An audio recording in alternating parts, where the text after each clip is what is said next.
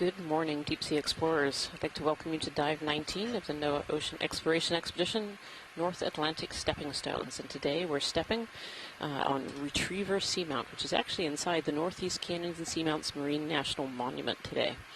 We're starting at a depth here of 1,900 and looks like 20-30 meters. We're just seeing the bottom, and we're going to let the pilot set up here, and then we'll begin our dive. Yeah, you can keep coming down, Chris. Copy. Your delta's really high. I'll stay here until you come down a little further. Yep. Curious what that circular object is.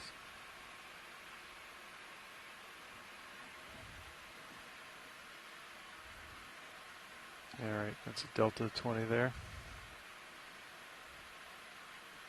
You can push and hold to reset that, by the way. Yeah.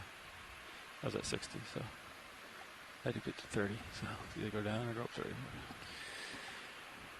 Okay, let me get to the bottom here. You can keep paying out in the winch a little more. Copy.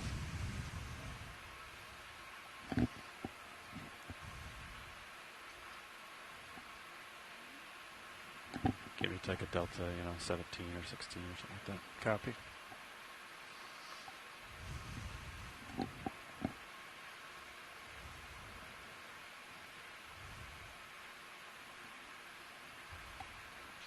Bridge RV now. Vehicles on bottom. Yeah, so we were thinking 060 or 070, whichever works better for you.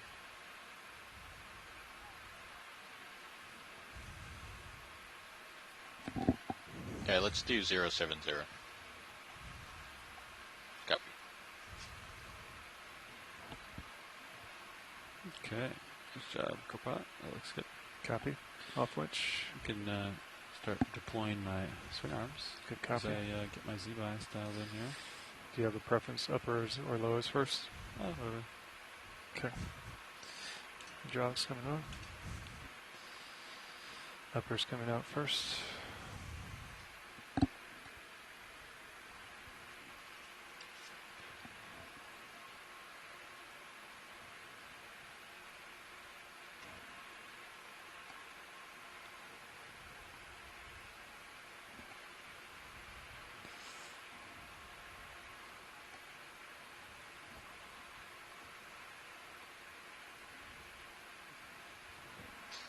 Sirius salinity is bad again. Yep. Eagle has landed. Hey, watch lead. This is Pilot. Pilot, this is watch lead. Hey. So we just acquired bottom. I got my co-pilot getting the swing arms out, and we are almost ready to start the dive. Excellent, perfect. So the first task, like all our dives, is to find a loose rock, and I think we saw a few as we came down, so hopefully that won't be too hard a task this morning. Copy that. Thank you. We have an abundance of choice today. That doesn't often happen, but it does look like we have an abundance of choice.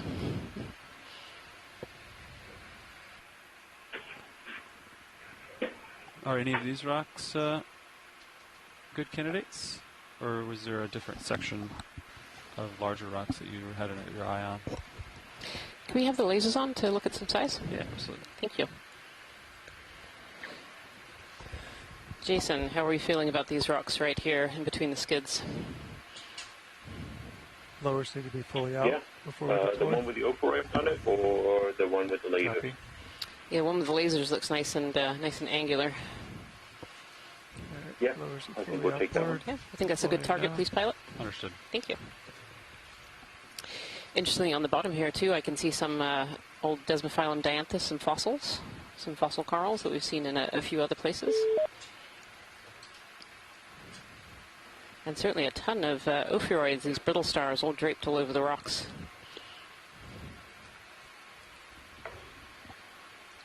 Okay, I increased the Good RPM morning, of the hydraulics. good morning, Co-pilot. afternoon, and evening, everybody. Copy. I'm going to give this one a poke, see if it's loose, and then I'll open the rock box. Copy. And then if you want to take your rotator and Yeah, rotate those, down so you can see Corals aren't even Good very copy. covered with and let me manganese. know if Sirius They're is manganese crust. So. Truck's coming on.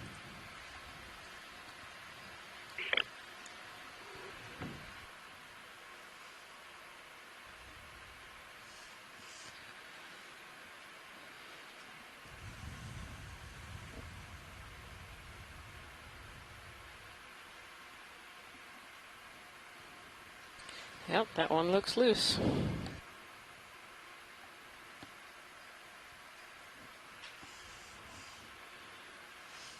Okay, you want to report wing inboard? Copy. Coming inboard.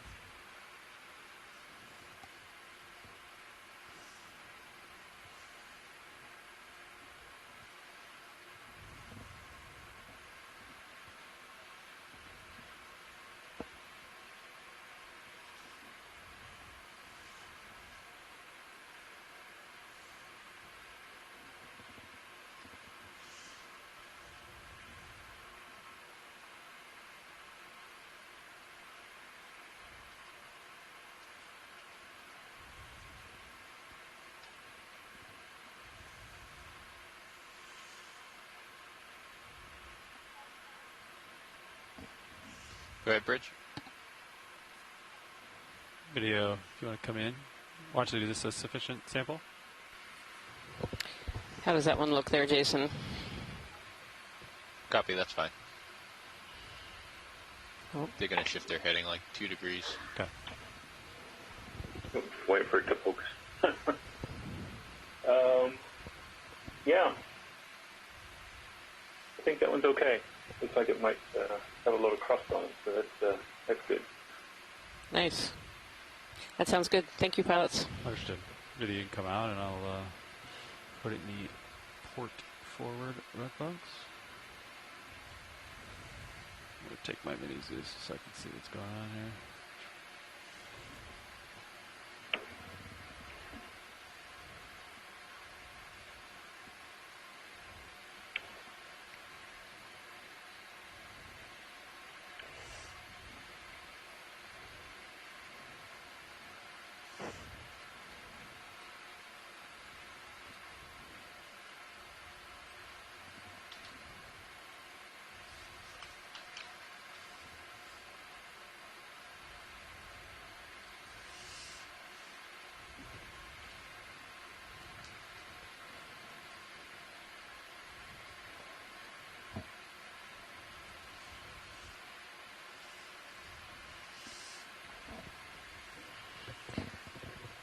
Excellent collection. Thank you so much, pilots. Yep.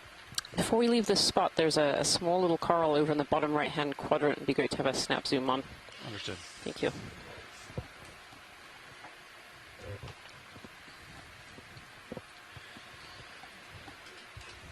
Okay. I think I see it. It's partially translucent one. It is. It's very hidden amongst these rocks. I know there are a lot of larger species up on top of the rock, but sometimes it's nice to zoom in on these smaller ones and see what we have. Oh, looks like a bamboo that's absolutely covered in crinoids.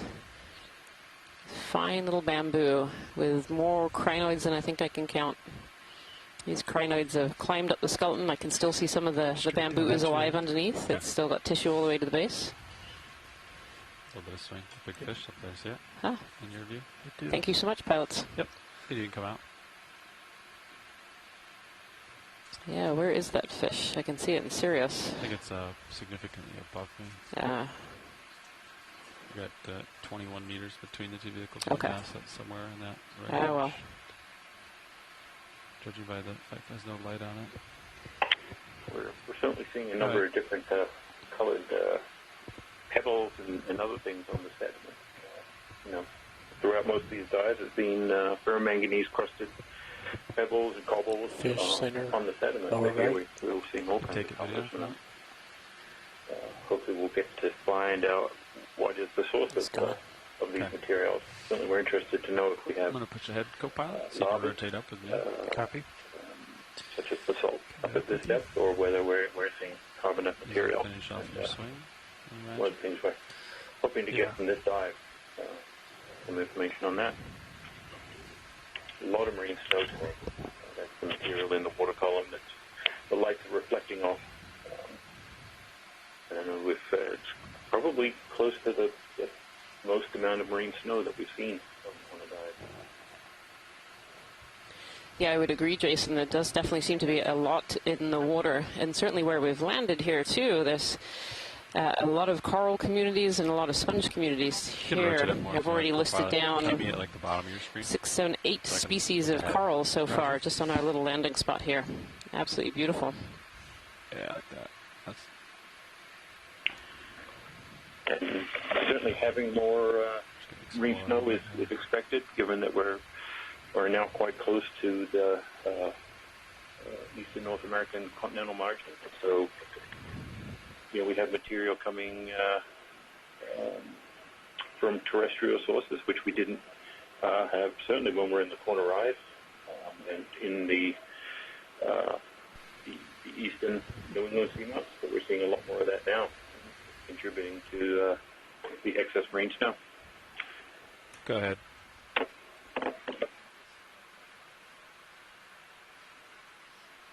Okay.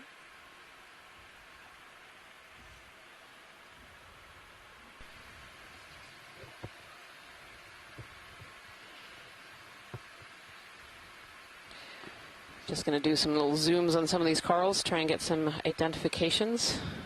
As Scott had mentioned in the pre-dive call here, that we might get some species that we haven't seen so far during this expedition, which would be really fabulous. Video can come in on this one. Squirrel colony. Delta's a little low coming up. No, it's okay. Yeah, and this is a black coral.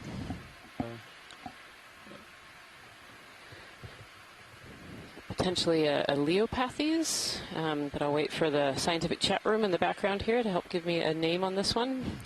These black corals have these very black skeletons, and you can just kind of see that black skeleton through the orange tissue, particularly where it's broken a little bit. One of the other features of these black corals is they have these very long, drippy tentacles. So you can really see those within this branching here. Like 15 meters Stauropathes, so Scott France as he goes is saying farther this is a out, Stauropathes I'll black come coral. down. Right. And It then has, if he comes underneath me, I I'll think there's come a up. barnacle on Just the to keep my side there. tether Video need more Growing zoom. up. out of Specs, everything in Understood. the wash from Sirius. Yeah, it might. You said several times that the black corals are so named for the skeleton. I could see there on the left side a couple of places where the skeleton's been scraped, and you can see that bright black showing through the tissue, just below the barnacle. Yeah. It's actually, it might be a hydroid, Roland was just saying, rather than a barnacle. I can kind of see the pink. It's very, very, very well hidden in amongst the skeleton here. Beautiful. Thank you, video. You can come out. Yeah, thank you so much, pilots. Get a full screen of it. Okay. So Stauropathes on this particular black coral. Actually, this is a great visual of this rock here, and you can just see the amount of life that's right here. We have ophiuroid brittle stars covering the bottom. We have the crinoids up on top of the coral. And then we see, potentially bryozoans or hydrozoans colonies also growing all over this rock as well. Looks like an old crinoid stalk. Oh, can we zoom in on Like the... a pretty stiff current coming there from the right side to the left by the looks of all those hydroids tipped over. Go ahead, Watchley. Yeah. Video, can you snap in on, look for something yellow? I can get closer once I identify which subject. I didn't hear the subject matter. Yellow in color. I'm not sure which one yet. Yeah, kind of up in the back there a little bit. There you go. Lasers are just below it. It's very large. Oh, okay. I'll get closer video. Thank you. And we see these beautiful metallogorgias, these corals that are up like a little umbrella or a pom-pom on top of a stick. I can see both a juvenile one and an adult one. The juveniles have these branches going down their long stems, and the adult ones have lost those branches and just have this big umbrella or pom-pom on top. Rian, were you about to zoom in on where the lasers were? Yes, yeah, they're just getting a little closer, Scott. Okay, I think that's an acanthogorgia, and then behind it to its left, I believe, is an acanella. Yep, I think so too. They're just getting a... But this may be the first acanthogorgia, right? It is, yes. This will be the first one so far on this expedition. Yep. Cool. There we are, right on the lasers now. Come in video. A little bit of current, so I'll see if I can do it. And in fact, as we zoom in, I think there may be 3 acanella in this area. So interesting abundance as well. Yep, and here's the acanthogorgia. Yeah, very recognizable because the polyps stand out from the cenonchyme, which is the tissue that's wrapped around the branch. and they don't have these antistyle, these little mounds that they retract into. Earlier, and I'm sure we're going to see them plenty today, we'll see the Paramecia sea fans, which have a similar color, but they have these little mounds that the polyp can completely retract into, not so with Acanthogorgia. And if at some point here or on some other colony we get a really close-up view, you'll see what is referred to as a collarette of spines that, a lot like some of the bamboo corals, they have this really spiny set of sclerites that surround where the tentacles are presumably for protection.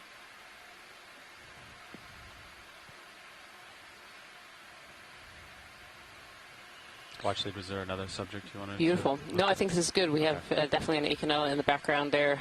Okay. And lots of this Acanthogorgia, actually, Scott. I can see it kind of dotting all over the rock face here. And there was a Paramecia just coming into view as well on the left-hand side, as well as a Hemicorallium. I can say my list of corals that I'm writing down here is getting long already, and we haven't even moved off our landing spot. So this is wonderful. Yeah, I fear you're going to have a sore hand today. Yeah.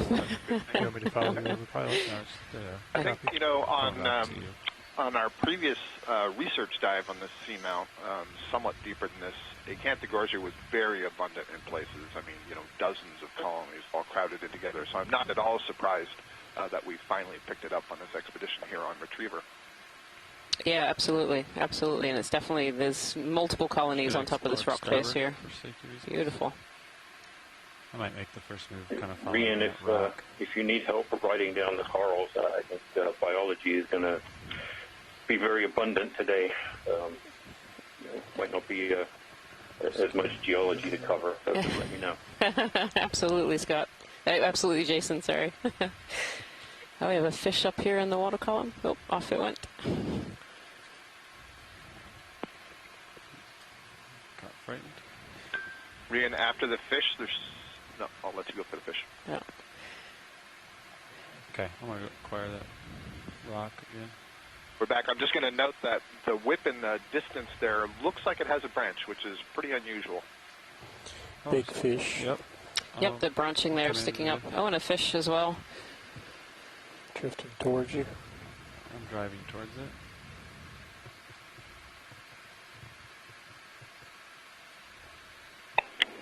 Is that a new one for this expedition? I don't think we've seen that one.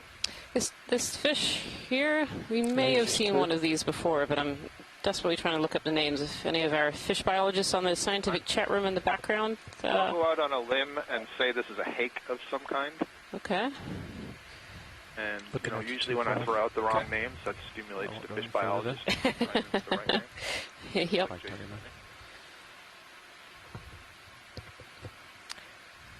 Looks like quite an old fish. Has lots of scrapes and scars on its side there. I like the spike on its chin. I imagine that elongated dorsal fin will be diagnostic. Yep, and Peter Oster is saying a gadiform, so a Lepidion. Thank you, Peter.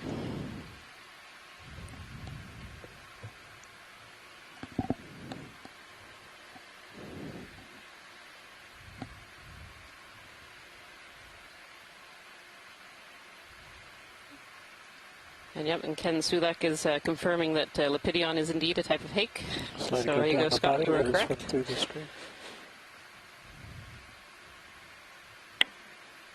Sometimes even random guesses have to be right. Absolutely. Thank you so much, pilots. That's great. And there was a long... Yeah, there was a long bamboo whip there with a branch on it. That would be great to have a little zoom in on. Okay. And if you've just joined us, we've just landed on the bottom on Retriever Seamount. This is Dive 19 of the NOAA Ocean Exploration Expedition, North Atlantic Stepping Stones. I'm Rian Waller. I'm the biology lead on board here, on board the Okeanos Explorer for this expedition. Jason Chater is on the line. He's the geology lead for this expedition. And I say, we've just landed at the bottom. We're at 1,932 meters on this dive on Retriever. And we're very fortunate today to be diving inside the Northeast Canyons and Seamounts Marine National Monument. And I believe on the line or online soon we'll have Brittany Peterson, who's the superintendent for the monument, to tell us a little bit about the monument itself. I'd like to request a ship move. meters. Yeah, hi, this is Brittany Peterson with the U.S. Fish and Wildlife Service, Superintendent of the Northeast Canyons and Seamounts Marine National Monument, and the first marine national monument in the Atlantic. Very excited to get to see this today and see the creatures, the corals, and just the geology of this amazing place that is just under our surface and just off the coast of Cape Cod. Yeah, thank you so much, Brittany. We're super excited to be here as well as scientists and be able to look at these seamounts within the protection of the National Monument. Keep an eye on your sonar. Your port side, there was a little bit of that little rock there, but yep, it wasn't super tall, so not concerned about it, but keep an eye. Copy. All right. Incoming video. So thank you for this close-up. One of the reasons I was remarking on it is that, it clearly has this whip-like growth form, but then you can see there is this one branch that's pretty high up on the colony. And one of the things we still don't know is whether we occasionally see these forms that have, I call them forked whips. Yeah. What we still don't know is whether this is a particular species that only starts to put out secondary branches after it's grown to quite a long, tall size, and so it would be relatively old as a whip and then branch. You can see that it's more than a meter up before it starts to branch.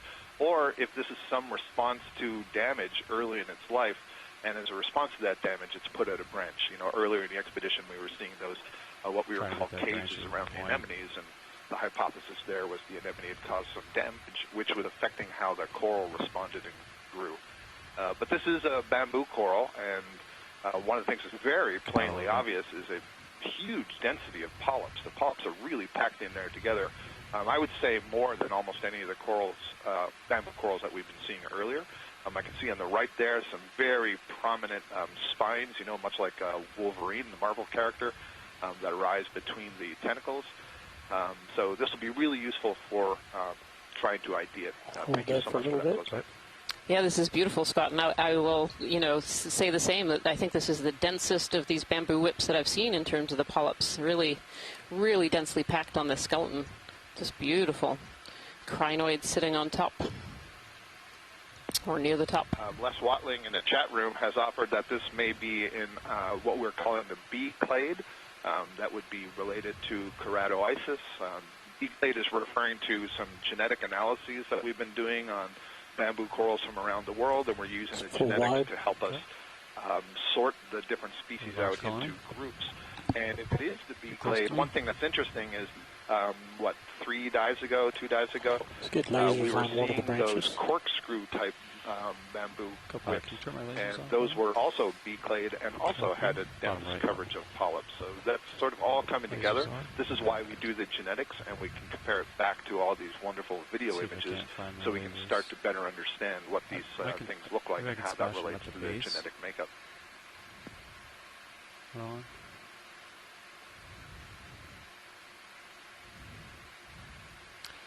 Here we're going to look at the very base of this bamboo here.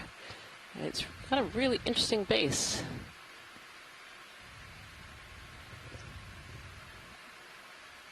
Really fascinating. What are those? Yeah, little snails, or?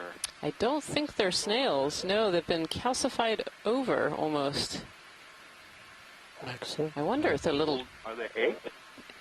Eggs, potentially little tunicates. I can see a slit at the top of one of them. I don't think I've ever seen. It does look like it's something that's been in place that almost looks like the tissue of the bamboo coral is growing over it. It's so old. Yeah, there seems to be some that have been calcified over. Really interesting. Thanks, video. Von der Wareham is saying these look. Yeah. Supporting egg capsules of some kind, Rosssia egg cases. Vonda, I'm not sure what Rossia is. If you could. Can you hold this shot? Sure. Really fascinating. They would have been grown over by the coral itself and then eventually calcified over as well. Doesn't seem like that's a great place to lay your eggs. It's an interesting observation, Rian, that the tissue for many of these corals, just as it does on the rock itself, is able to sort of grow out, and it's the tissue that's depositing the calcium carbonate. And so Shots clear. Okay. To the coral, that's just part of the rock bottom, the seafloor, and it's sort of growing over it. I don't know how stable it is. Look at the purple. Yeah, so Von de Warum is saying a bobtail squid is the Rossio. So potentially squid eggs at the bottom of this bamboo coral, which is a really fascinating observation. Thank you so much. Here we have this beautiful deep purple, royal purple clavularia. And this is a species of coral that actually encrusts and grows over structures. And I can see on the base there are some of these fossil corals. We were seeing these fossil Desmophyllum dianthus that are covered over in that ferromanganese patina. And so you assume that there's a big aggregation of those fossils underneath. And here we have sponges, several different kinds of sponges. And we have the clavularia, and we have another stoloniferous octocoral in the front here. I can just see the poking out little claws of one of these squat lobsters as well. Next video. Polymastia sponge as well, these little hedgehog sponges that we saw in abundance on our last dive. Yeah, and here you can quite clearly see those fossil corals, those Desmophyllum dianthus sticking out. And those are corals that have been here for a very, very long time. That ferromanganese coats over about 1 millimeter per million years. And so those are corals that lived here a long time before. Beautiful white. Thanks. Beautiful. Anthomastus in front of us as well.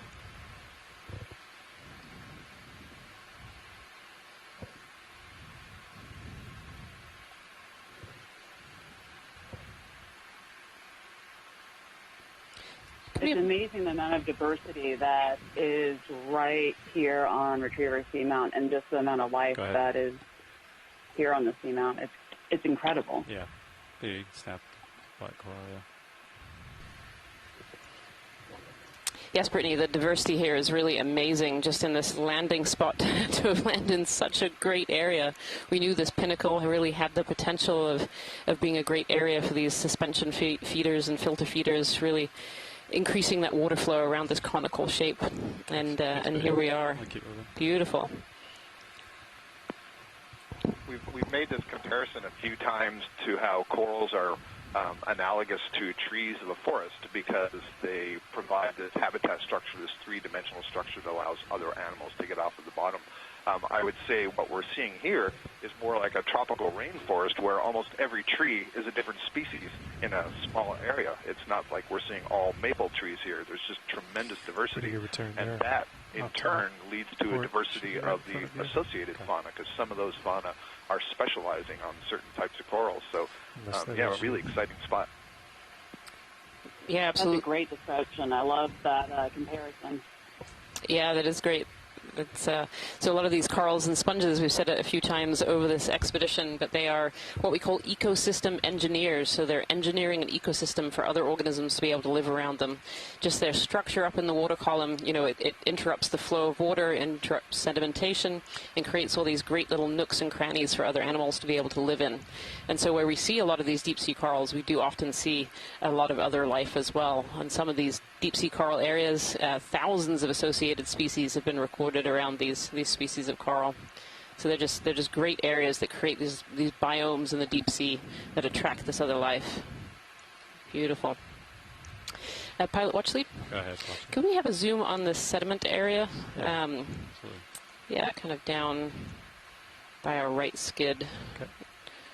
Just have a look at the geology there, see what that is made out of.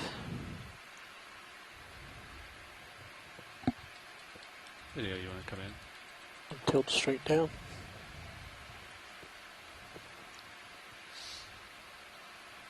So Jason, this looks like a lot of thicker material. You know, the last couple of dives we've seen very fine material, but this looks a lot more dense.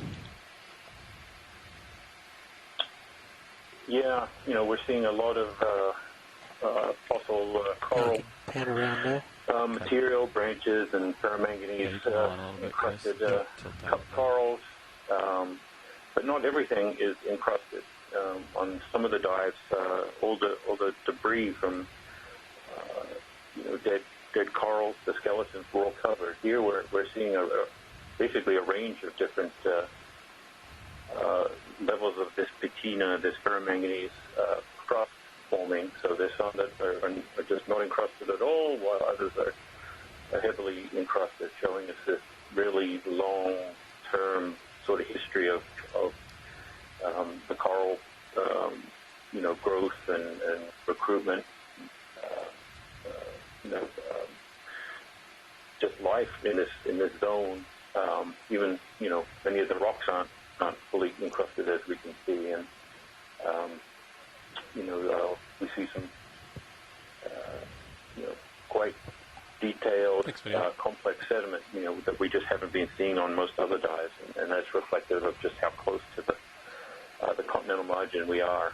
So, but a much more dynamic sedimentary environment, which is probably reflected in the coral diversity and abundance. We're probably seeing more food here, and that food generally comes out of the water column. We saw it on the way down, that marine snow, and a lot of different rocks and pieces. So one of the things we have to be careful of on a seamount that's this close to the continental margin, where in the past, the last glacial maximum, quite recently there were a lot of icebergs, sea ice. Yeah, I mean, you can pull up and do it.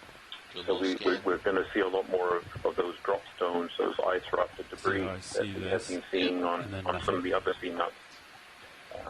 Certainly going to be denser accumulations of those here, just because it's closer to the source of those icebergs.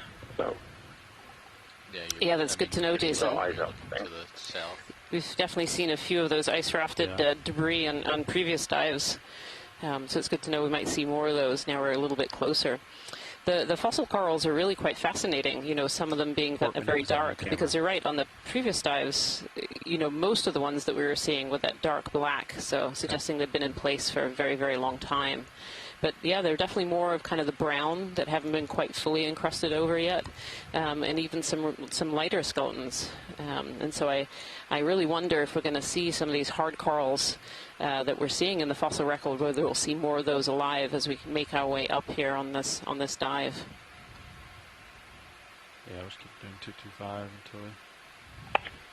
Yeah, and some of the zooms we've done so far, they were on the corals. I was taking advantage of that and looking at the rocks underneath.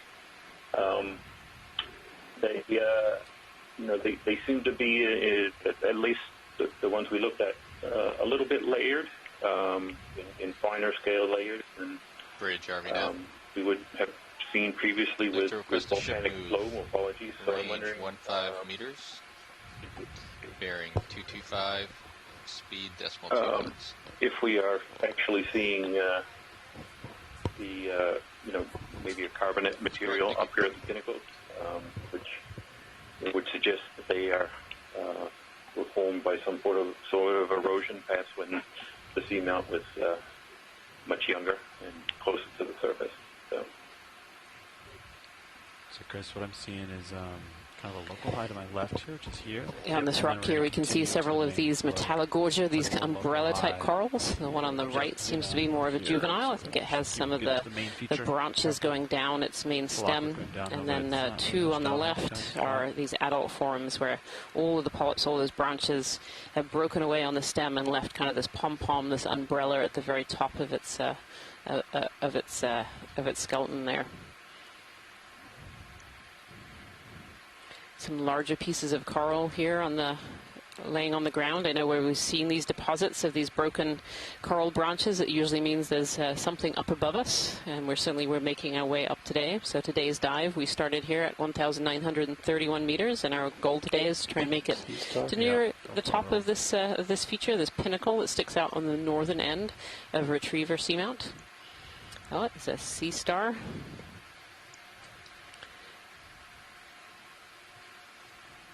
Very rounded sea star here, a little bit tubby. Sea stars couldn't miss out on the show today. Yes. Yeah. The sea stars need to have their moment of fame as well. Yeah, this one looks a little bit different from any that we've seen before, which is interesting. Very, very rounded form. I don't know if that means that it's just had a meal or whether that's just the form that this particular sea star takes. Beautiful.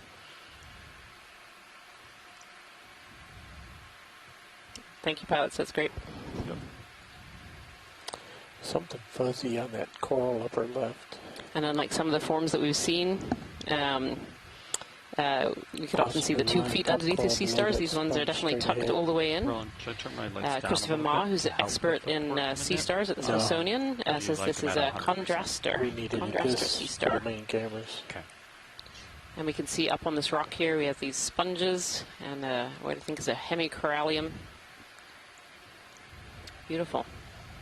Is that an urchin on the upper left? On the tip of the coral? In my line. Just gonna float over there, Roland. How's Sirius doing in that move? Do you feel it yet, or? Yeah, I don't think it's really done much, to be honest. Okay. Yeah, that move only started. Pilot 30 watch minutes lead? ago. Go ahead. Could we zoom in on this coral on the very left-hand side? I think there's a very large urchin. Yeah. Just gonna get my We could have some lasers on too. get set up for that. Thank you. Say bye one. Be good to see underneath of it. We might see the mouth parts. See what I can do for you.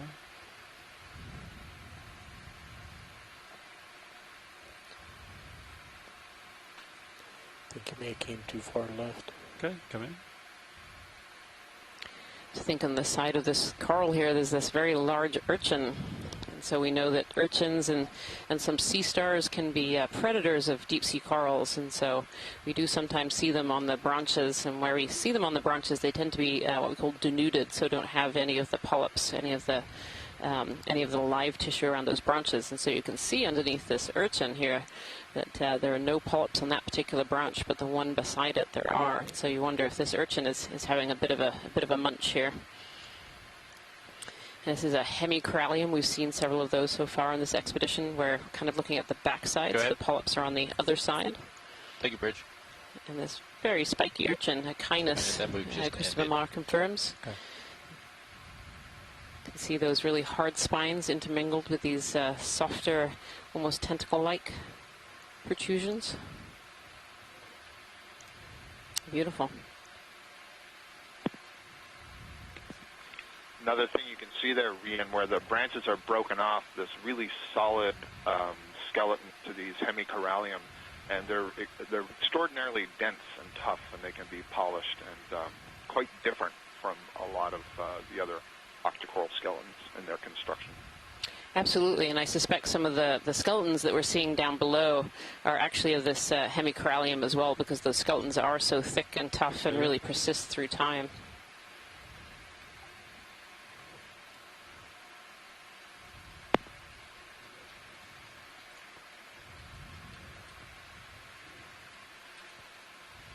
Looks like a branch was actually broken relatively recently. I can see a branch on the seafloor there with actual living tissue on it, which is a little bit unusual to see sometimes. Snap it. I think it's the one to the left. Oh, and up above it on the rock, there might be a live cup coral. Oh, there it is. You see that hemicorallium branch, no doubt from the colony that was just above it. And just tucked inside this sponge is a live scleractinian. I believe this is, oh, maybe not alive as we zoom in. Nope, that's alive, so I can see tentacles. So that's a Desmophyllum dianthus. This is a hard, solitary scleractinian. So a lot of the corals that we've been seeing so far are what we call colonies. So they have multiple polyps, multiple tissue, and those polyps are all genetically identical to one another. But this here that we're looking at is a solitary coral. So it's living by itself. It's genetically identical, genetically distinct, I'm sorry, from its neighbors. And you can just see those beautiful tentacles sticking out through those white parts. They're called septa, and it makes a skeleton of calcium carbonate. And unlike a lot of the corals that we've seen recently, which are the black corals or octocorals, that have a skeleton and then tissue surrounding them on the outside, these scleractinians actually have the skeleton on the outside, and the tissue can retract inside it. Beautiful. These are just crinoids on the skeleton. Oh. Oh, these crinoids using that dead skeleton. Video. Beautiful. Thank you, pilot. Yep. So there we go. So we've been seeing some of those Desmophyllum dianthus that are blackened and fossilized over on the seafloor when we zoomed in there, and now we've just seen a live one. So maybe there are more to come as we work our way up this transect.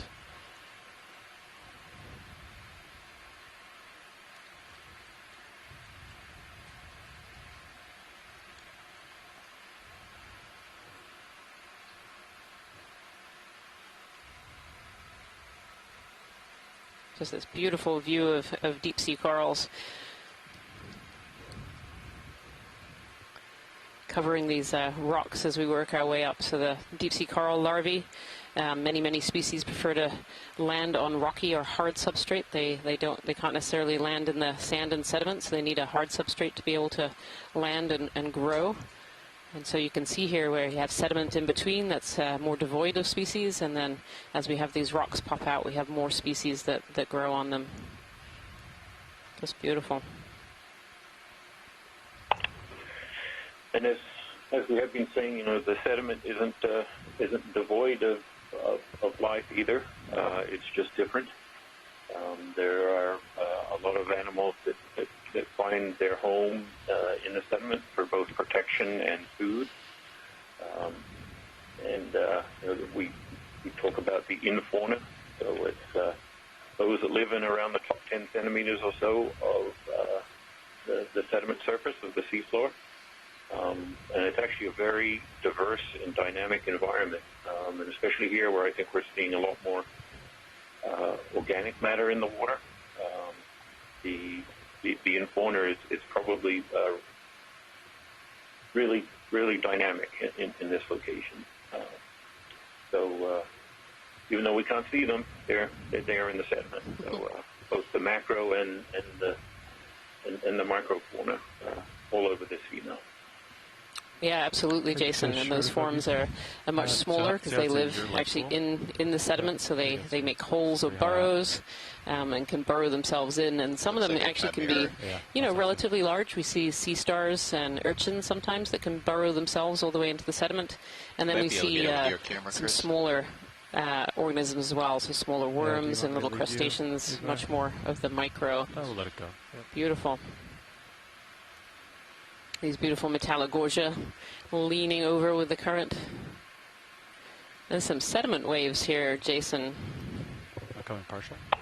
I was just about to write that in the chat. So we're definitely seeing a relatively thick sediment accumulation, especially if you've been with us on other dives. So seeing these ripples points to a strong, rather persistent current through this region. I think we can kind of see that with, how some of the corals and sponges and crinoids and other things are kind of blowing around. The dead skeleton on the bottom there. Actually, just looking at the top of this metallogorgia, and I've just noted that this one doesn't have a brittle star in the middle of it. And so usually when we see these metallogorgias, they have a brittle star wrapped around. So I don't know if Scott is still on the line. Well,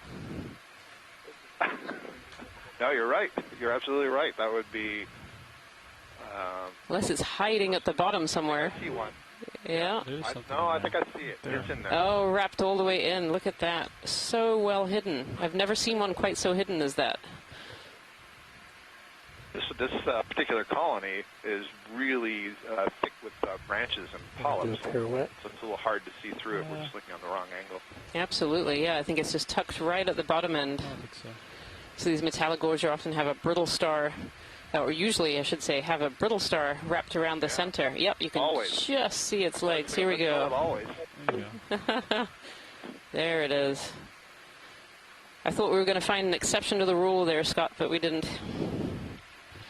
Well, that was great to ask about it and look so closely because it sort of proves the rule, doesn't it? It does. It does. Yeah, these are definitely very thick metallogorgia. They have a lot of polyps in their umbrella. Beautiful. Turn back towards the direction of movement. Will I get another move in? I think so. Another 15. Yeah. Good with that now? 225. Just beautiful. Lots of species of deep sea coral already. Yep, We've only landed just under an hour ago on this dive 19 of the. Yep. Can we zoom on this side of the corallium? Oh, I might be already too late. On the back side or the front side? No, the front side with the polyps. Bridge, yeah, pilot watch lead. If we're already past it, we'll see more. We'll see more. So that's okay. We would like Les to request Watling a is ship noting move. in the chat room that we can Range potentially identify 15 meters. species if we can see 225, speed the decimal presence 2. of basically tunnels created by the coral under the influence of Sounds good, worms thank you. that live on the colony. And you can see that from the front side. Yep, so they're just setting up to have a look on the inside there. In the background there's actually one of these metallic gorges. It's one of these more juvenile forms, so it has some of the branches coming down the stalk, which is what we were talking about a little bit earlier. Go for the edge. Oh. Is this the right coral? And, yeah, this is the right coral, but Okay. unfortunately it was the opposite direction. That's okay, we'll see more. Thank you so much. Okay. Tilt down. It's a beautiful structure of this hemicorallium. You can really see those thick branches branching out into smaller branches, and the polyps, really dense mats of polyps in this particular species. And these are octocorals, so octo 8. You can see those 8 tentacles sticking out. And again, these are clonal, so these are all genetically identical. Oh, and there's a little bit of overgrowth of a zoanthid there as well. Beautiful. Little beauty shot. Thank you so much, pilots. It's interesting with, sorry, Rian, it's interesting with these hemicorallium, we often see what you just pointed out, the zoanthid or sponge overgrowth or barnacle overgrowth and so on. And to me, that suggests that these hemicorallium can live for a very long period of time. This colony's probably been in place, multiple decades. And as some of the tissue grows, other species take advantage and grow on it, but the original colony doesn't die. So just one of those clues that we use.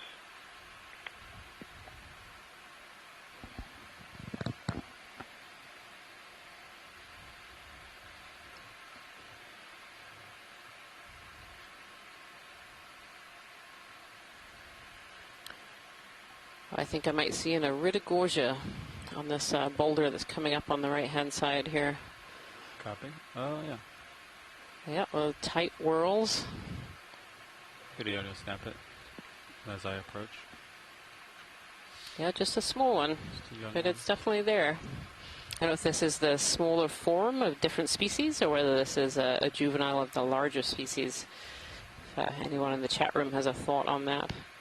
More of that bright purple clavularia. You want to pay out a little bit. Copy. Just give it a little. Beautiful. Watch your altitude and your sonar, but it should be fine. You can come back in video. I got my toe down now. Copilot's going to give me a little more tether. As Scott Francis confirmed, this is the smaller of the Iridogorgia, Iridogorgia splendens. Yeah, I've heard that name before. And I can see on the inside here, I think it's a shrimp. These often have shrimp or sometimes squat lobsters living on the inside. Go ahead. I think you're right the first time, Rian. Yeah, hard to tell, but I think that's a shrimp body I can see. Beautiful. Yeah, it's the coloration that I'm using, and I can see the purple embryos, and I don't believe you would see that on the chirostylid crabs. Beautiful. Copy, you can go ahead. Sounds good. Pilots are going to adjust heading a couple degrees. Okay. Next video.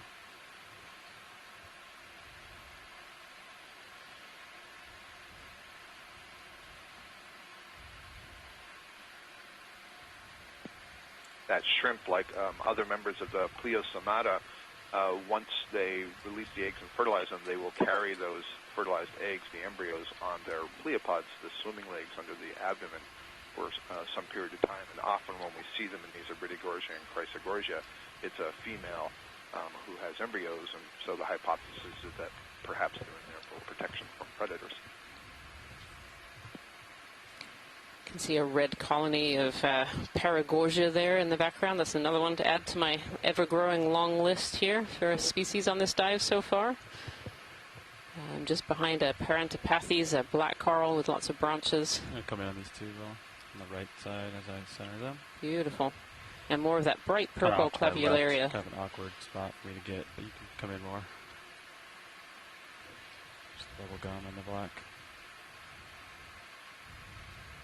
Would you say these currents are pretty typical of this area, or has it picked up because of the weather in the area? So the currents in this area, so this, Retriever Seamount sits just at the edge of the Gulf Stream. There are little eddies that come off and can affect this area, and that's one of the reasons that we're seeing, we think, so much life down at this depth where we get these high currents.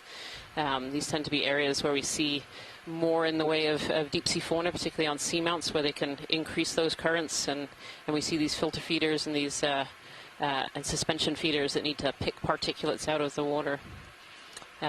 So as for being typical, I could ask other scientists who are on the line who visited this area other times as well, but I would say they're relatively typical for this area.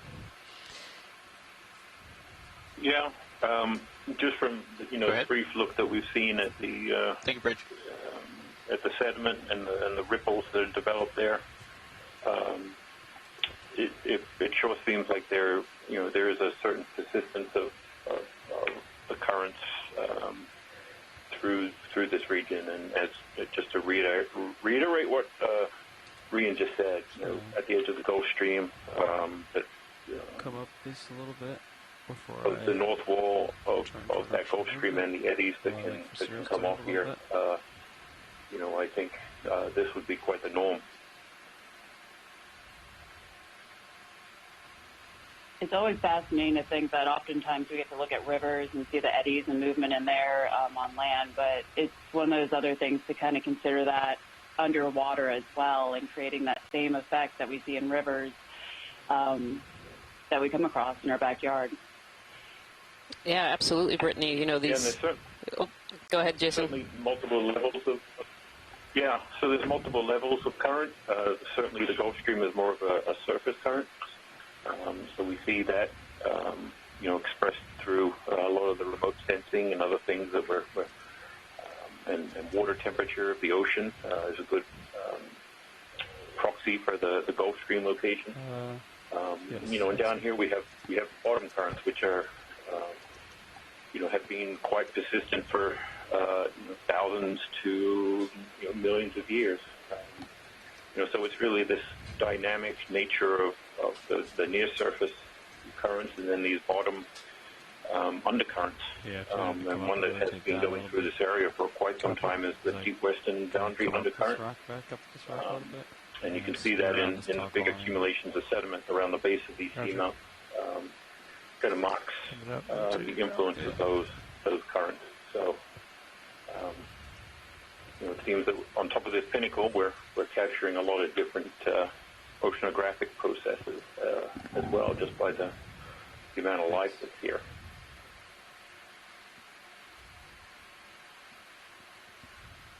Yeah, this is a really beautiful view.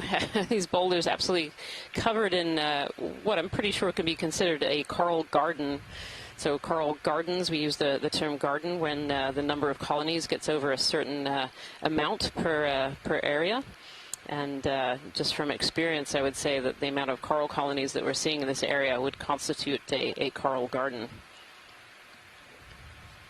You see these sponges as well. So the corals are those suspension feeders picking out particles, and the sponges are what we call filter feeders. So they filter water through their pores. The pores have special cells called choanocytes. They have little wiggly flagella in them, and those flagella create these water currents. And so the water currents move through the sponges, and then other cells pick out all of the good stuff, all of the food and nutrients those sponges needed to grow.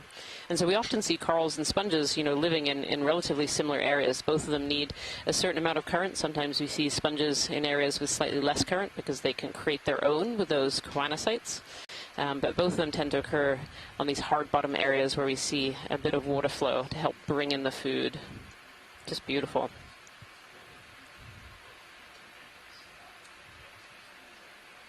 Video, you want to come in on the white colony here? I think they wanted to see the backside of this species earlier. Yeah, there we are. There's the front side of one of these hemicoralliums, and the feature that the scientists in the chat room are looking for is little worm tubes. Sometimes they can be a bit more visible towards the base. This one's really dense, so we might have to look a bit further down, and this will help identify species. Yeah, and often, Rian, what we're looking for is more of an abnormal swelling of the of the branch thickness. That gives us a clue, or you can look at, if you're following polyps, like actually I saw one there in the lower right. As you're following the polyps around, suddenly the polyps seem to bulge upward because of the skeleton. Nice little predatory gastropod snail on the rock, and I think I see a stoloniferous octocoral also along that rock. All kinds of stuff. Once you look closely at the bottom, it's just remarkable how much is alive and living down here.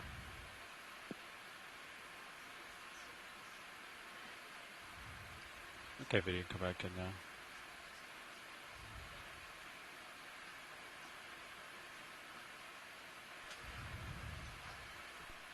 Hold that.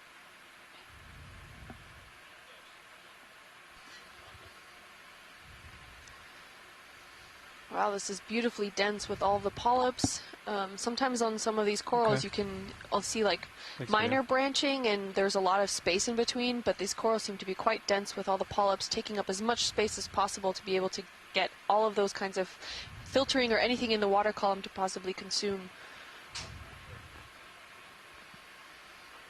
Yeah, Kim, that's a particularly interesting strategy that these hemicorallians seem to deploy. When we see these colonies, they often have very dense branching like that, and these polyps almost touching one another. And so you can imagine it's a pretty complete net that they're sticking out there in the water flow. I want to get a 20-meter move in. Very different, for example, from the whip-like corals that we see around here. There we go, like that one. Yeah, and even these, I think they're stocked chrysogorgids. Correct me if I'm wrong, Scott? Yeah, what do you have as uphill, Josh? That next way. Metallogorgia. Same family, the Chrysogorgiidae, but they're in the Metallogorgia. One of the things, though, that is similar to that hemicorallian with the Metallogorgia is that once you get up into that crown of branches, then it's relatively dense. And you see the way they sort of nod over. They're catching the current, and the water is passing through them from the stalk side and then through all those branches. So there's an awful lot of polyp and tentacles that the water has to pass through, and so good chance that the good organic material for feeding on can get picked up by some of those polyps. Bridge RVNF. Yeah, it's clear there. Absolutely, and you can. This is a great shot here of what we can see as far as marine snow goes in that water column. So we refer to marine snow as that organic or detrital debris that's mixed into the water column. So this contains all the sorts of organic material that has been pushed up into the water column, as well as sediment particles that travel through the water column. And you can see that based off the covering that we have of these features here, there's a lot of sediment as well as other debris in this area, and it could be that these were deposited from the water column then itself. At least the small sediment grains were. Now I think I heard Rian noted this earlier. Go for it, Scott. Sorry, I was going to say, Rian noted this earlier. You can see 3 of these Metallogorgia umbrella-like pink things on the right. And then on the left, just going out of the screen, looks like maybe a discarded house of a larvation. Just off screen to the left, you're going to see another Metallogorgia, but this is at a different growth stage. And so this whip-like thing that you see that's got sets of branches coming off about halfway up and then going all the way up to the top, that's an earlier growth stage of this Metallogorgia. We call it the teenager phase or the juvenile phase. And as they grow, the branches that are along the stalk will all basically drop off, and they'll only keep the branches at the very top. And this one is probably old enough that the brittle star has moved up into the crowns. It's at the far left, but you can still see it has a number of those branches along the stalk. So we're not sure exactly why and how that occurs. There's clearly some genetic physiological signal during development to stop supporting and feeding those lower branches. For a minute while he talks about it. They just drop off. There's still tissue there, but there will be no branches. I hope I'm on the right one. Oh, thanks, God. I didn't know that the branches could actually, or the tissue rather, then kind of dissipates from that center, from the more of the middle stages of that branching there. It looks like we also... So just the branches. The tissue stays on it, and you can tell if there's no tissue on it, then there will be other organisms living on the stalk. And I should also just note that we only learned this after making a number of collections and doing some genetics and then realizing, and looking at the morphology of the polyps, realizing that these were the same colony. And there's an acanthogorgia in the background on the lower right. Just goes to show how much we still have to learn about the deep ocean and all that inhabit it.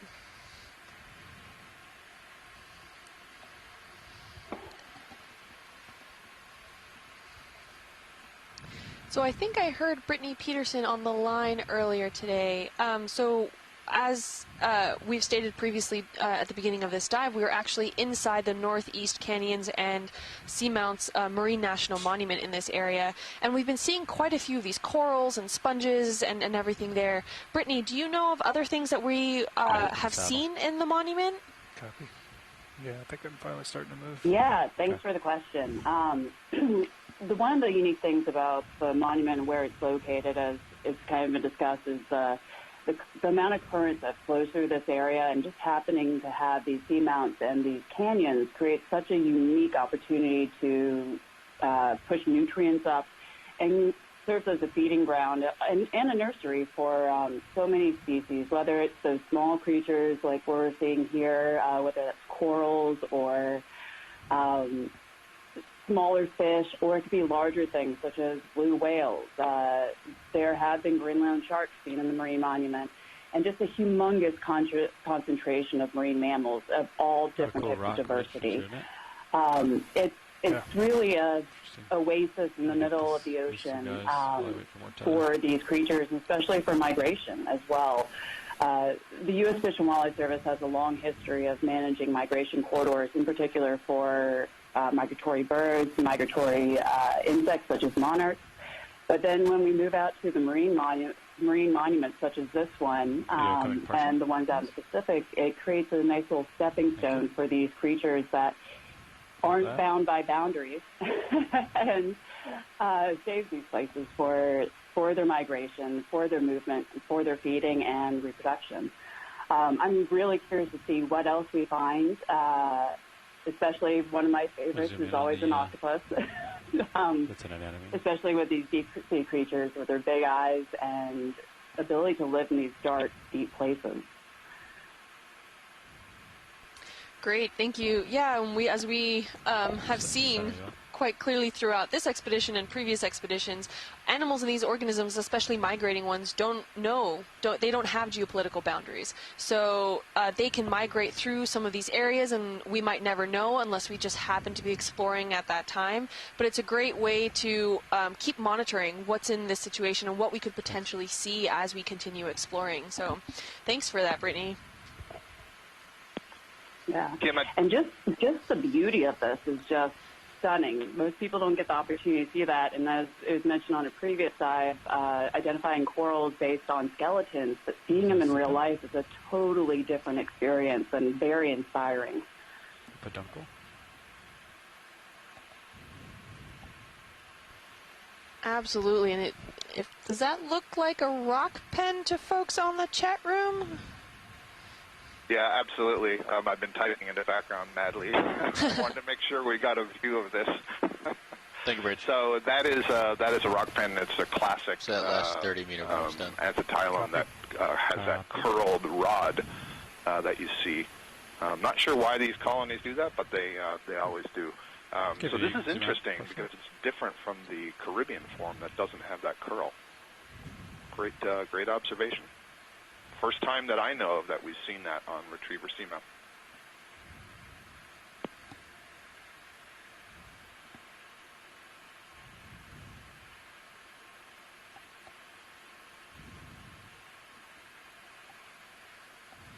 Thanks, video. Looks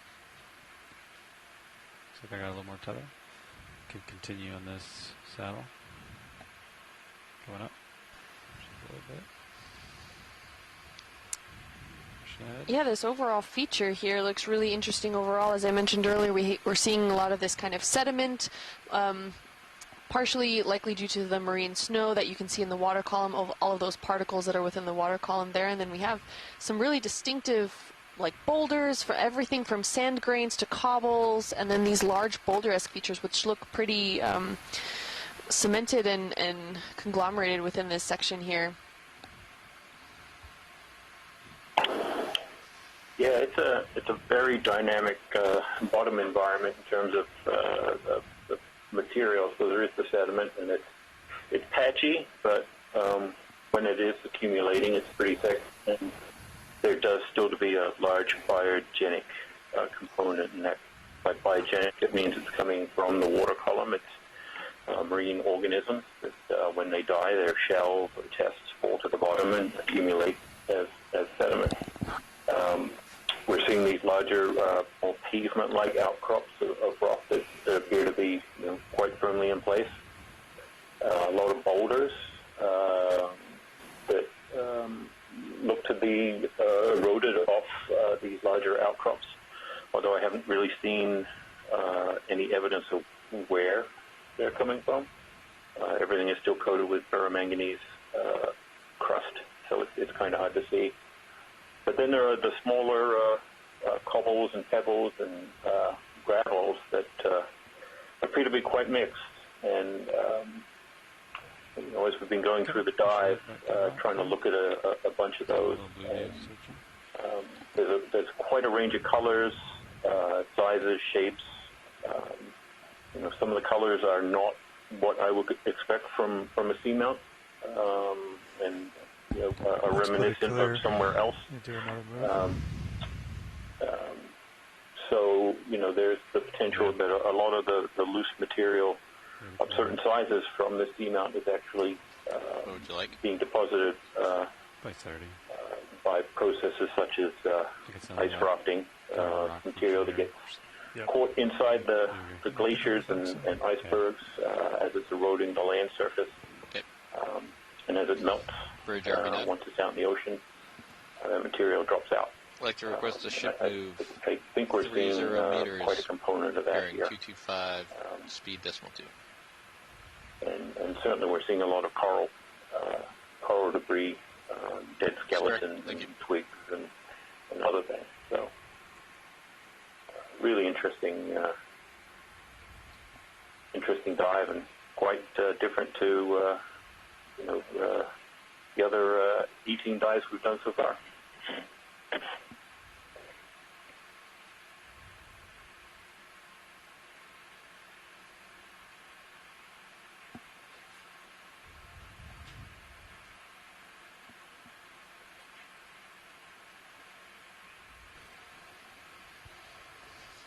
Yeah, and just in this one shot, we can see on this kind of more hard ground surface that there's so much biology, everything from corals to sponges, as well as those that utilize the corals and sponges to get up into the water column, such as the ophiuroids or brittle stars, as they're known. And right off to the left-hand side here, you can see that there's a whole bunch of coral rubble in this area, ranging in grain sizes that, it might not... our eyes might not be attuned to it, but they also have a lot of benthic life within this system as well. So everything from the crinoids can stock on it. I see a few brittle stars right off the bat here. Even some potentially some other corals or things that are growing possibly on the hard substrate underneath this coral rubble section here, and it's quite interesting to see. I see some potentially fresh dead coral or like skeletal material, as well as stuff that has been coated in ferromanganese crust, so all of that darker tone fossilized coral within this area here.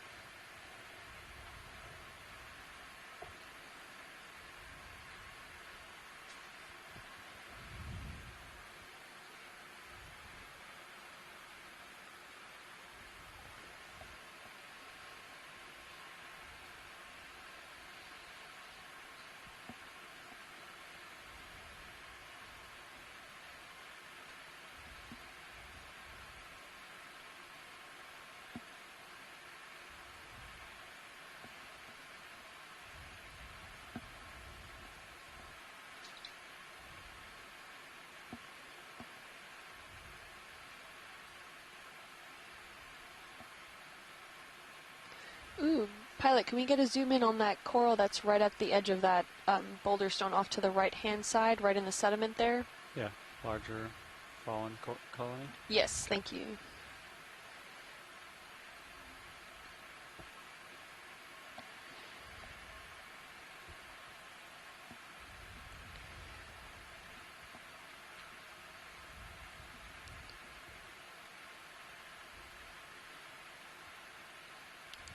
Oh, and it looks like we also have a red critter up in that in the upper left quadrant there. Oh yeah. Coming video on the fallen coral.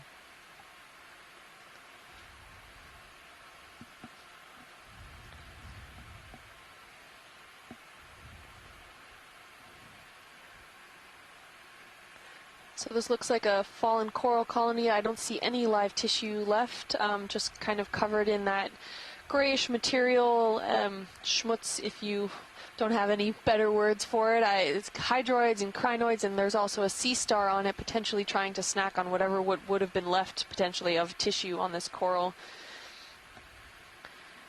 That's fair.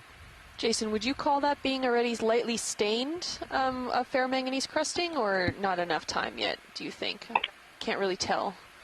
Yeah, it's probably not enough time. It might simply just be some sediment has accumulated on it and darken the color a little bit. But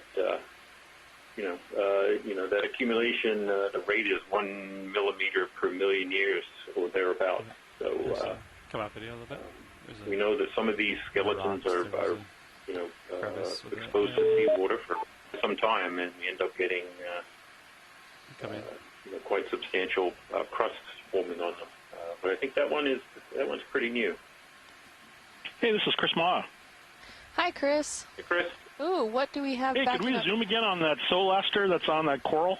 Yeah, we can definitely go back to it. Looks like we have a crab here. We'll let him go video. Not sure. And we also, what looks like we have live dianthus corals, these solitary corals. Yeah. I'll get Chris back to the... Yeah, can we go back to that coral colony? Yeah. Thank you. Not sure what kind of crab that was. Oh, Peter Oster says a red crab. Chase Sion, if I'm pronouncing that correctly. Okay, come back in on the star.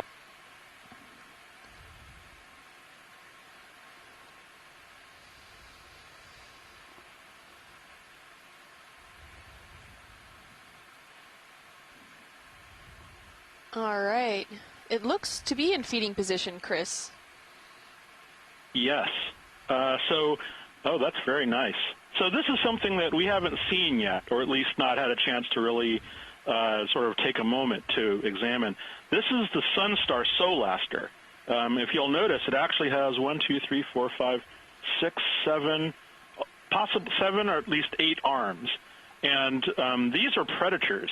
These are, well, a lot of sea stars are predators, but these have made their kind of reputation over the many years that they've been known as being predators on other echinoderms, as well as other animals. So things like sea cucumbers and even other sea stars are their quarry. And so what this one is doing, I'm not sure. I mean, it's feeding on something. You can see the tube feet, but it's possible that the other times that I've seen this sea star on Okeanos dives, it's feeding on these little brittle stars. So what I think might be happening is that it's found some food in the way of some of these brittle stars that are wrapped around, or possibly even the crinoids that are wrapped around this fallen coral, and its stomach is probably everted onto them and is slowly devouring them. And it's got its arms in play. That's actually part of the feeding behavior. There was a study in the 70s, or in the late 60s, I think, done by Mauzé and other subtidal ecologists in Washington, and they called the unusual way that some of the soulaster species fed on other sea stars the 18-arm hammerlock. They gave it a wrestling name move.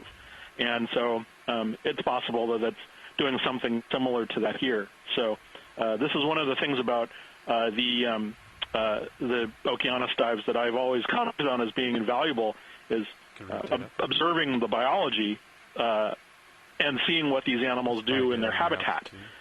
We have very little information on animals at this depth, and a lot of times we have specimens that are not in context. They're from trawls and such, so being able to have them actually in situ and watching them, doing what they do naturally is just worth its weight in gold or more. So thank you for stopping. No problem. Thanks, Chris. And that's one of the great things about the NOAA Ocean Exploration. What we're able to do and utilize the tools, we're actually able to see a lot of these organisms and predatory events in situ. So we're able to actually see how all of these events occur. Oh, it looks like we came across some debris in this area. Come up a little bit. I'll probably pulling your heading off a little bit. Copy. And there were some sponges and then some dead sponges around. Really great features overall. We're coming up on a lot of this mixed hard substrate and sedimented area.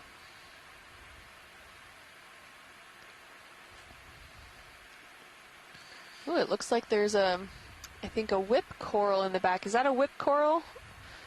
I'm not sure, just the texture or the spiral of it. Yeah, so Kim, I'm not sure what you mean by whip coral. I guess by definition, any coral that isn't branching is a whip. So this is definitely a bamboo coral whip, and it does have that coiling that you note. And this is, we've talked about this a couple of times now on some of the past dives when we've seen these. There does seem to be some evidence that these are all related, so they're genetically related, which is to say that it does look like there's a species that is more prone to coiling like this than other species. But I think it's also related to the height that they achieve and getting into just the right current flow. And once they're at that current flow, you don't want to grow higher than that, and so they end up doing a spiral. It's one hypothesis. Another is that perhaps they can't support themselves just growing higher, and so you sort of grow with the flow. And by growing in that sort of corkscrew manner, you sort of channel water through the corkscrew, and the polyps are able to feed.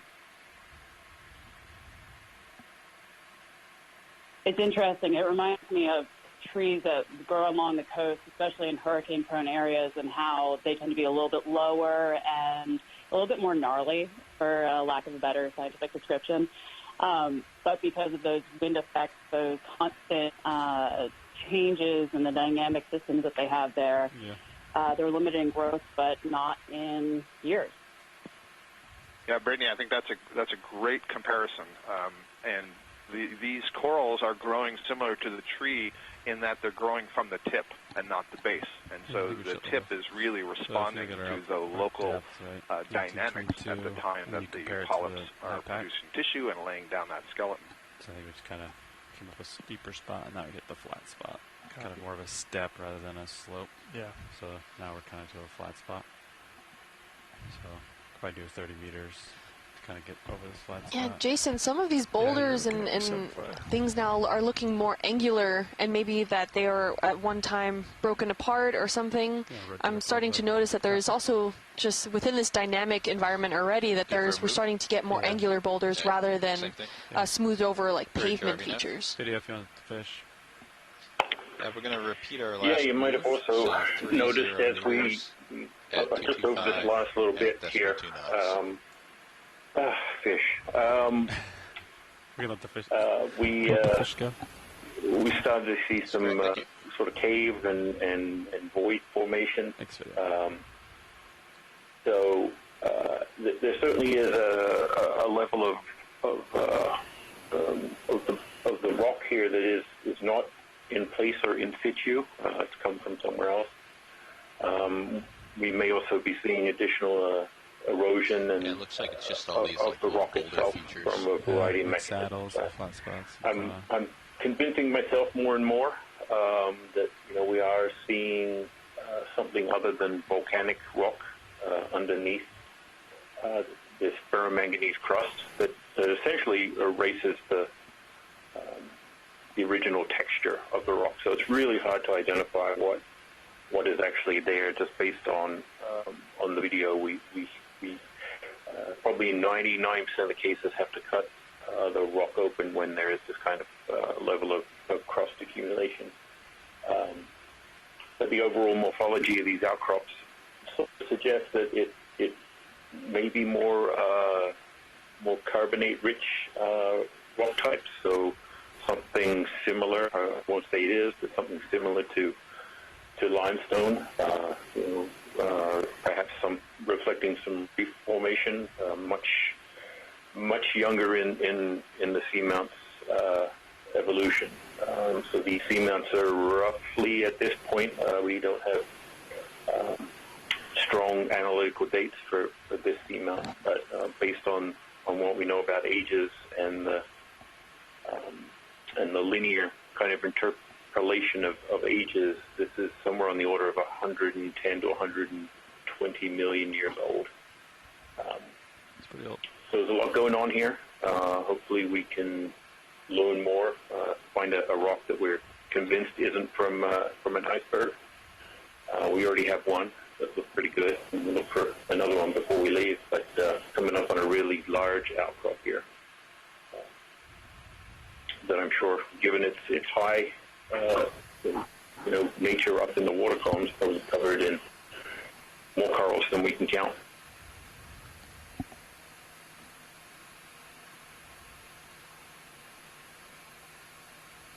It truly is incredible the age of some of these corals in here, but also I was recently reading about the Greenland shark and just the age in that shark alone, believed to live up to 500 years. There's so much left to be discovered and understood about these amazing places. Especially, I also got a comment about how good the video quality is, considering how deep the remote operating vehicle is. And it really is a tribute to technology and the development of robotics and technology and videos, and being able to transport it up to allow scientists to see this in real life and really get that close somewhat in-hand experience of seeing all this diversity and the creatures that live here.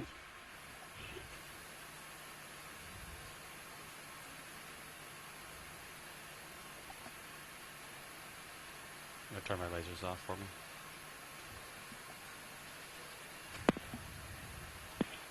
This is a pretty classic view of a sea fan in the family Plexauridae, genus Paramaricia, which very often have one of these snake stars in the branches.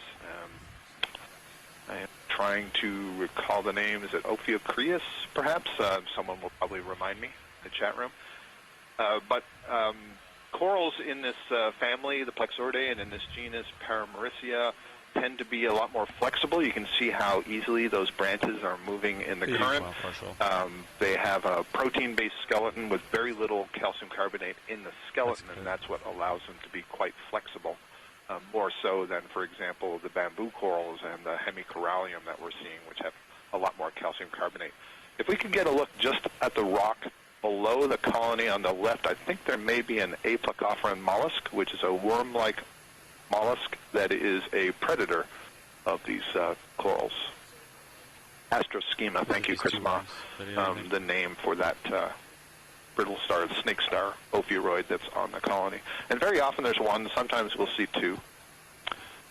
Yeah, so there's two of them here. So those two wormy-like things that you see to the right and the left of the holdfast of the colony are we're generally called aplecopherans. I think now the accepted term is selenogaster for this group, and they are specialized predators of cnidarians, and especially corals. So it's interesting to see them on the rock there. I don't know that I've ever actually seen them feeding on Paramaricia, but we certainly see them feeding on other rock corals. Thank you for that.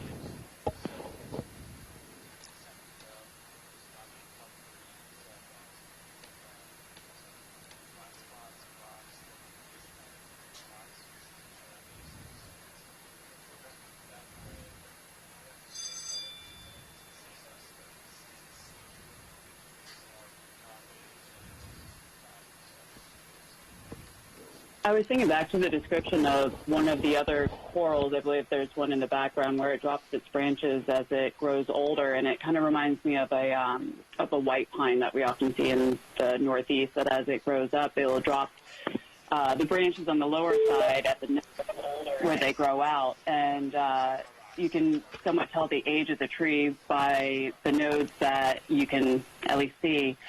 Usually they grow about one node per year, so I wonder if that this coral here in the background follows a similar pattern as we see on land. Yeah, that's a really good question. Oh. Go ahead, Scott. Go ahead, Rita. I was saying that's a really great question, Brittany, and the answer is it's really species-specific. Some species lay down rings almost like trees, and other species have a more chaotic kind of growth. What we're finding as we learn a little bit more about growth of these deep-sea corals is that some of them grow to a certain height, so kind of get out of their juvenile phase, and then really slow down their growth or start to grow in a slightly different way once they reach reproductive size.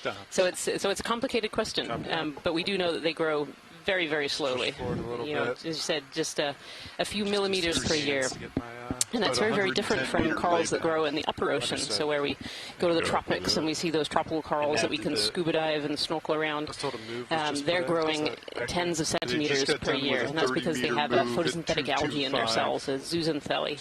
And so that photosynthetic algae is producing carbohydrates through sunlight. So it's photosynthesizing, getting lots of energy from the sun, and then giving that energy to the coral. And all the corals that we see here in the deep ocean are very, very similar, but they don't have that zooxanthellae. They don't have that photosynthetic algae. And so they're relying entirely on the food falls, all these particles that we're seeing today. And so where we see a lot of these particles, marine snow, as Jason was telling us earlier, that's often where we find a lot of these suspension feeders and filter feeders. We're moving 225. Beautiful. Yes. Yes. Facing that way. No. Yeah, Ryan, to follow up on that, one of the difficulties with the Metallogorgia in particular is that the stalk, the skeleton, is so narrow in diameter that there's not a lot of stuff to work with there, even when you do collect it, in terms of trying to do the geochemistry of the layers. Yeah, nice big urchin here.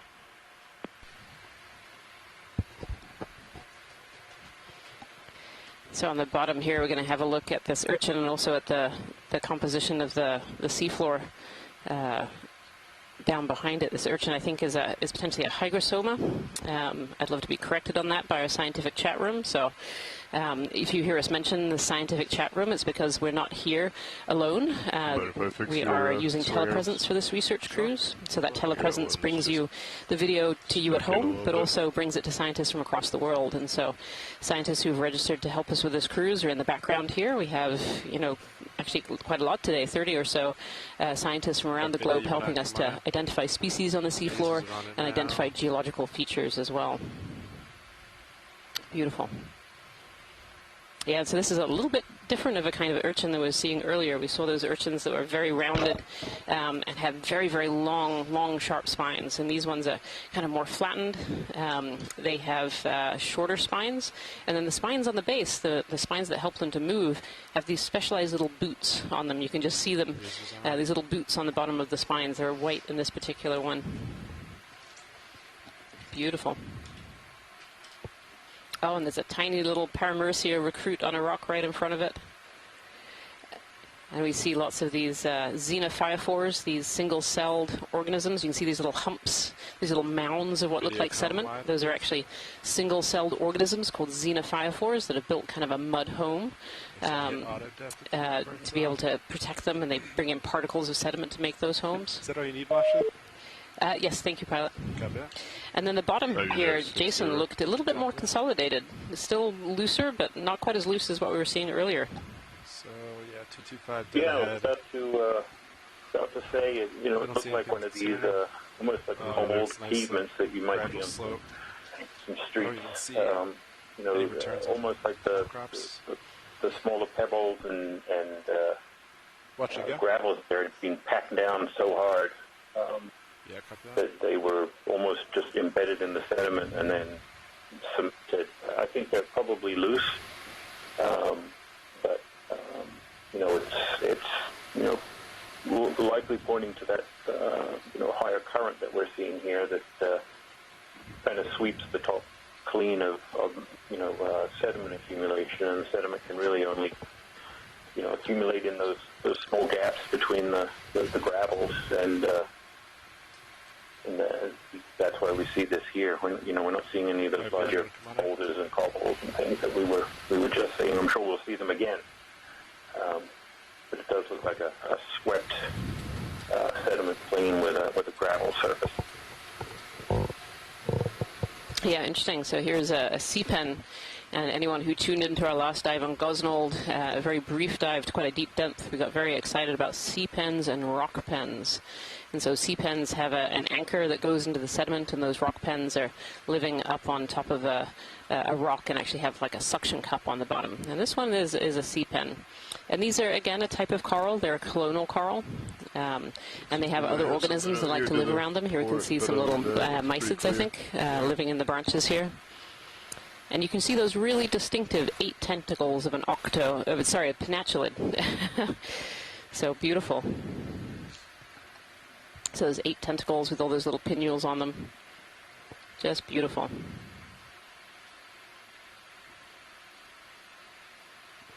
Thank you so much, Pilot. That's great. Good copy. Video when ready. Came down my rotator a little bit. I have you at 60. Copy that. I think I'm still sliding forward a little bit from that move. Copy.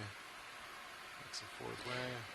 And we can see lots of these little mounds of sediment that we realized are actually xenophyophores, these single-celled organisms that build these kind of mud homes, almost look like half a tennis ball on the seafloor. Beautiful. There's certainly a lot of them here.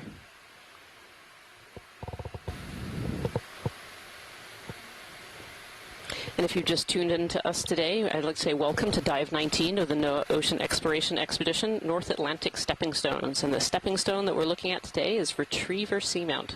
And we're fortunate enough today to be diving at in the Northeast Canyons and Seamounts Marine National Monument, which is very close to the coastline of the U.S., right off of Cape Cod. And if we still have Brittany on the line, it'd be great to have a few words about what this monument is and why it's here around these seamounts. Yeah, thank you. Yeah, this is Brittany Peterson. I am the superintendent of the Northeast Canyons and Seamounts Marine National Monument, and I work for the U.S. Fish and Wildlife Service. We co-manage this monument with NOAA, and it was set aside in 2016 by President Obama to save this amazing place. If you look earlier in the dive, you'll see the biodiversity and the marine snow, as was mentioned earlier, that is full of nutrients that help feed this biodiversity and keeps this place lush and productive as it is.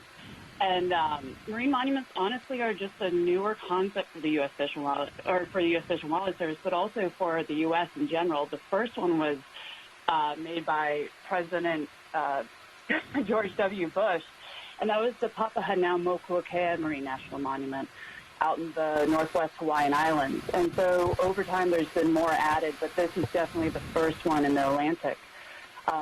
Often we don't know about these places right off our shore, especially if they're deeper, because somewhat technology has not been able to catch up. So through the work from Dr. Oster and other researchers, we've been able to identify this place as a living organism in a lot of ways, with so many other organisms embedded in it, and just a source for so much migration, whether it's highly migratory fish or even those little critters that still make it through our oceans and move from place to place. It really is just an incredible place, a mixture of currents, geology, and then just a variety of species that rely on this place for their migration. And as the name of the exploration says, stepping stones from one place to another. Yeah, thank you so much, Brittany. And we feel very fortunate to be able to dive in today because, of course, yesterday's we were blown out by weather. We were supposed to be here yesterday. So this is an interesting...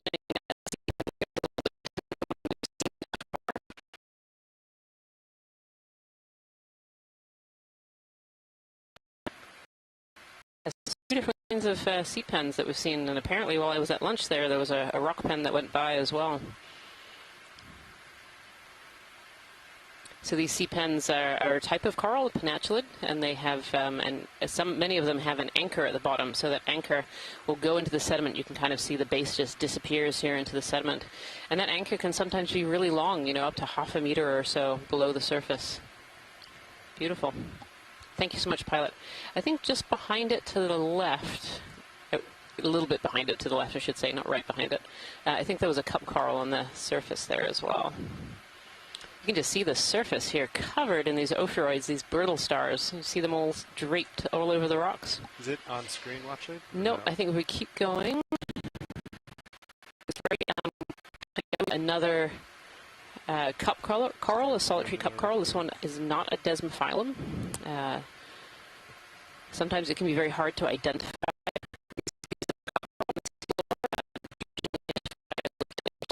And on the bottom before. This one has a very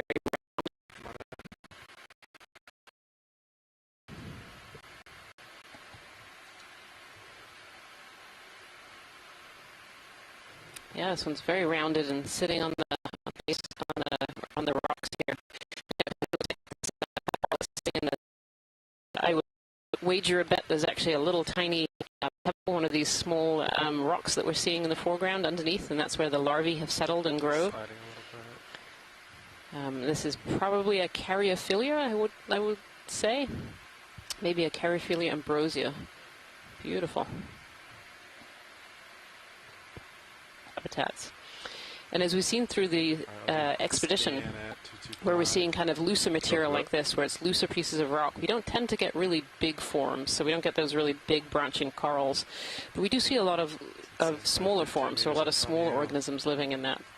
And the reason we think is because the rocks are a little bit mobile, and so to be able to grow into one of these big corals, it takes a very, very long time. Yeah. They're growing just a few millimeters per year. Right, got it.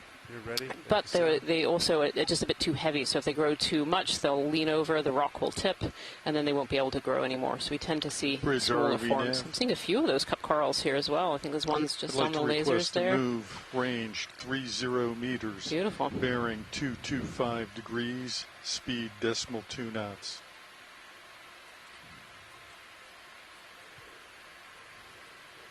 Good copy, thank you.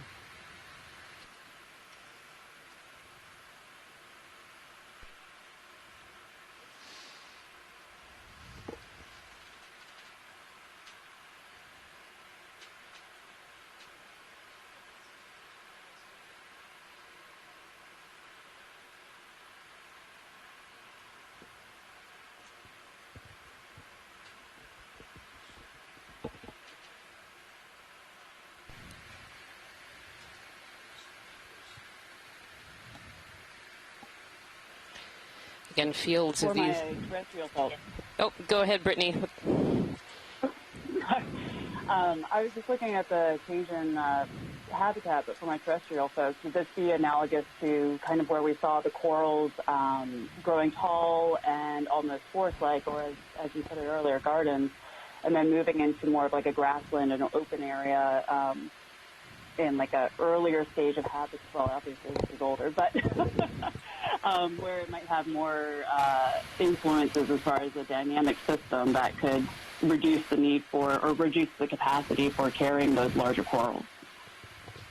Would you say that would be analogous to a land example, or? Yeah, I think so, Brittany. I think that's a really good analogy there.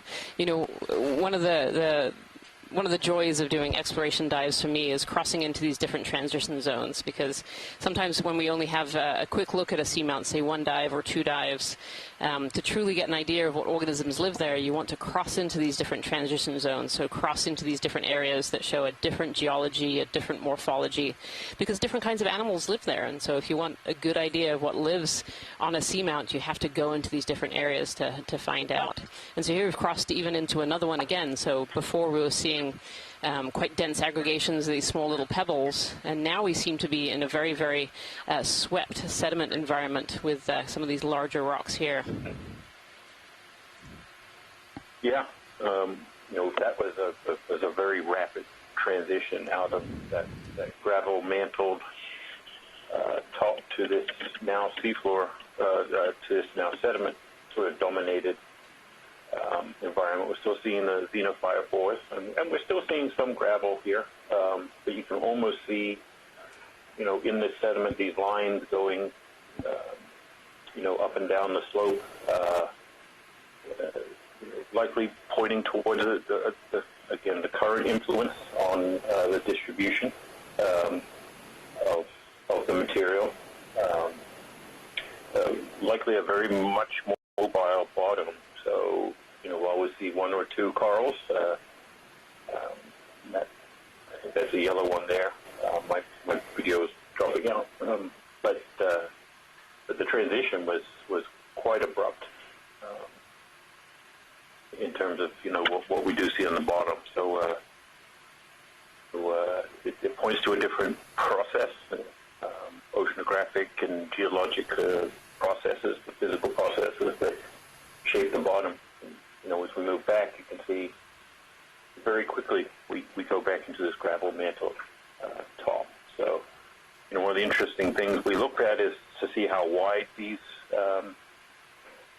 bands of different bottom types are, and whether they represent smaller scale processes or some bigger fundamental change in the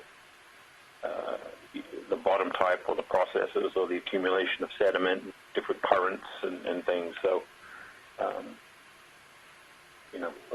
a lot to be sort of interpreted just from, looking at the bottom.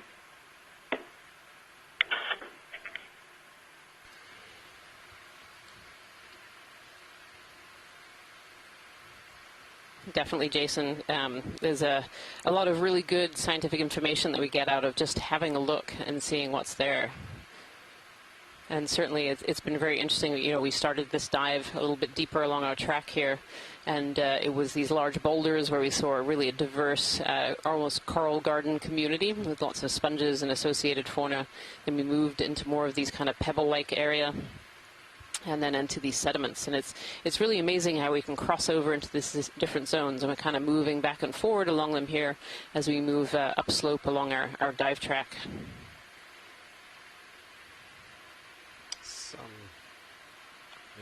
Yeah, it's coming out. I was thinking that was D2 for a bit, but I think that might be a return as well. I think that's a fake. Oh, okay. I've been watching it for a while. Check it out. I don't think it's real. We can still see in these sediments some of those xenophyophores, those single cellular organisms that build these almost tennis ball-like houses, and some sea pens here. But I would say the diversity has really dropped off in this particular area. There's a lot more of that sediment. And so what I suspect is happening is we're seeing a lot more of those smaller organisms that in fauna living in the sediment rather than on top. The top is just too unstable to house a lot of these larger organisms. Thank you, Bridge. Watch it go. Yep, of course.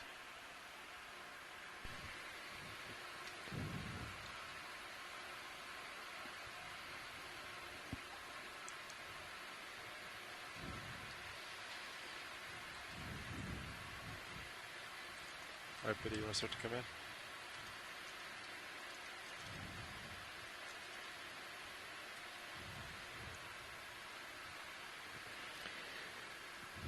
So this looks like a Paramaricia, a smaller one, and you can see that although it's in this field of sediment, the larvae has managed to settle on this larger rock here. You can see the base of this coral that's grown on this larger rock and has grown up from there and has its snake star, brittle star associate in the middle of its colony there.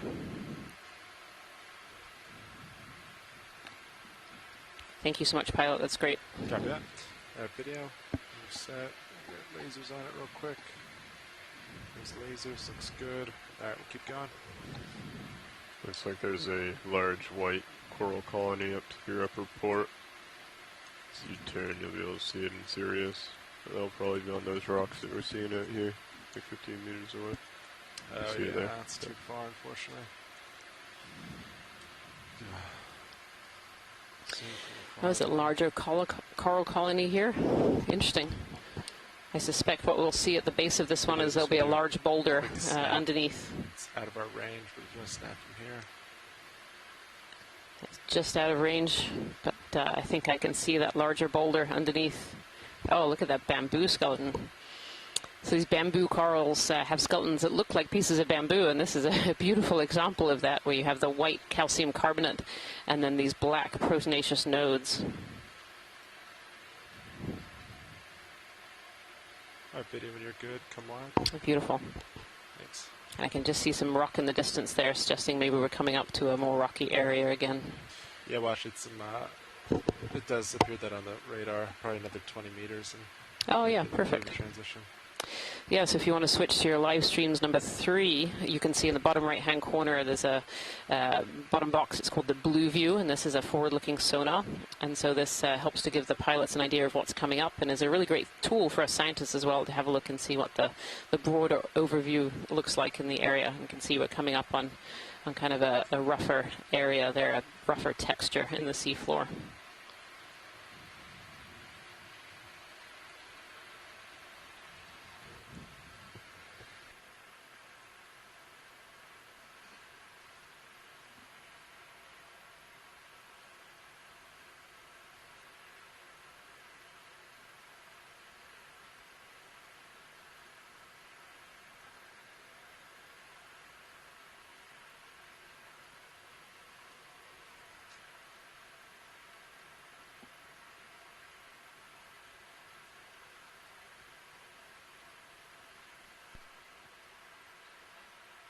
Watch it go.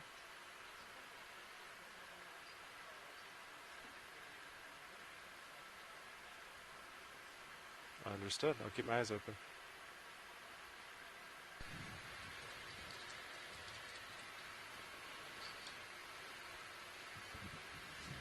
You can see a lot of the larger rocks in this area all have something growing on them.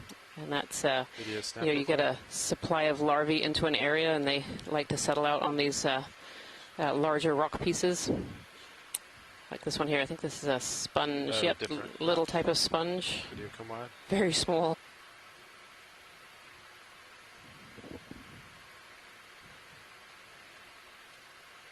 And again, you can really see those marks kind of coming towards the camera right now, and so that's the current as it kind of scours and takes some of that sediment downhill.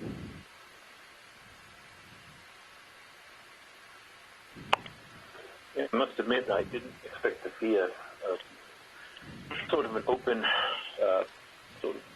plain of this type near the top, and perhaps we're between two pinnacles or just on one side of a pinnacle that is getting those rocks there. Sort of enhanced flow, current flow that kind of sweeps it clean. Slope looks similar. And almost as I say that, we kind of float back on into starting to see more of these larger boulders and perhaps in situ outcrops that. So this section I can't quite.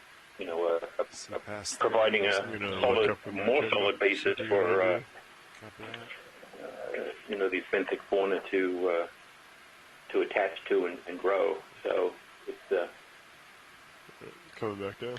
We only get such a small view with the ROV and the cameras along our little track that we go up during the dive. 6 minutes ago. Good copy. We try to interpret as much as we can, and then later on, hopefully we'll be able to extrapolate those observations to get a better sense of the overall distribution of the bottom type on these seamounts. So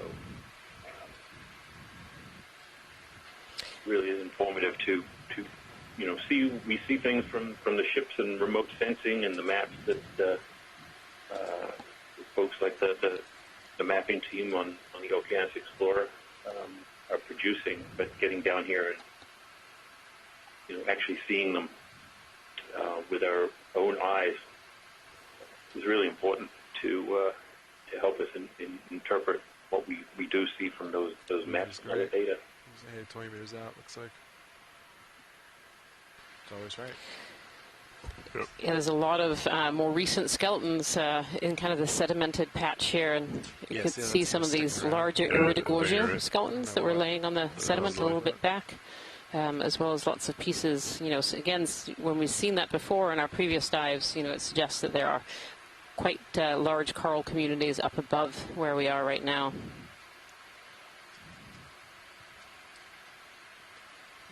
Should be just about close to stopping. Here we seem to have start thinking about another move. reached an area of more rocky bottom. Yeah, I just want to take a quick peek around this area. Sure there's no sample items and keep going. Keep that. Past what, watching? Yeah, understood.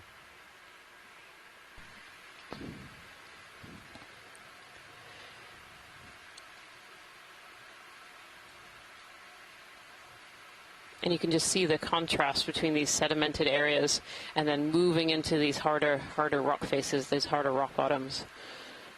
So most species of coral really prefer to live in areas that are rocky. Their larvae settle and grow in these areas. There are a few species that can settle in kind of more sandy and muddy areas, but they still tend to live and grow initially on a small pebble. You know, very often you'll find a small little pebble at the base, even of species that tend to live in more sedimented areas. I agree. We can see on these rock faces there's kind of almost like a purpley white color. Those are encrusting sponges. And we see more of this Paramaricia, a couple of different other kinds of sponges here as well.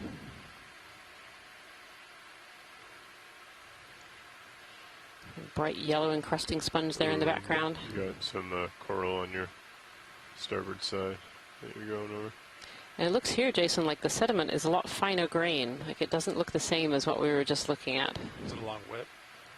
Yeah, a large red. Yeah, no, I think you're right, and it's certainly a process of winnowing or separating the different grain sizes as it is transported around these larger rocks and other impediments. They act like riffles that as the sediments are once they're deposited, they fall out of the water column as marine snow, and the currents are moving them around, and generally the direction of movement is down, as most things under the influence of gravity tend to move down as far as they can, and that's the abyssal plain ultimately for this seamount and the sediments on it. So, as they move down in certain places like this more rocky outcrop,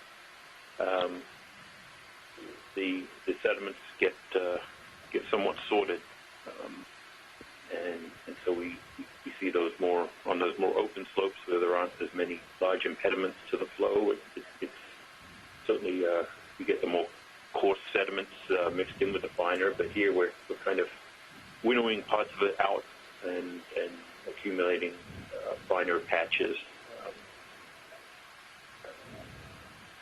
and we probably see coarser patches and finer patches, and it alternates back and forth depending on the nature of the flow and the availability of sediment. So. Pilot, watch them. Watch it go. Can we zoom in on the, it's right on the bottom, on the right-hand side. There's like a brambly bush there. I don't think we've had a record of that one just yet. Could have a quick snap zoom, that would be great. Okay, copy that. Irene, I think this is going to be what we would call an isidella right now. Bamboo coral on your right. We haven't seen this. Yeah, definitely that more bramble form, and you can really see why it's called a bramble form when you look at it. And it's got, it looks like an Okeanos growing through the middle of it. Yep. I would predict this has nodal branching. I don't know if we can zoom in a little further. Let's see if we can find a node. So the nodes are these black or slightly dark brown areas that give the bamboo coral its name. And I can see, oh, yep, nodal branching. There we are. Yep, great. Okay. Yep. Perfect. Thank you so much, Pilot. Good copy. Our video when you're good, come on.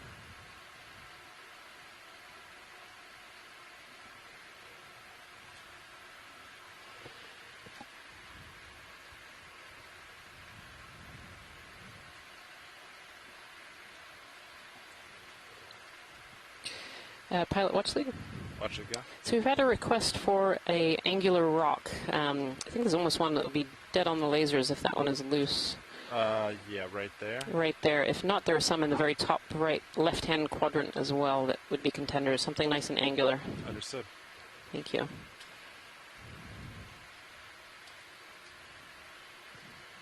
Good spot, Copilot. Yeah, I'm stationary. Copy that. So as predicted at the beginning of this dive, when we sat down and saw so many different species of coral, I'm already running out of room on my paper here where I keep note of all the species that we take during a dive. This has certainly been a very, very abundant area for deep sea corals and sponges as well and other organisms.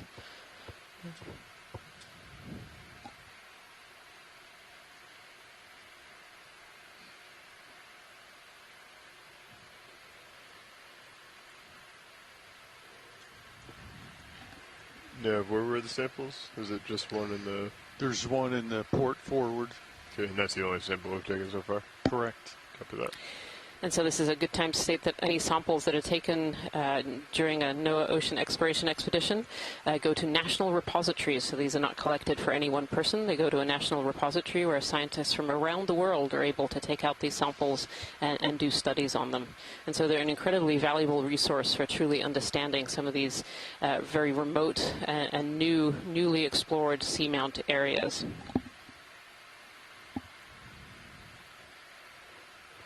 That looks pretty stable there. Copy that. I'll switch my monitor if you're ready. Yeah, go for it. Alright, you're ramped up.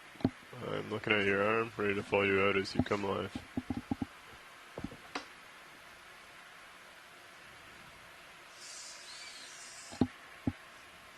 Alright. Arm's coming on, 3, 2, 1. Arm is on. Copy that. I'll follow you to the center. Fixing out.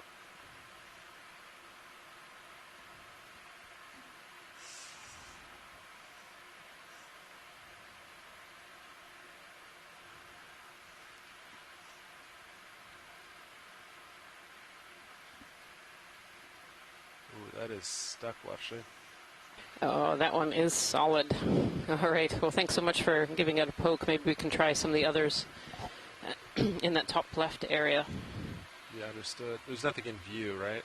I don't see anything else in view here, unfortunately. Yeah, copy that. But I think in that top left there were several contenders, so that will give us a few different ones to poke around. Do you want serious back for that move? Sure.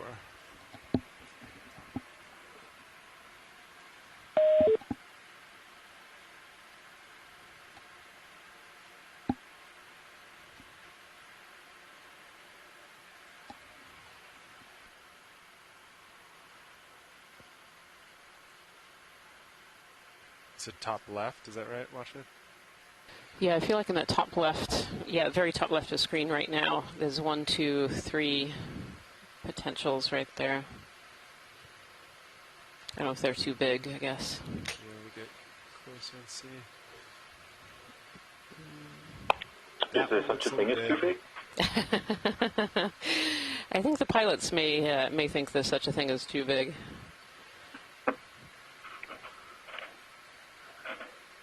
I think the 3 biggest ones there look a little too large. A little too large, okay. Is there anything else on screen that's of interest? Nothing in screen, but actually back to the right there was almost like a collapse feature that might have had some in the bottom here. Emily, with her good eyes, had noted some. Yeah, backing up. Yeah, just under this edge that's coming into view now.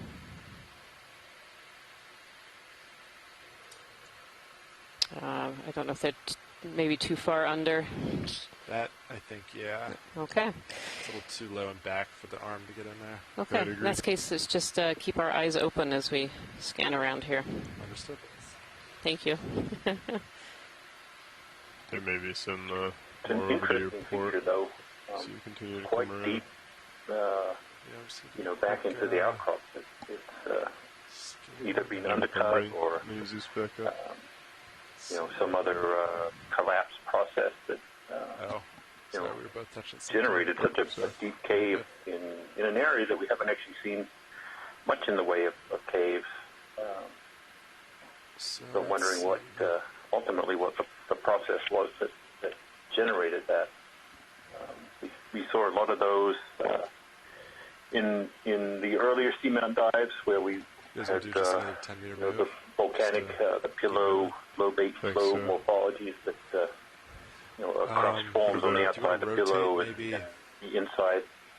Let's see. Either doesn't get completely filled or it drains out. Yeah, try 2, 3, 5. Over time, things get weak and that crust breaks. And you can form these little cave areas. But that was one of the more more interesting ones we've seen lately. Yeah. Yeah, that really did look like a different, you know, you say we've seen lots of those kind of collapsed pillow features, but that one was just a really deep little cave in there. It was really, really intriguing. What do you think about that? Yeah. Sorry, I overshot a little. That looks good to me. 235. On this rock face here, we can see several colonies of Okeanos. Yes. We can see Bathopathes. A little bamboo coral poking up from the bottom. Again, lots and lots of species that we've seen so far in this dive. I'd like to request a move range 10 Scott France noting that this is obviously a good place for that Okeanella. We've seen a lot of those from the very beginning of this dive all the way along so far. Same for these Metallogorgia. We've seen a lot of these Metallogorgia, these ones that look like little umbrellas with the bright pink tops and these long stems.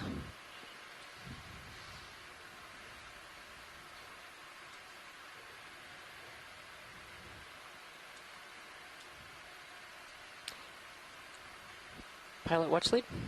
Hey, watch lead, yeah. Could we zoom in? Bottom right-hand corner, there's like a pink skeleton sticking up right next to an orange bottle brush. Yep, pretty much on the lasers now. On lasers now, copy that. Oh, and then I don't know if the rock to the left might be loose. That'd be worth taking a look. Thank you. Cancel that move. Copy that. Thanks. Bridge ROV nav. Could we come to an easy stop, please? Thank you. All right, Biddy, you want to come on now? Is this what you were looking at, watching? Yeah, just above, I think it's a bamboo coral. Yeah, this one in the front is absolutely loaded. This is an Okeanella, absolutely loaded with these crinoids, and in the back there's a bamboo. And actually, back right-hand corner, we can see one of these solitary hydroids right next to an Okeanella. Beautiful.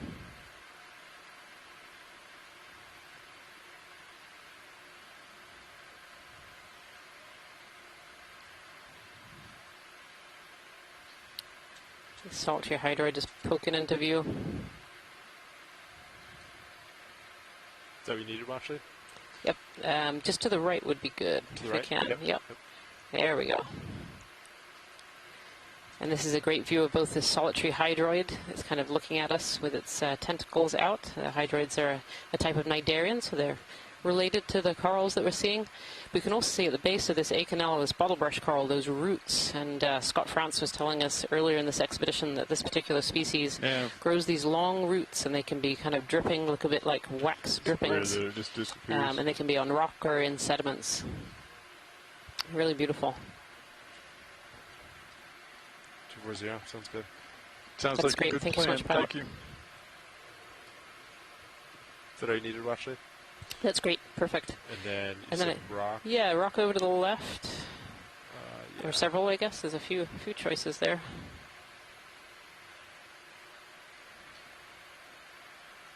Is the one... I'll center it up real quick. Is that the one you were... Yep, that's the one that caught my eye anyway. Yeah, copy that.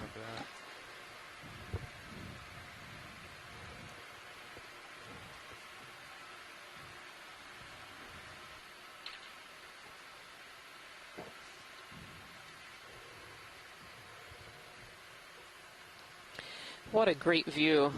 Absolutely stunning. So, hemicorallium, big white colony on the left, with one of these umbrella-like Metallogorgia also on the left, and then just dotted all over the rocks. So these Okeanella, these bamboo corals that are little like bottle brushes. Absolutely beautiful.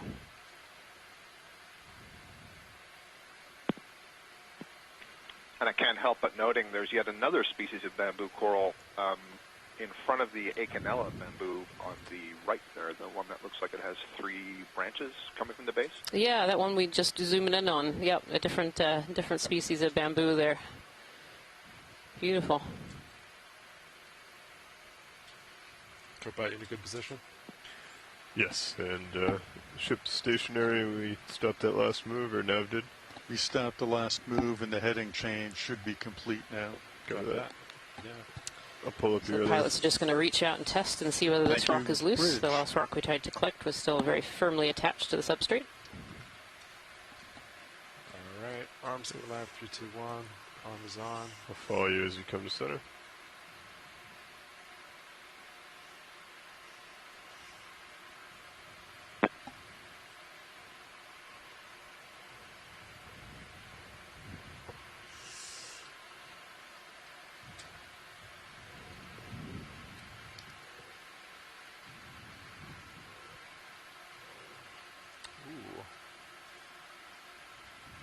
one is also stuck watching. Is it really?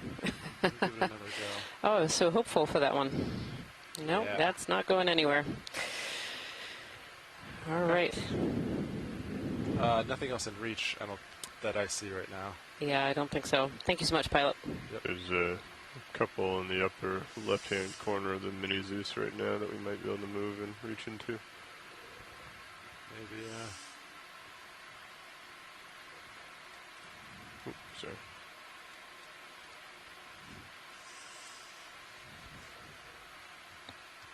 Right arm is off. Keep it up.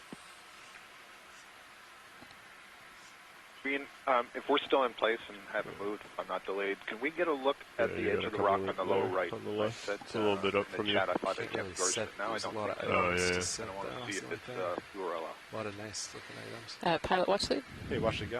Can we zoom in bottom right corner? There's a colony of coral sitting on top of the rock. Yes, the one in view. Yep, the one in view. That'd be great. Just to get an ID. Yep. Thank you. Is this the one we just looked at? We did a little bit, yeah. Copy. Mainly zoomed on the one behind. Yep. There are some video issues back on shore, so. Yeah, understood. Yep. All right, video, you want to come on in? Lasers Yeah, I coming on. apologize if we've looked at this already and we didn't get it. Oh, I can see a beautiful polychaete worm right in the center of this colony here. Huh. Okay, yeah, fooled me. It's not just, but it's another Okeanos. It is. It's quite different in morphology from the others, and their color is slightly different. Thank you for that. Thank you, pilot. That's great. Copy that. Yeah, so this is one of those bottlebrush Okeanos, and it looks like it's leaning. Maybe it's just the angle that we're looking at makes it look a bit bushier than it truly is. It's just kind of leant over. The current's picked up just a little bit. It's 2.3 right now. Copy. Thanks for keeping a track on that. Do you want to get that moved back? Oh, another Iridogorgia is just coming into view at the very top of the screen. Start. Yes, 10 meters again. Thanks now. That's an interesting Iridogorgia. Can we zoom in on the coral? It's coming up on slightly left of center now. Yeah, it's kind of sticking up. Looks like it has a lot of other organisms in its branches around the edges there. That one right there? Yep, that one right there. Thank you.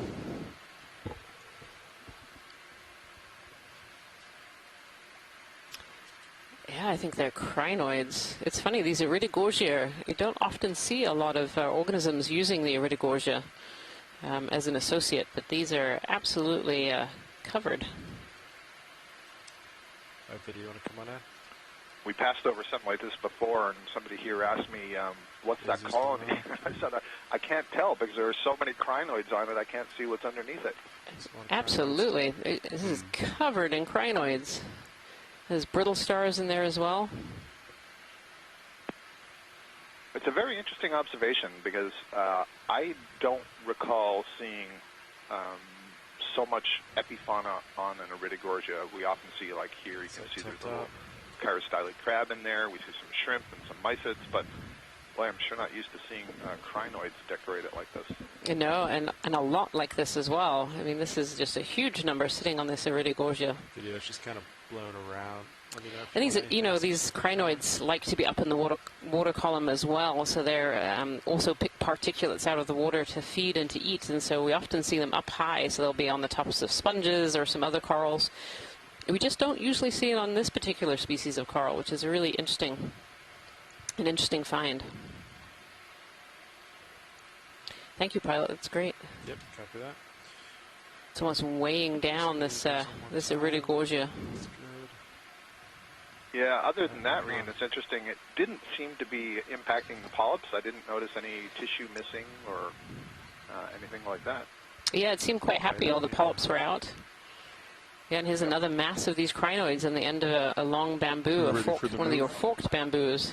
Yeah. Yeah, sounds good. There must be some kind of crinoid convention in town that we didn't know about. Yeah. I'd like to request a move. I don't think we were invited. 0 meters, bearing 235 degrees, speed decimal 2 knots. This looks like another one of these forked bamboo corals. It's a whip look like it has a forking branch Good at copy, the thank end, you. so that's kind of interesting. And earlier on, we passed one I saw in the distance where one of those two forked tips had another branch, and that is really fascinating. That's the kind of repeated data that we're looking for that would tell us, oh no, you know, this forking is just a normal thing, and it's just, you know, a lot like these metallogorgia we've been seeing, where we've acknowledged that there's a different growth stage, and so they're hard to recognize until you know what you're looking for, that it's the same colony at one stage and another, and so too would be the case for these whips that can branch much later in life after they get to a certain height.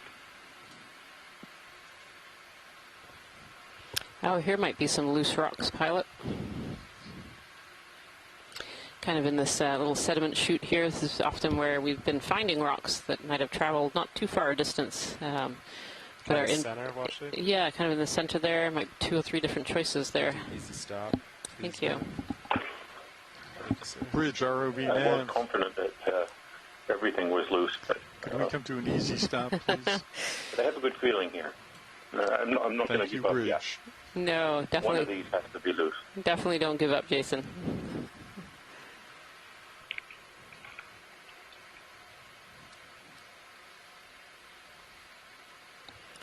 Says Cindy Van Dover in the scientific chat room has put out an interesting idea that maybe this is a seasonal aggregation of crinoids for reproduction. Thank you, And Bridge. it's certainly something that we see in other echinoderms. These crinoids are echinoderms as they're related to sea urchins and sea cucumbers. And in certain areas of the world, we do see mass aggregations of deep-sea sea cucumbers come together for reproduction. And so it does make you wonder, because there are definitely a lot of crinoids that have been observed so far on this track. Ramp your monitor. You're ramped up. We'll come down to get your Arms coming live. 3, 2, 1. copy that. Arm is on. Follow you to center.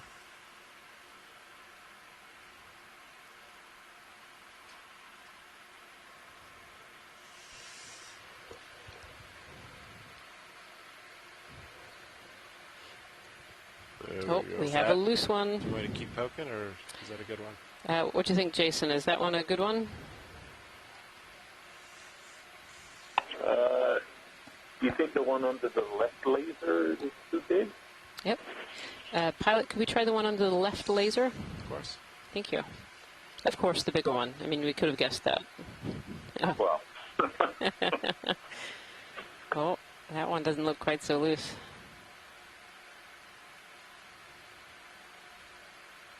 That one is stuck. Nope, that one is in place, Jason. Do you want to keep poking, or go with the All first right, one? we'll take the original one. What about the one that's actually just above the lasers? Is that still in reach? It's kind of got a rounded top there.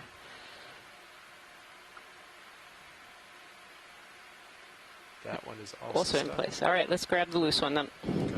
Thank you. Then I'm going to have to go on the starboard side. Yes, I believe. If Nav can confirm. Starboard. Good copy.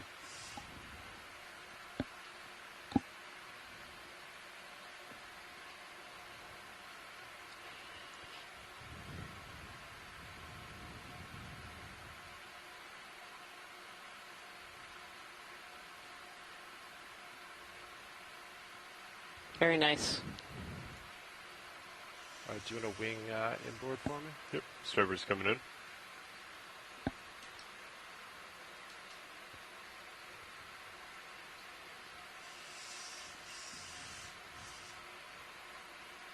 Okay, starboard's all the way in.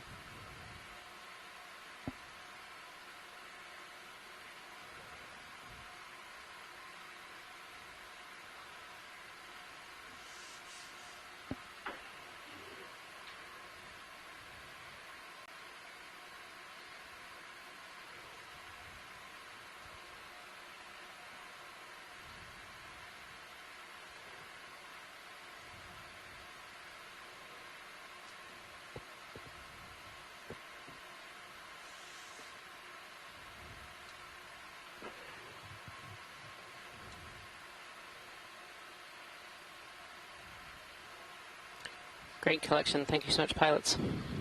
Looks like you're clear. Thank you very much. Starboard's coming back outboard.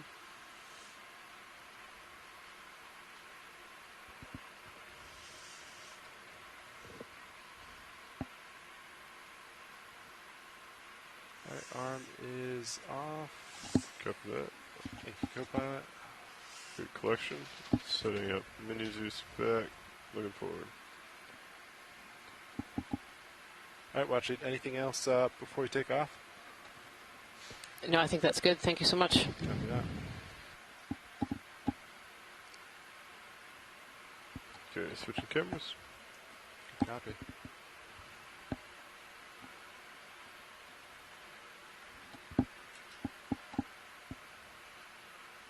Looking down to 3-6.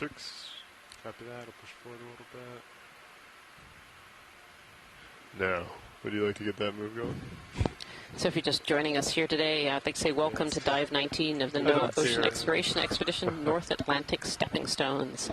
And we're on the final seamount of this expedition. Our stepping stone today is Retriever Seamount. And we're fortunate enough today to be diving in the New England canyons and seamounts at Marine National Monument. Our current depth right now is at 1,891 meters, and we hope to make our way up to 1,820 meters today. And it's just been such a fabulous dive so far for deep sea corals. We've been in an area of very high diversity and high abundance ever since we landed this morning. Just beautiful. And really amazing to see all of these different species all living together on these hard bottom area on these rocks. Let me adjust my head a little bit, if you don't mind. Yeah, I'm going to come to port. I wonder if that's our, yeah. I think that's the anomaly. Yeah? Yeah. Okay. Yeah, because I had brought my head to starboard quite a bit, and it was over here. I bet we'll see it right about there now. Okay, understood. Yeah. That heading actually looks pretty good. What is that, 210? 210. Is that what you're... Oh, no, let's see. 215? I'm looking 215. Copy that. That seems like a good one for the next move. 10 meters? Yes. I think it sounds good. At 215? That's correct. So these seamounts are well known as areas to be good for deep sea corals and sponges to live and grow. These seamounts actually interrupt the flow of deep cold water. So those deep cold currents that are full of nutrients flow along the bottom, hit these seamounts and are actually wound up. So they're sent to the surface and wind their way around these seamounts, bringing all these nutrients really high up into the water column, sometimes to the surface. And when those extra nutrients are brought to the surface, that creates a lot of phytoplankton blooms, and organisms that like those nutrients really bloom on the surface, and eventually those die and fall down back to the seamount again as marine snow, and that's a lot of the particles that you're seeing today in the water column. And those particles are what these deep sea corals and sponges live off. They need that for food. They don't have other forms of food to help them grow.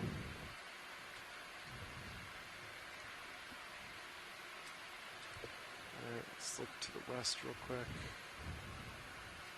Lots of these really tall, long bamboo corals. We saw a bunch over the left, and there's a bunch over here on the right-hand side as well. Looks kind of bland over there. I agree.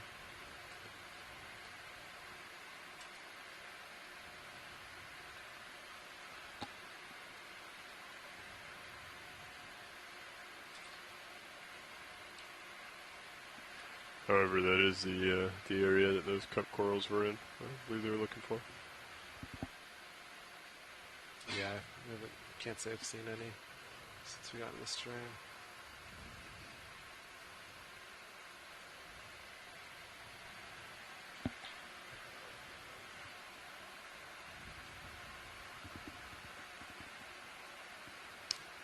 Pilot watch lead. Hey, watch it. Yeah, can we have a little zoom in on this boulder as we go by? Just a snap zoom. Yeah, the one we just passed? Yeah, a lot of different species here. I think there's a paragorgia with a zooanthid growing over it. A lot of different species. All right, video, you want to start to come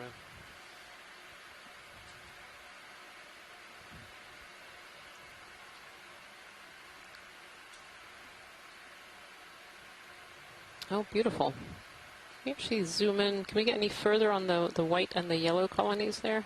Yeah, on the left. Yeah, I think the yellow is an acanthogorgia, but the white, I'm not sure. That might be a sponge. Oh, Tina for getting in the view there.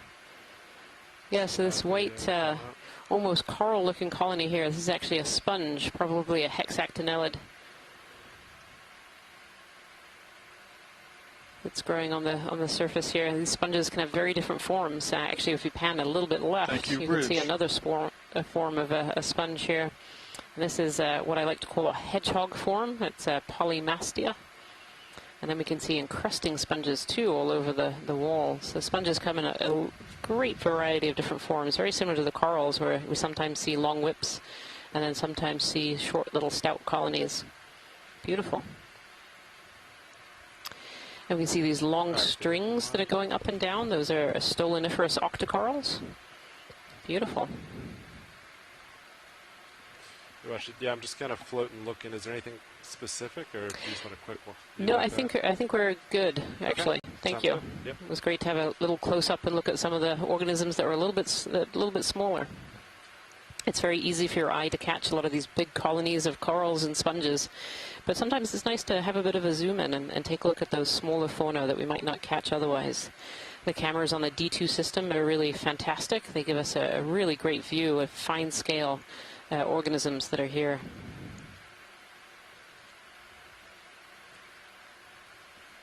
Just an amazing view here, just beautiful.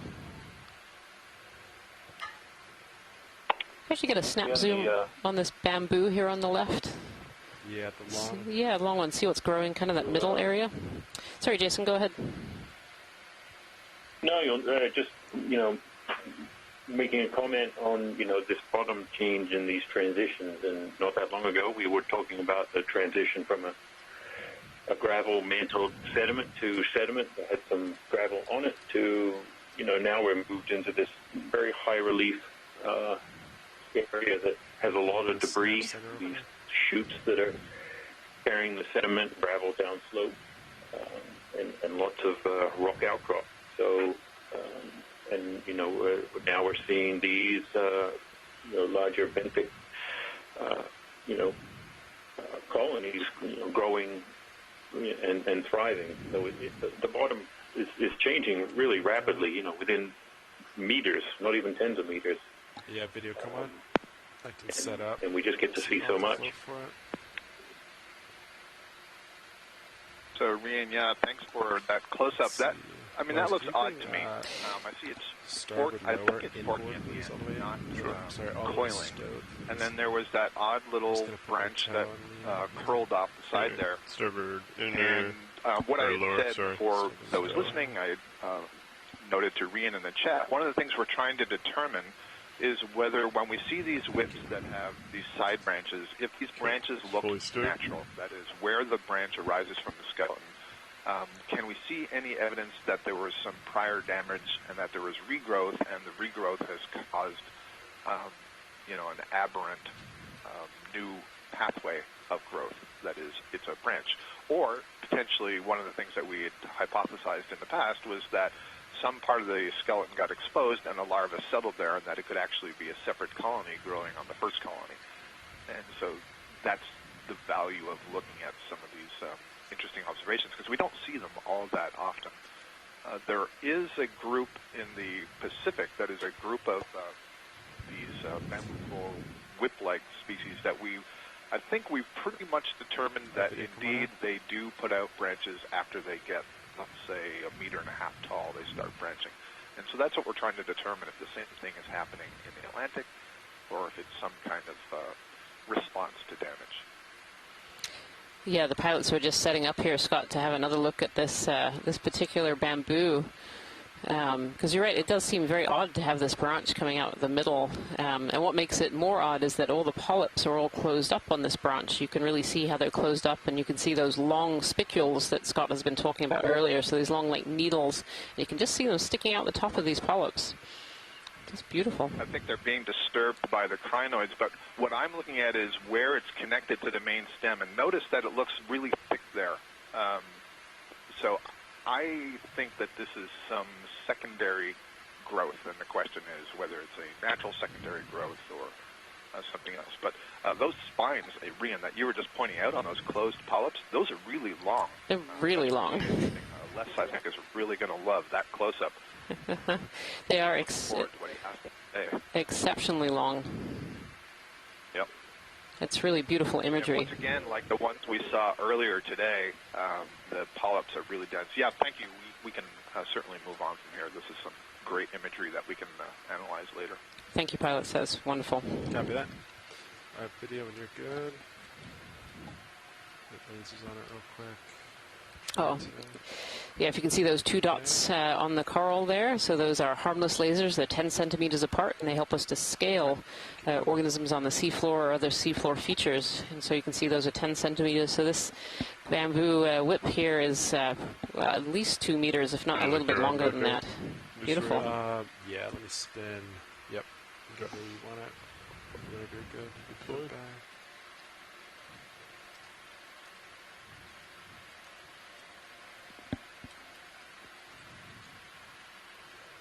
Okay, good to go. Great, nice.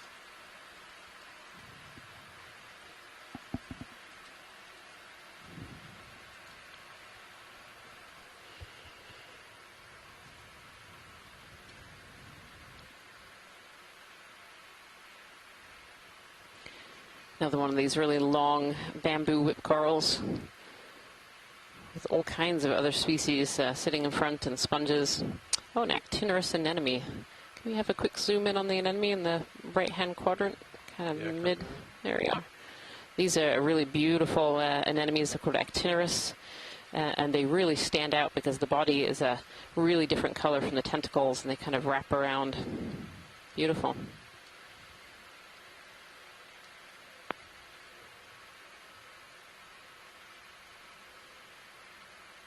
See, this one has a very white body and very bright red tentacles. Billy, you want to come on in? As Jason just noted in the chat room, that a lot of these corals are also knocked over. You can see lots of skeletons here, so you wonder how that happens. And it can be from a variety of processes, from something as simple as a fish knocking into it and knocking them over. They can also have grown too large and will eventually crack and break. Interesting little single polyp red on the left-hand side too. That looks like a new recruit. Yeah, Rian, I was just going to point out that same thing, and I can't tell at this point if that's a recruit of a Paragorgia or an Anthomastus. Yeah, I can't either. I was looking at it, and yeah, not sure what that one is. In the bottom. Sure, but it does suggest that there's a recent recruitment here. Absolutely. Talking over you. Absolutely, absolutely. Pilot, can we actually zoom in on the far left as well? There's a white. Is it on screen? Yeah, it's on screen, just in the bottom right. I'm sorry, right-hand corner, not left. Right. There's a little white colony in here. Maybe this is another Acanthogorgia. They certainly have been very, very dominant on this dive so far.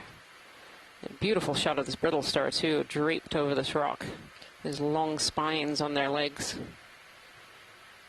Is that what you're looking at? That was what I was looking at. Sometimes I think I must be getting old if I can't tell the difference between a Acanthogorgia and a bamboo coral. I thought that was a bamboo at first, but I believe you are absolutely correct. Yeah, thank you so much, Pilot. It's great. Actually, multiple colonies.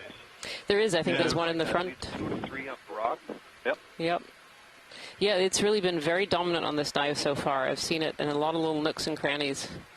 As we back out here too, you can see all these brittle stars draped all over the rocks, and a lot of that fresh skeleton that's been knocked over or has fallen over from age.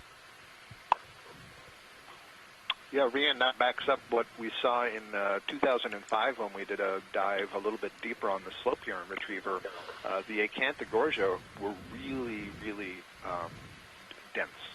There were a lot of colonies, and you know, it suggested kind of like a weedy species, something that gets in there relatively quick. And as far as I know, nobody has ever attempted to age an Acanthogorgia colony, but my impression is that they tend to grow faster than the others. That's, you know, a hypothesis that I can make because nobody has data to prove it. Somebody to please go out there and age them. Absolutely, and I'd also love to challenge somebody out there to look at the reproduction on those too, because where we see species like this that are very, very abundant, that tends to mean that they produce a lot of larvae, or maybe they're producing larvae year-round, and so that larvae in the water column then will find somewhere to settle and grow. Oh, I think I see some cup corals on this bottom ledge. Can we have a zoom in on that bottom ledge, please, Pilot? Thank you. Thank you. I'll get this comment in fast because I know how much you love the corals. But, I do. Totally agreed with what you just said about the recruitment and reproduction. And the other thing that we're seeing is that these Acanthogorgia colonies are in multiple sizes, which is telling us that it wasn't just a recruitment a long time ago, but is ongoing. Yeah, absolutely. Absolutely. We're seeing everything from very small colonies of that Acanthogorgia to really big ones. And so there's definitely been ongoing recruitment in this area. And these seamounts, too, can actually aid in the retention of those larvae as well. So the corals are producing larvae. Some might get caught in currents that are taken off, but others are in these retaining currents that kind of swirl around these seamounts and keep a lot of material in there. Not sure if these are alive or these are dead. The one in the center is definitely a dead. Yeah, these are all actually dead ones, unfortunately. And some of them recently dead as well. So we've seen those black ones. Thank you so much, Pilot. Yep. We've seen those black ones that have that ferromanganese patina, and then we see these brown ones like in the middle, and then these two white ones that are more recently dead. Since they're dead, I will follow up, and I'll note that on a couple of those, I saw the little amphipod mud sticks, amphipod crustaceans. Still seems some like species are able to construct these little sticks out of mud, and then they hang on the end of the sticks and are waving around and grabbing things out of the water column. And then to follow up on that really interesting comment you said about how seamounts can retain some of these larvae, this is the subject of a lot of research, and the degree to which seamounts act as these endemic hotspots for diversity versus as seeding other seamounts. And if you think about it from the perspective of the species and the larva, what's the better bet?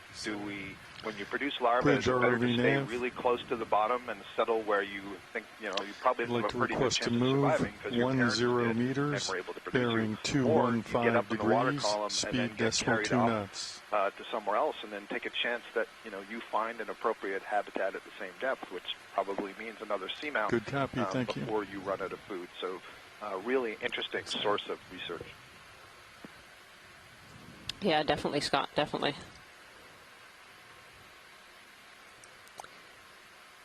Pilot watch lead? Hey, watch it, bro. Yeah, we just had a sea star. Just went out of screen on the right-hand side. Can we have a quick zoom on that one as we go by? Yeah, just a snap. Thank you.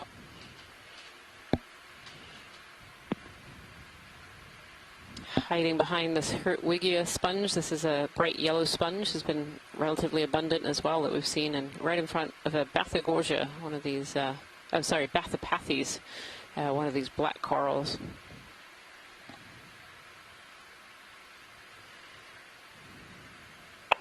Also, one thing to note before we zoom in, or while we're zooming in, is that we noticed that a lot of these coral colonies are being knocked over, and the bottom sure does look like it's quite unstable. There's a lot of downslope transport of larger material, and you've got to wonder how much of that, a large pebble or cobble boulder will take out one of these coral colonies that may have been there for 1,000 years, but just one boulder can probably knock them out.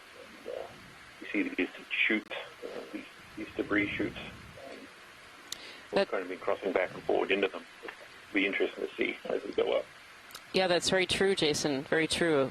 Fish, boulders, other material in the water column certainly could have knocked those corals and knocked them off their pedestals here. So Christopher Ma is saying this is a chondraster.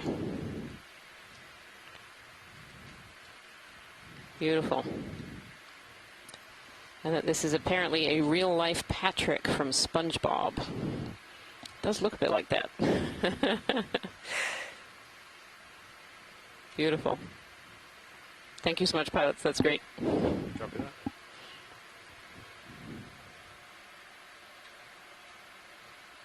Lasers there for reference. Keep moving.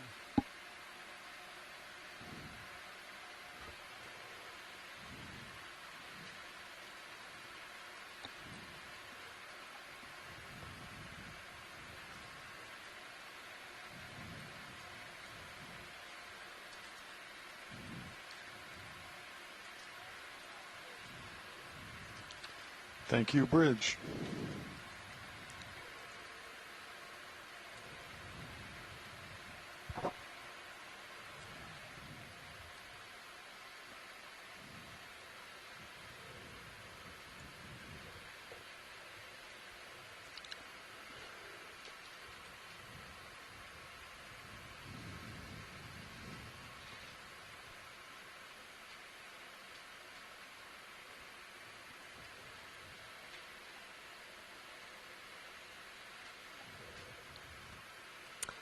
Oh, over to the left here, we can see there's another area where these corals are getting very, very dense. Almost every surface here is covered in some kind of coral or another. The very interesting large whip in the background that I'm sure we'll take a peek at when we get there. Yeah, the one dead center. Yeah. That's a little out of our way. Okay.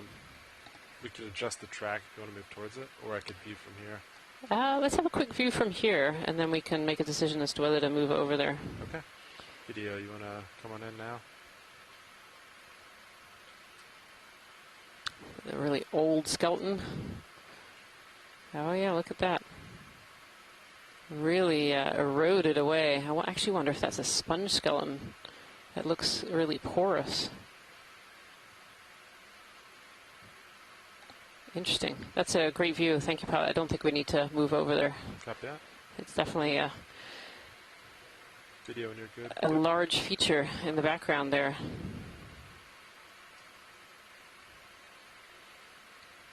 A little fish.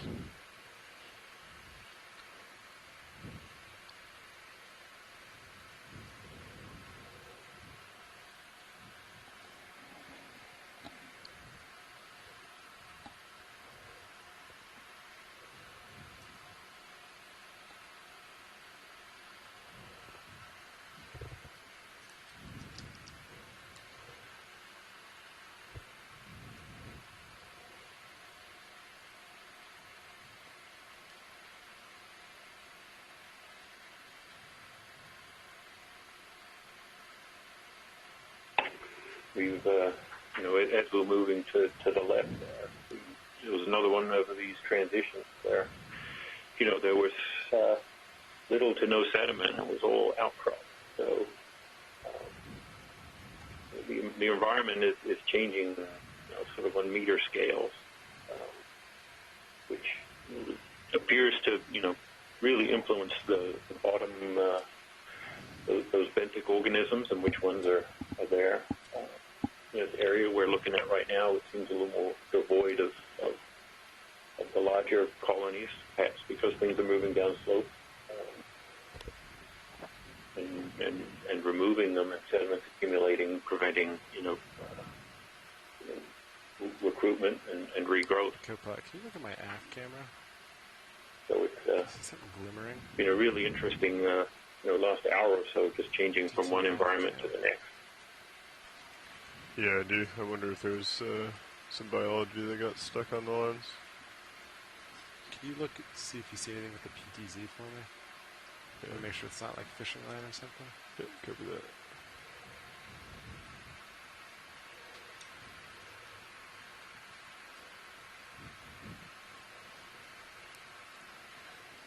Well, these tall bamboo whips just peeking into the frame here, and another large one in the background there as well.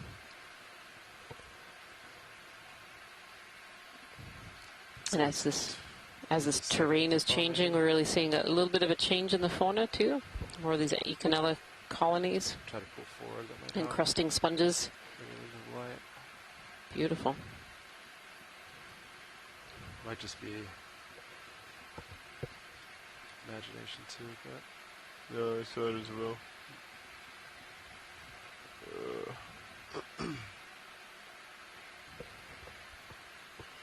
Scott France is mentioning in the chat room that that skeleton we saw maybe was a very, very pitted, a very eroded Paragorgia, maybe? Try to bring the tether forward. Or a hemicorallium, very, very large one. Okay. Ooh, pilot watch sleep. Maybe watch it again. The very bottom of the screen, there's something almost shiny and gold. Just went off screen. Copy that. Very rounded to the right-hand quadrant. Still off screen a little bit.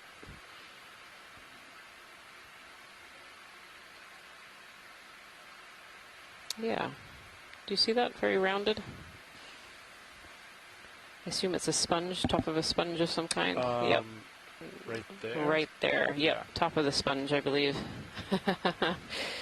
My eyes were caught by it looking kind of glinting gold. It'd be great to have a snap zoom while we're here. Video, do you mind coming in on the Sirius cam when you get an opportunity? Thank you. That's good. Yeah, sponge was fooling me. It had almost the shape of a giant snail shell. Is that all you need? Yep, that's perfect. Thank you. More of this Acanthogorgia again, different sizes kind of dotted all around it. Crinoids, hemicorallium. Could just be smuts on that camera lens too. I think it might be.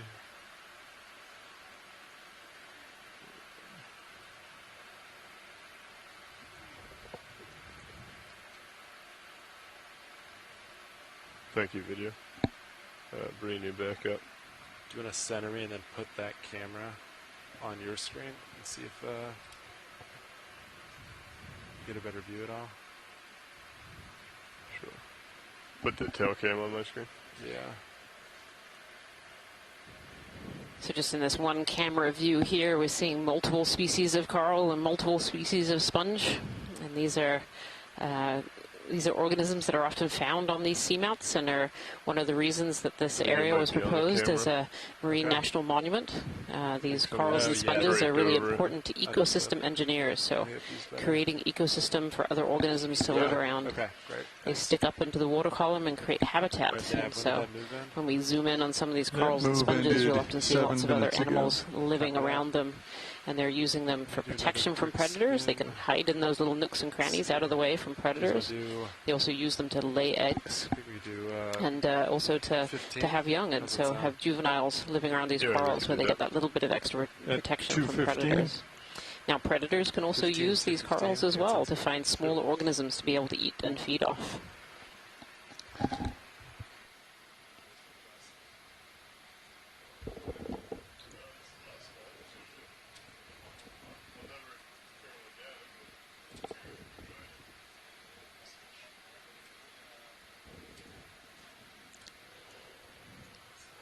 One of these beautiful yellow Hertwiggia sponges along with the big barrel, big tube sponge sticking out of it.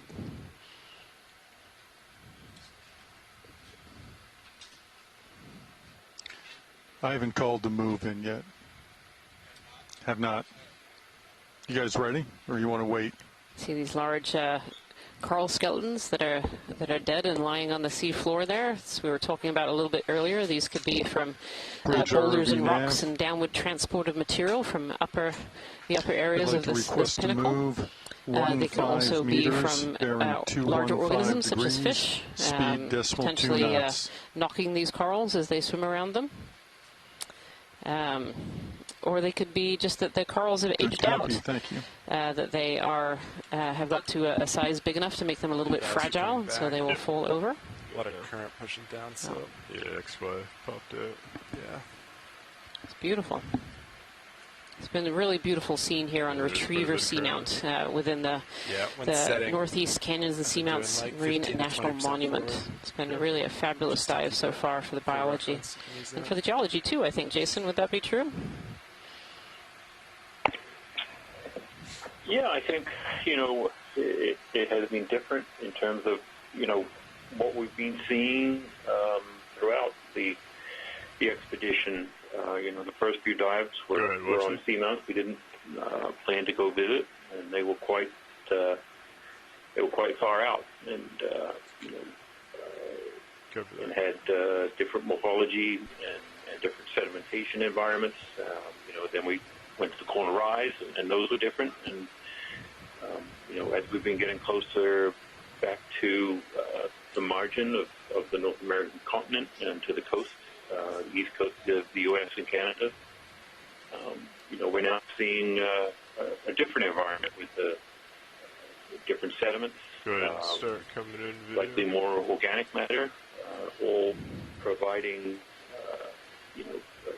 a different overall set of conditions for the biology that lives here and for the geologic record that we're seeing. So definitely another one of these interesting dives where we're seeing something different than we saw in the dive before and previously. So always good to see something new. Yeah, and this is another really new and interesting thing to see here. This looks like a bamboo coral that's kind of been stripped a little bit. Its tissue is hanging down. I don't think there's a branch in there. Yeah, so great view, Rian. Really glad we got this zoom. So a couple of things. One, note the main stalk on the right that's disappearing down. Look how much thicker it is than this part where the tissue is stripped off. And it's almost as if, you know, there was a settlement on this much older coral. You can see that the nodes have been overgrown as well. Look how thick they are. And there should be dark nodes in there. I think what's happened is there's a new tissue that's been put over it, a new calcification over the nodes. I really don't know what has happened to scrape that collection of polyps off. One thing that's instructive, you know, there's no skeleton in there, but you can see all these polyps are interconnected with one another. The common tissue is called seamounts, and so the seamounts has been pulled off that newer, thinner part of the skeleton, and it's hanging down there. The polyps are still alive, and they're still connected to the rest of the colony upwards. So really interesting observation. Yeah, really, really fascinating. I don't think I've ever seen tissue hanging off of one of these skeletons like this. You often see those skeletons where they're denuded, but it's very unusual to see them where the tissue is actually hanging down like that. Very strange. Absolute field of these Okeanos. These bamboo corals that have a root-like structure that attach them to the seafloor. Looking at you, 5-0.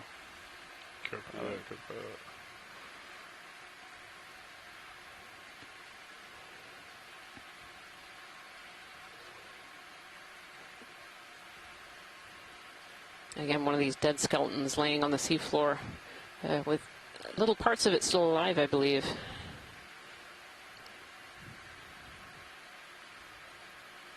I'm going to come in on this arc feature on the rock. Yeah, this is a really interesting rock feature here. These little kind of steps down, and oh, there's a little coral. And I think as the coral is moving in the water current, it's creating this little circle around it. Gotcha. It's kind of sweeping the sediment as it's going. All right, that's clear. Funny. That's pretty cool. But it's interesting seeing these little steps here, Jason. Well, yeah, I was wondering if the coral's actually etching the ferromanganese crust there. You wonder if it could after a long time. Yeah. Yeah, there's another one up there. It's interesting how far, you know, the diameter of that etching. I mean, the Acanthogorgia, that was an Acanthogorgia, they're pretty flexible, but that's really flexible. I'm not sure how easy it is to twist the colony. Yes, is that something you want to get a closer look at? But yeah, the layering there is interesting. They're very thin layers. They don't. I'm not getting the sense that they're volcanic, perhaps. They're very. When we've seen the volcanic, picking up the slope and the lava layers have been, a lot more massive. These ones are very thin and look like they're quite friable or breakable at the ends. Some of them may be ferromanganese crust. Go ahead, Wesley. But one of the things that we've been seeing on a lot of the tops of these seamounts is these carbonate platforms, kind of like reef environments, paleo reef, old reefs that are now drowned and quite far below the sea surface. So this is perhaps we're seeing the morphology of those carbonate rocks, which are generally weaker than the volcanic rocks, the strongly crystalline lavas that tend to hold together much better. Like to see a coming in video? Very interesting. We hadn't really seen that so far on this dive too much. Squat lobster? Yeah, this is a crab. It's almost like a king crab. Very spiny body. These tend to be more elongated than flattened. I don't think this is a Chasion. So I'm willing to be corrected by the chat room.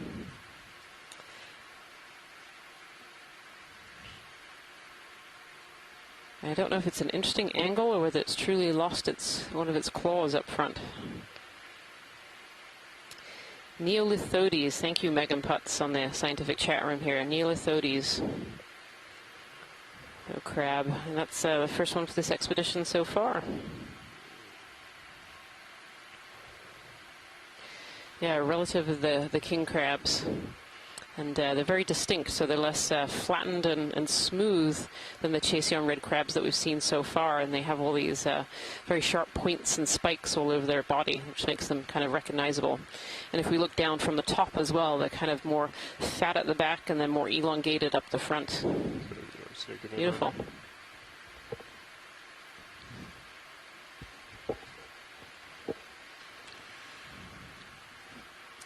Thank you so much, Pilot. That's a really great view. Probably should think about coming up and pushing ahead here soon. Pilot's clear when video is clear. And again, like we've been noting the whole way, lots and lots of those ophiuroids, those brittle stars, all over the surface of the rock. You also saw a very small recruit of a paragorgia up top as well. Beautiful. I'll come up with you.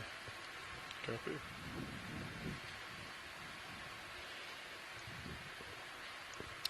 So Scott France and Les Watling were noting here that, although they appear to only have 4 legs, that last 5th pair of legs is greatly reduced and kind of tucked up under the carapace. That 5th pair used for cleaning gills. Beautiful.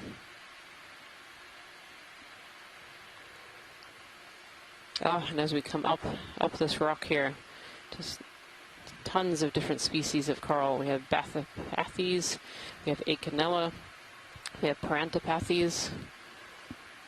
Beautiful. And this Canthogorgia that's been really dominant. Now the ship stopped a few minutes ago, right? Correct. Paramaricia. 6 minutes ago. Great. Thanks. Beautiful.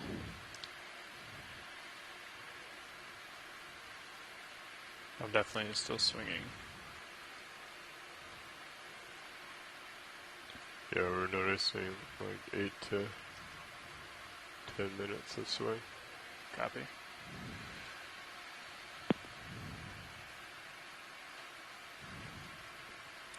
Pilot watch lead.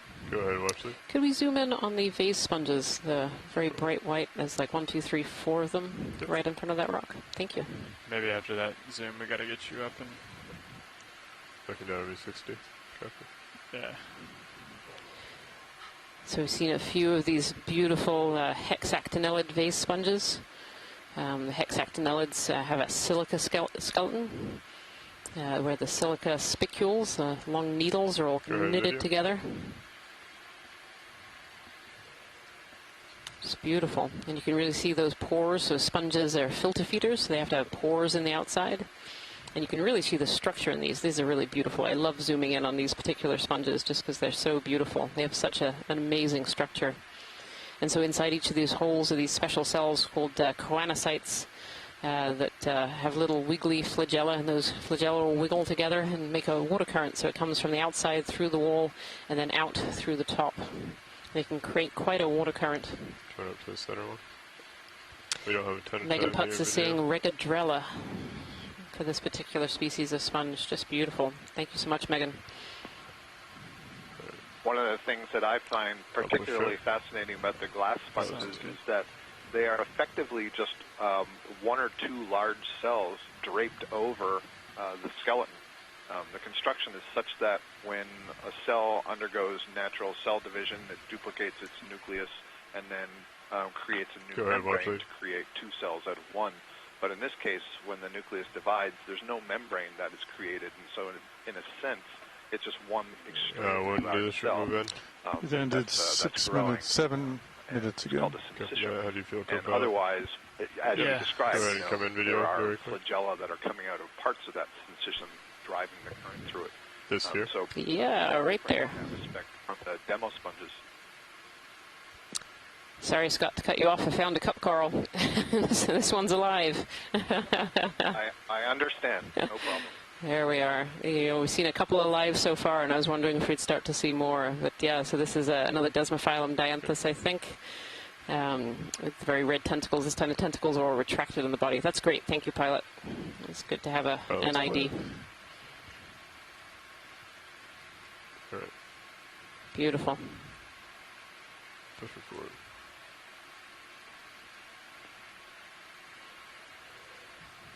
Do you want to continue on the 215 heading? Which way is it to waypoint 235. Well, we're almost at waypoint 2. I was picking up waypoint 3 at this point. Copy that. Yeah, general uphill seems to be like a 235. Yes. One of these Retriever. Sounds good. I don't. And a couple of sea stars here as well. So you're out in front. Yeah, I agree. A pilot watch lead. Go ahead, watch lead. Is it possible to zoom in on these two sea stars? One's kind of in the foreground, one's a little bit in the background. Sure, if you want to come in. Thank you.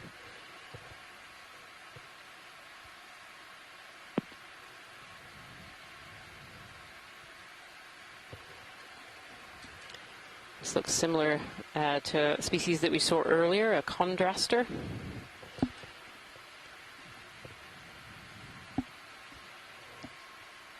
Maybe slightly less bright pink than the one that we saw earlier. Has a little bit more yellow in the skin here.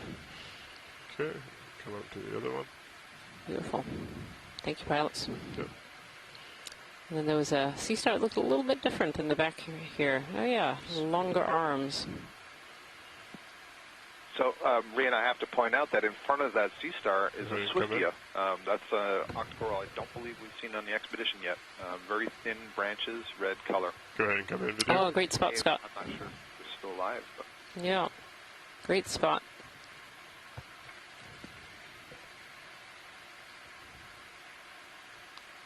Yeah, so this is a slightly different kind of sea star than the couple that we've seen so far.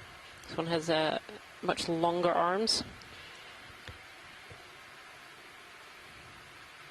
Thank you so much, pilots. That's great. That's clear. I came up a little bit. Pilot looks pretty. There's still returns out in front, but it looks large sponge that we're passing over now. Lots of holes. You can see those larger holes where the exhalant, the water, is coming through. So it's being drawn in through pores in the body. And we see sponges in lots of different forms, but all of them will have kind of a larger pore where the water is coming out, and then these smaller pores where the water is going in somewhere along their bodies.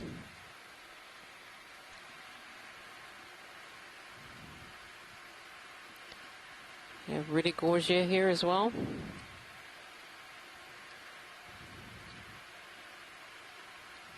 Beautiful, and another sea star. This one was six legs on the sea star. Please. Yeah, look at this, a six-legged sea star. So most sea stars have five legs. But this one has six.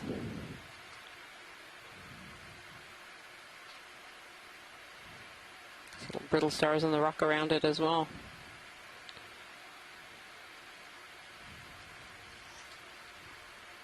Sorry, video.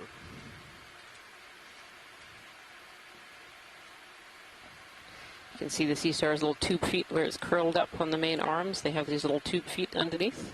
They have a water vascular system, so usually on the top surface they have a little pore called a madreporite. And the water goes in and helps move the arms and move the tube feet. Beautiful. Thank you so much, pilots. That's great. Pilot's clear.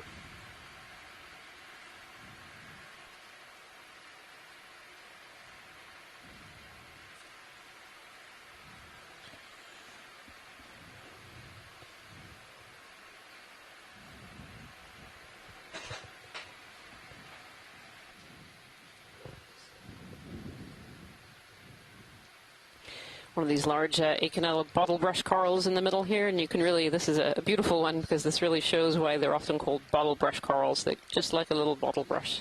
This one's very neat and trimmed, but we certainly see some more during this dive that have a bit more of a inconsistent shape. Beautiful.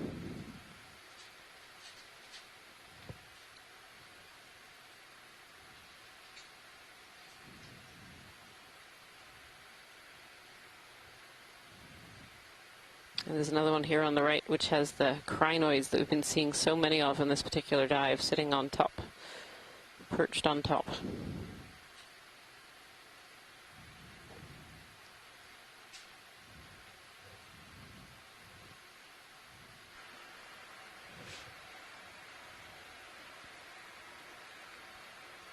Pilot. Camera's 5-0 right there for reference.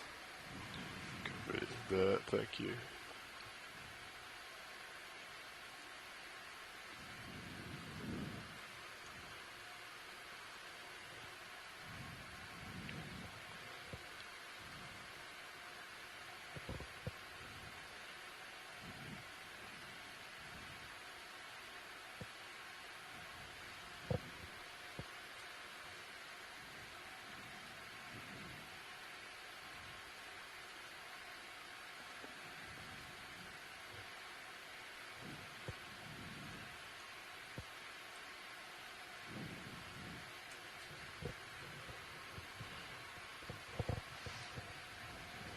If you're just joining us here today, I want to say welcome to Dive 19 of the NOAA Ocean Exploration Expedition North Atlantic Stepping Stones. And the stepping stone that we're looking at today is Retriever Seamount, which is within the Northeast Canyons and Seamounts Marine National Monument. We're very fortunate to be diving today. This dive was supposed to be yesterday's, but unfortunately weather pushed us out, and we're fortunate to be able to dive on this today. This is the last of our benthic dives. To dive tomorrow will be a midwater dive. So this is the last time we're going to see the bottom on this expedition. This dive started today at 1,940 meters, and we're currently at 1,870 meters. So we're actually not too far from the top of this pinnacle feature. We're diving on a pinnacle feature on the north side of Retriever Seamount.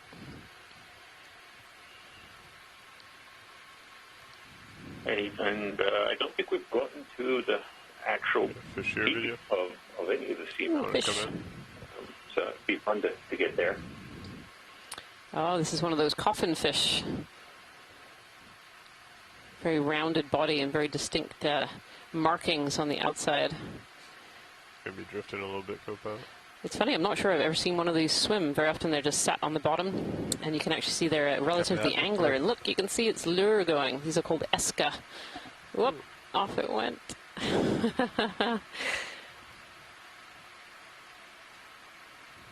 There it goes. Beautiful. Okay, we'll let them swim away video.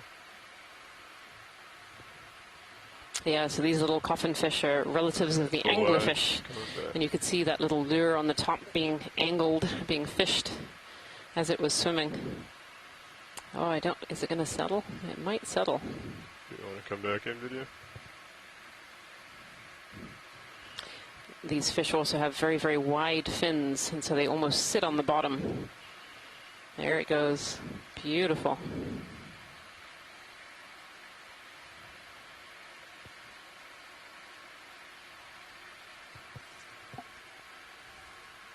There, the wide fins are helping it sit on the bottom. This is a fish that generally feeds and preys on the bottom.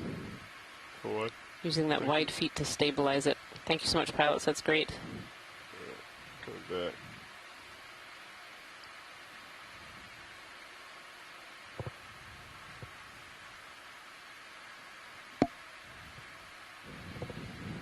Is that full wide video?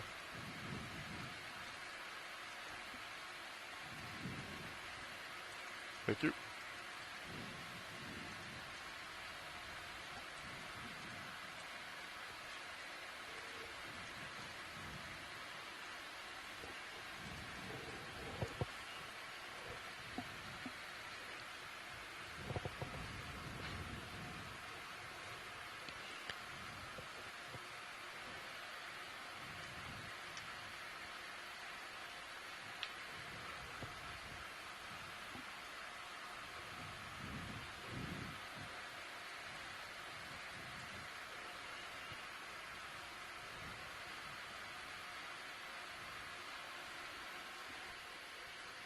So Megan Putz is saying that little fish that we were just seeing, the coffin fish, is also known as a Chonocops roseus.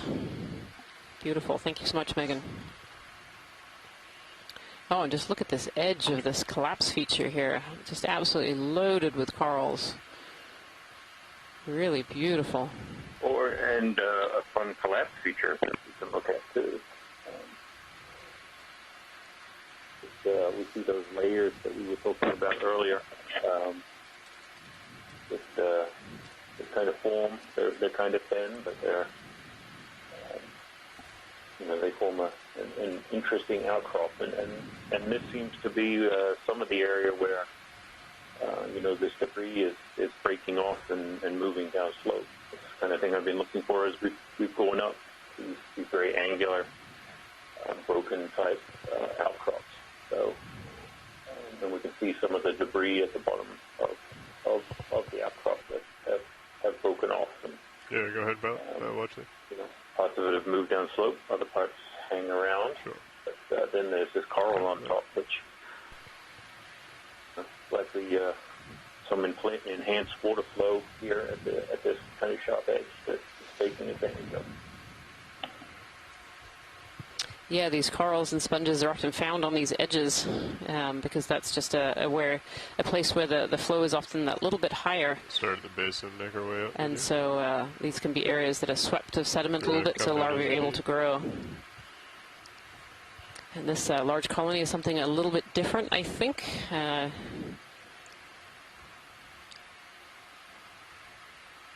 Having a look to see if we can figure out what this particular large colony is. Looking in the chat room, not quite sure. Either a really large Acanthogorgia or Paramaricia. It's a really thick skeleton for an Acanthogorgia. Start coming up.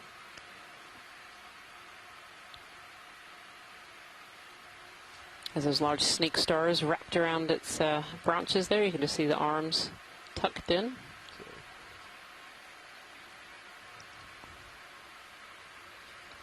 See lots of mysids growing around it as well.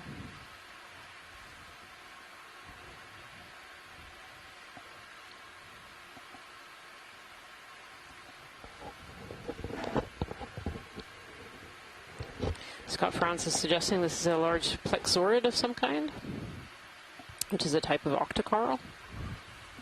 Maybe if we bring the it's really big. Lower inboard. Yeah, of course. Light it up a little. I'm a little bit underneath it right now. Oh, and that's my max zoom too. So you want starboard lower? Yeah, if we could have it fully stowed and then inboard. Copy that. Yeah, if it's possible to get a closer up of the polyps pilot, that would be great. Trying to get some better light on it at the moment. Yep, it's a really big colony, so it's blocking some of the light. So.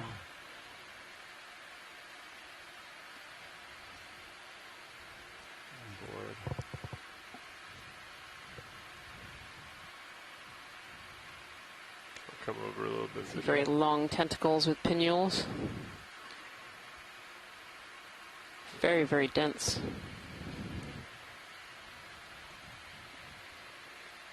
Come down a little.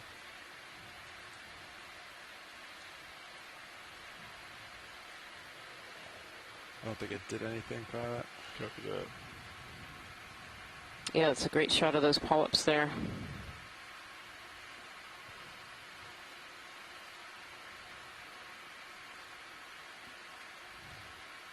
Those long tentacles and the feather-like structures on the tentacles there, those are called pinnules. Really beautiful.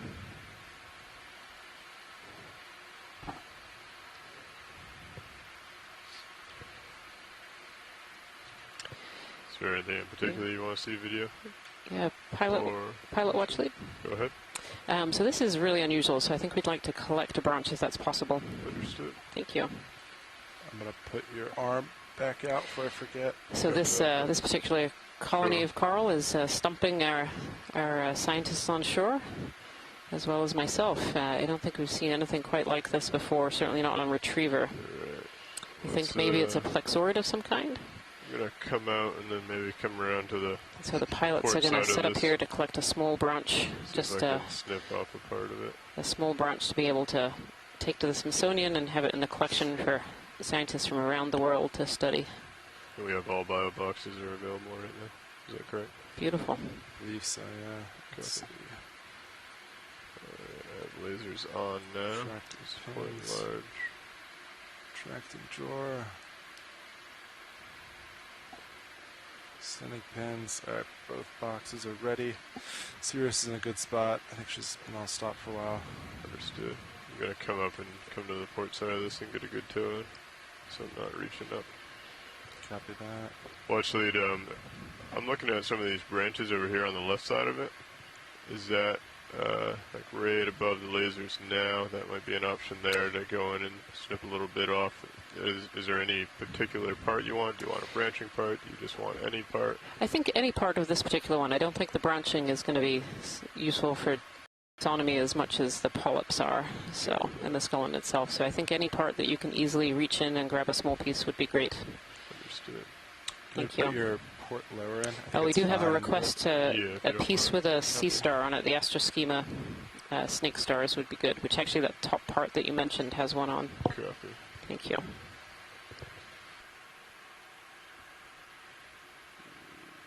It's quite low. Alright, port lower stowed. Copy that.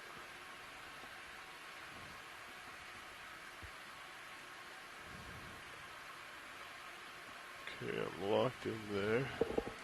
Hydraulics are up. It's going to be tough with it blowing so much. I think I can go in, cut out that little one here. Yeah, I think right in there looks right good. above the left laser. Alright. Yeah, I will put mini Zeus up for you. Copy, thank you.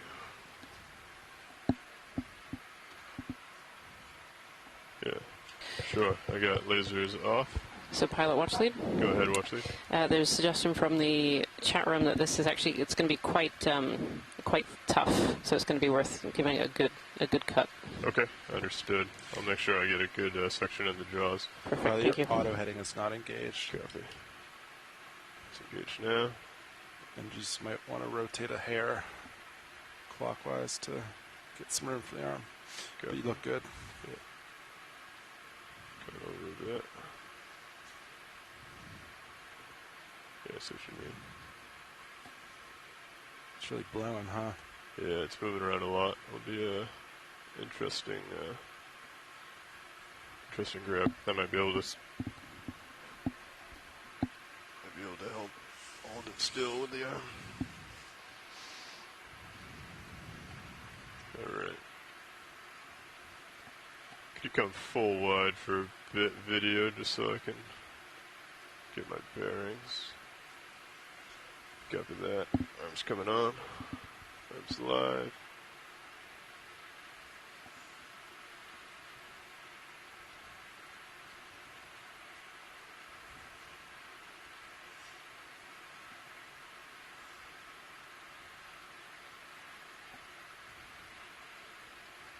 Alright, now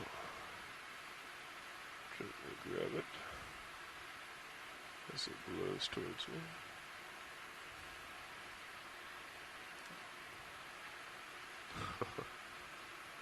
Lovely fan.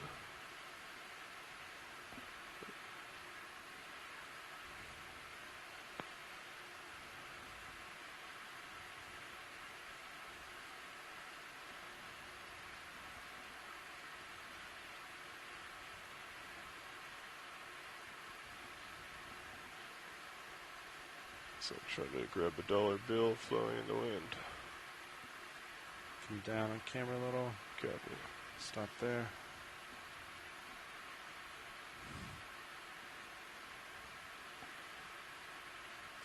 How does that look, watch lead? I can get a decent... That looks perfect. Sure. Yep. Close.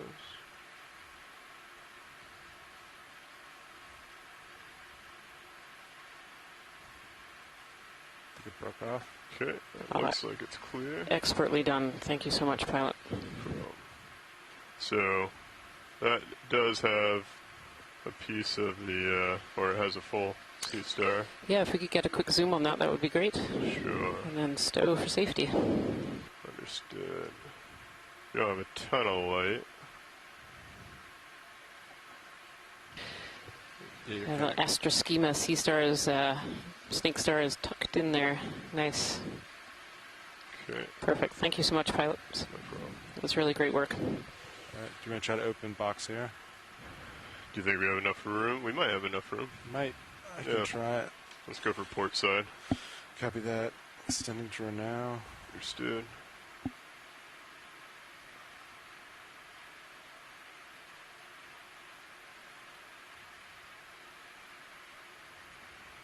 Okay.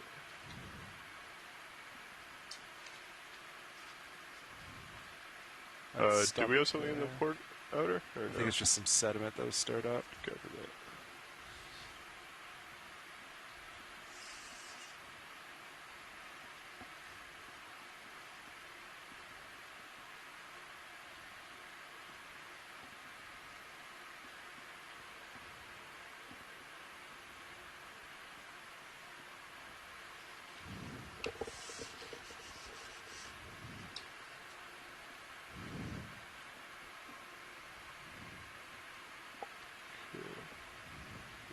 Open jaws.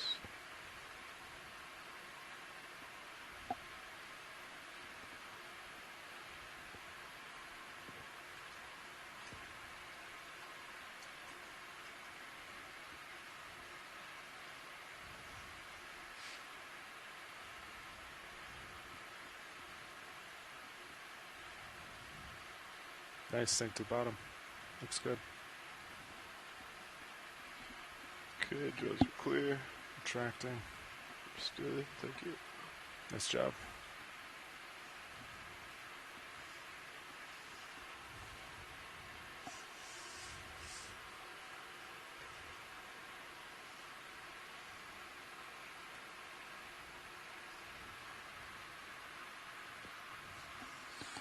Okay, I'm stewed. Hydraulics coming off. Valve pack's off, pins retracted, HP's off. Put your camera back up. Thank you. Coming up and back. Beautiful collection. Well done, pilots. And so you'll have noticed at home that we collected just a small piece. The pilots are very, very careful about selecting just a small branch. And that coral, this magnificent colony of unknown species is left behind to continue to grow. So that's unharmed. Well, we have a piece of that will go into the Smithsonian Museum, where scientists from around the world will be able to take out that piece of that coral to be able to identify and do studies on. Really beautiful collection. Thank you so much, pilots, up front. No problem. Yeah, it's a different camera, right? Oh, the two. I don't know what's different between them. I know the coloring's different on deck, so there is a difference. The lighting, though, it's mirrored. I could try dimming the mains, but it'll affect anything I do will affect equally the other camera.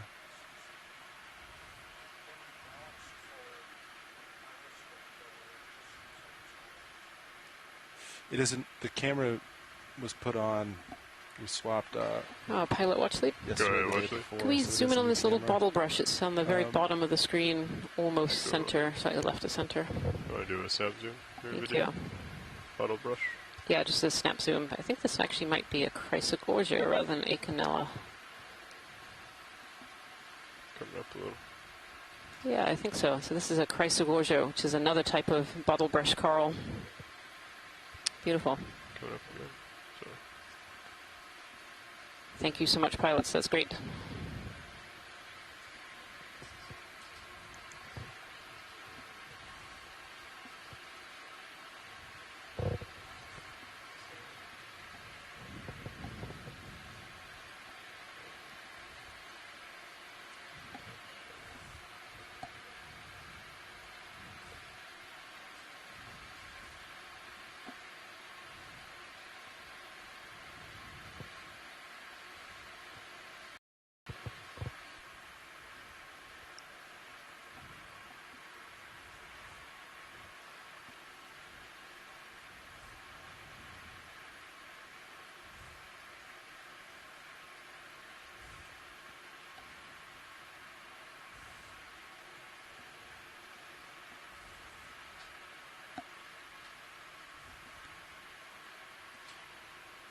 Pilot, I'm looking at you, about 3.6 Sirius cam. So this looks like a little bit more of kind of a rockfall feature there, Yeah, Jason. I'll just come up and kind of looks like a pile of these rocks have slid downhill, potentially. 235.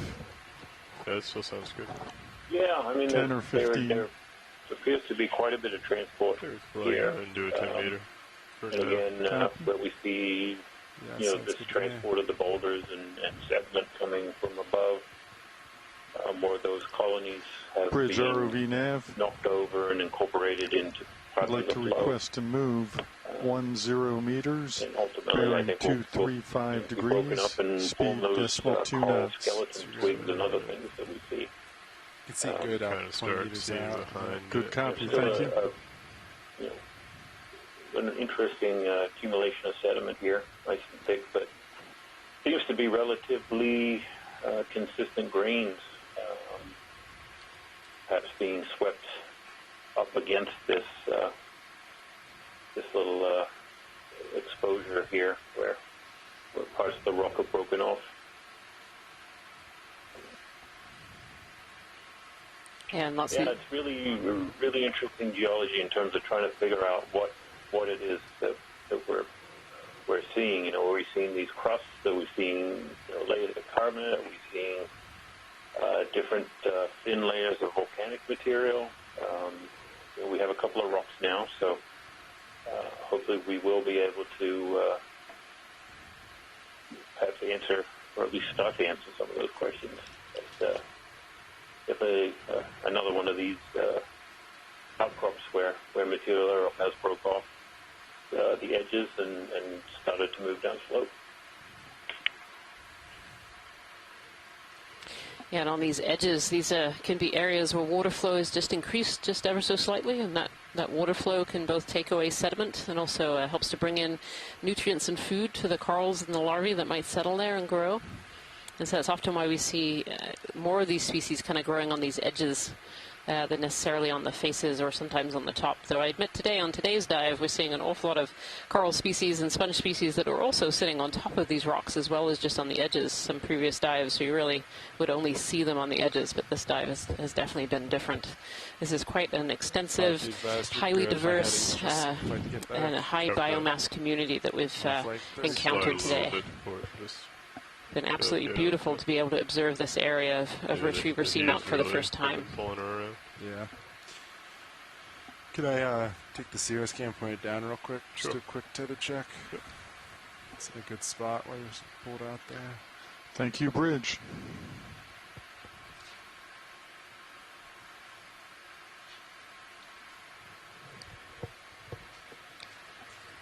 Pilot Watchley? Go ahead, Watchley. Can we zoom in on there's a red coral colony right on the edge. It's kind of mid-screen to the right, kind of on the crack.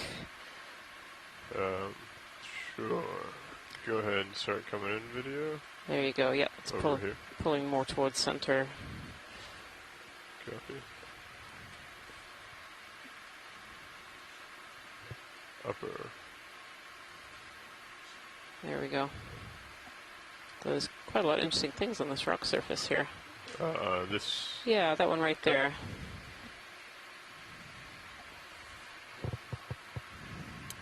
So I think this is another Paragorgia bubblegum, just a very, very small one. Thank you, Pilot. Sure. Pilot's clear when video is. It's always interesting to zoom in on those features because we also saw some snails there. Some hydroids, some bryozoans, and some little worms as well. Lots of other organisms also living on these faces of these rocks, these cracks areas where that flow might be a little bit enhanced. Oh, beautiful red crinoid. Gorgeous. So a lot of the crinoids that we've seen so far have been kind of that brown and yellow color. We've seen a lot of crinoids really in abundance. And here's a beautiful red one. These crinoids are echinoderms, so they're related to the sea urchins and sea stars that we're seeing. And we can see ones that live on stalks, that have a stalk. But other ones like this one actually have little legs on their back, and those legs are used to grab onto rocks, or sometimes onto sponges and other coral colonies. Beautiful. And a Chrysogorgia off to the left as well as some dead corals on there. Constantly pulling, yeah. He's just seeing a lot of current. Beautiful.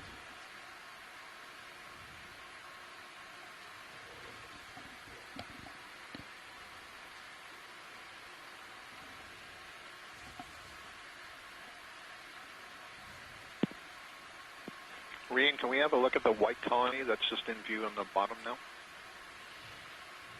White colony on the bottom. It's probably to the right now for you. We're looking at it on it. Oh, actually on the very bottom of the screen. kind of central. Yeah. The little one? Or yeah, the little one. Go ahead and come in video. Yeah. No, I think I'm too delayed. I'm aiming the fans that are on the edge of the rock. Fans, yeah. So this is a hemicorallium. So let's zoom out again, please, pilot. Sure. On the edge of the rock, fans. Yeah. So above this, yep. Okay. This, like the hemicorallium. So on the edge of the ledge, just to its kind of a 1 pink o'clock from what we were just looking at the hemicorallium. Okay. The large colony. The large colony, kind of a peachy color rather than white. Is that right? Yep. Yep. Well, yeah, I thought one was kind of white, one's peachy. Maybe it's both the Acanthogorgia. I'm trying to find this Candidella. Yeah, if we could zoom in right here, it's central, so this big long colony. Go ahead.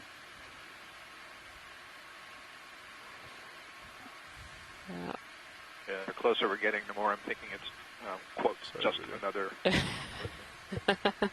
That Acanthogorgia has been so so present on today's dive. Thank you so much, pilots. That's great. Sure. Yeah, thank you for that. But not just present, but it keeps fooling me because it's such a huge range of sizes and shapes. It is. It is. It's really abundant. I mean, I can see 4 or 5 of them just in this one screen right here. Thank you so much, pilots. Yep. Yeah, some look more yellow, some look more brownish, some look more peachy, as we just saw there. At least the ones that we have collected in the past, they all seem to be the same species. They just seem to take on different colors, perhaps as they age, perhaps something to do with what they're But I don't know if I actually moved anywhere from that last move. Do you want to get another one? Yeah, indeed. We don't truly understand why some of these corals have different colors than others. And in fact, some species can be a variety of different colors. We have species of sclerotian hard corals that can be both yellow, red, and white. And we don't truly understand why that happens. Like, why are these organisms different colors in the deep sea? That looks good. I wonder if, as we approach... Yeah, you see the same thing with, I think it's Paragorgia arborea. It's definitely increasing in white, bottom. red, and pink. Yeah, it's really fascinating. I mean, a lot of organisms on the deep sea are often red or some form of red, so oranges through purples. meters, and they do this because red is attenuated very, very quickly out of the water column. So as you go deeper and deeper, you can no longer see the color red. And so this really protects you from predators. Good copy, thank you. But we don't truly understand why some are some colors and some are others. Like, why is this Herdwiggia sponge that we've seen throughout this dive, why is that one bright yellow? And other sponges are white or even purple, dark colors. No, it's 82 it's really, meters. Really quite fascinating. It's still a really big question. Yeah, because I was going to say, I didn't think I was moving. So as we approach, it might just more current, just increasing the back.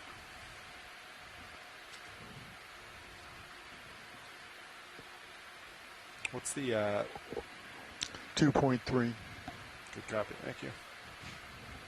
If that's what you were asking. It was, yeah. Spot on. He's quick on his current events.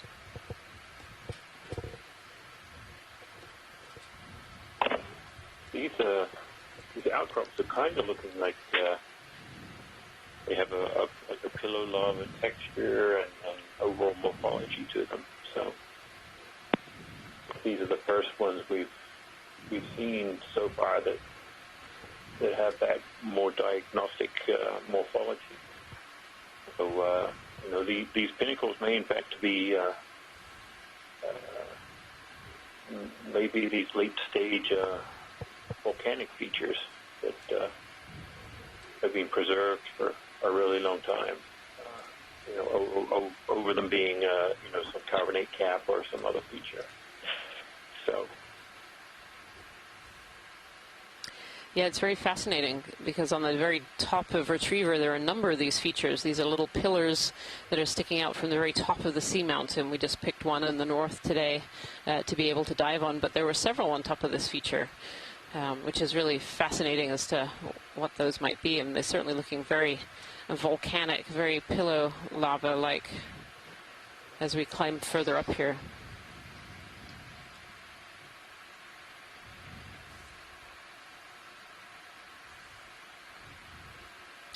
Beautiful polymastia sponge. I really like these particular sponges. They look like little hedgehogs on the seafloor. Really beautiful. We get a species of these polymastia in the Gulf of Maine, not far from where I live and where I'm based at the University of Maine.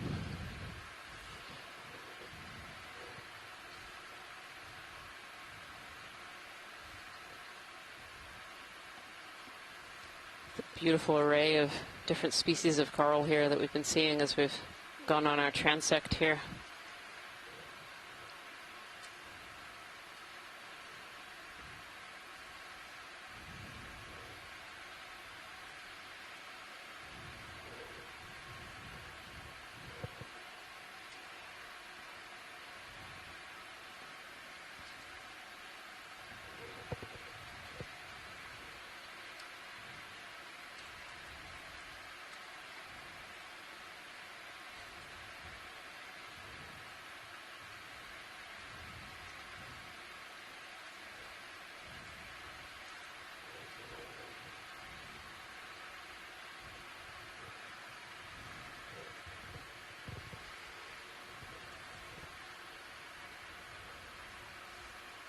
Oh, really beautiful view. And actually, if you turn over to your live stream number 2, you'll be able to see the view from the Sirius camera.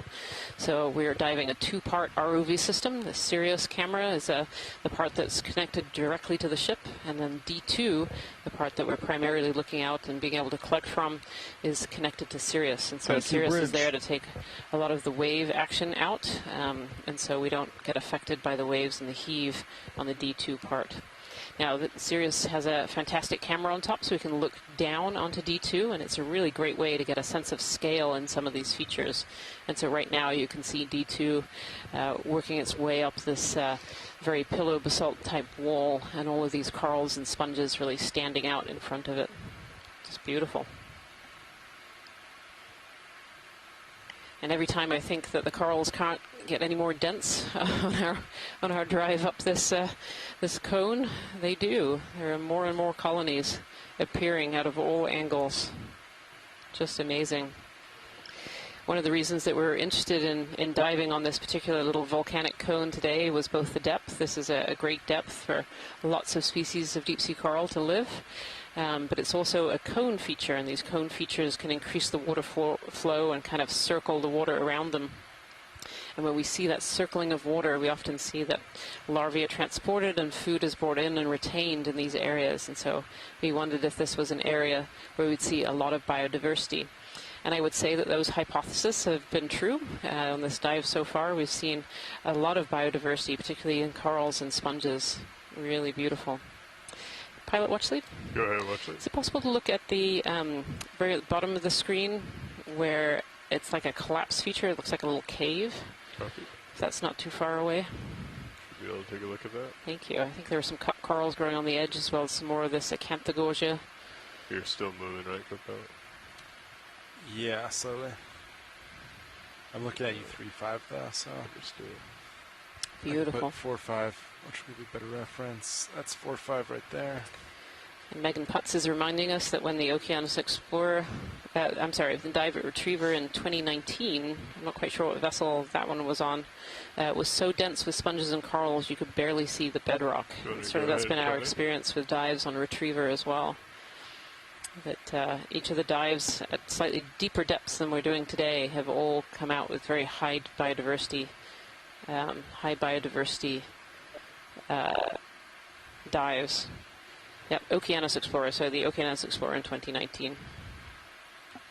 Yes, more. After this zoom, sorry, if we could look to the right, I saw what looked like a whip, but very different, not a bamboo whip, and I'm just wondering if it's a crinoid without the head, or if it's a primnoid whip. Okay, yeah, we can take a look. Little squat lobster stuck in the crack here. This almost brain-like sponge. Coming on this whip over here on the right, I believe that's what he's talking about. I think this is a bear stalk, Scott. I think it's of a crinoid. It looks like the stalk of a crinoid. Thank you so much, pilot. That's great. Copy. Right, pilot's clear. This. Drifting. Yep. Yeah, Acanthogorgia and Acanella here. Actually, it would be great, pilot watch lead. Go ahead. Can we zoom in on the base of this Acanella? It's dead center right now. Sure. The base, I just think, has a really beautiful holdfast that I caught as we went by. Go ahead, video. These Okeanos have very interesting holdfasts. They have almost drippy, like root system, and they can live in sediments, but also on rocks. And this is just a great example of that. You can really see those roots having calcified onto the rock here. We have this bottlebrush coral, Okeanos. Yeah, current gets right on me here. Try to get a feel for it.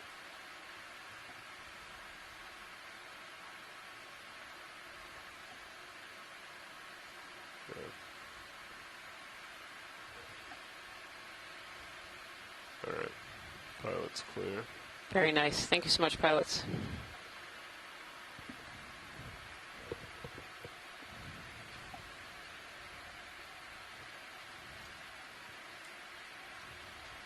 Camera 60 right there for reference. Push it forward.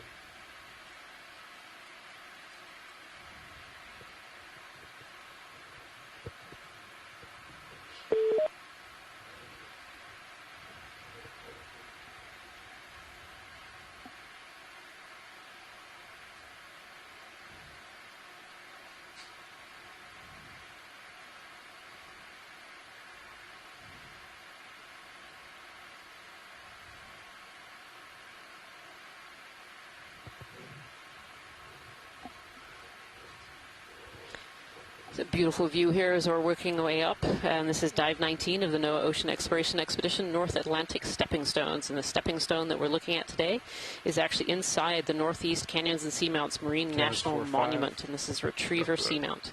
And this is the shallowest dive done so far on Retriever, and we're certainly seeing a repeat of what a lot of the other dives on Retriever have seen, and these are high-density coral and sponge communities, and we've certainly seen that today. It's been just a wonderful dive so far.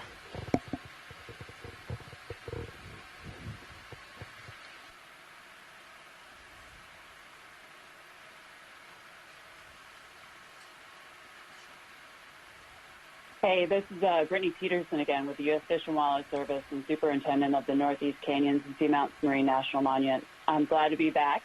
It really has been an amazing dive and allowing us to kind of explore the creatures that are on Retriever and setting us up for having a better understanding of how to best manage this amazing place and the biodiversity that survives here, thrives here, and everything that moves on through. I'm very excited to have you all exploring and investigating in this amazing, wonderful monument.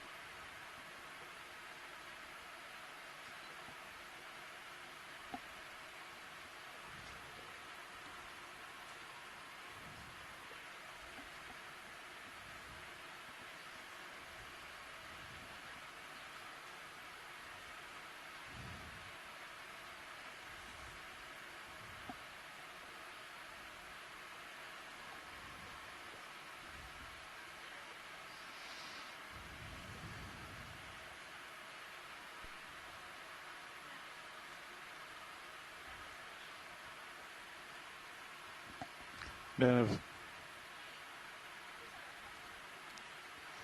1924.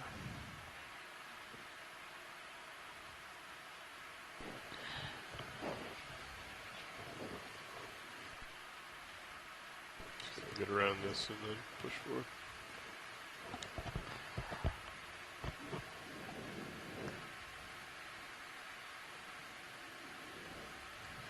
This is incredible. Look at all these corals.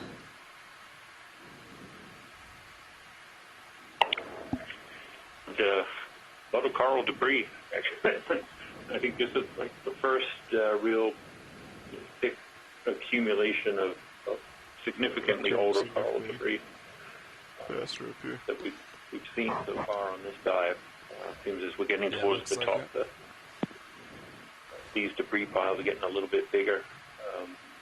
But the morphology here, the shape of the seamount as we go up is just really interesting. These caves are getting more, we're seeing more and more of these little caves or collapse features, whether they're collapsed pillows or collapsed low bait flows, something. 2.4 knots, 2.4, yes. And these sharper edges where a lot of the rock debris that we have been traversing up seems to be facing a good heading, so this is just having trouble keeping it still. These really kind of sharp, breaks, but very yeah, 4-0 rough. right there. Well, here's a good one where we're seeing really big blocks that have broken off and just kind of tumbled down to. Jason, sorry, could I just interfere for a second? Before we go too far, there's a coral just off the screen to the upper right. If we could have a look after we look at the rocks. Thanks. Which one, Scott? Ahead of you. The Iridogorgia? Well, it's behind the Iridogorgia, and it looks like a flat radar dish from this angle, and I just want to be certain that it isn't a Metallogorgia. It might be, we're looking head-on into a Metallogorgia, so if you can see that, no need to go over. Go ahead, watch too. I think maybe that is what's going on. It's waving a bunch. Okay, thank you. We don't need to look at that any further. I'll have lasers on if you want to steer me towards it. Lasers are on now.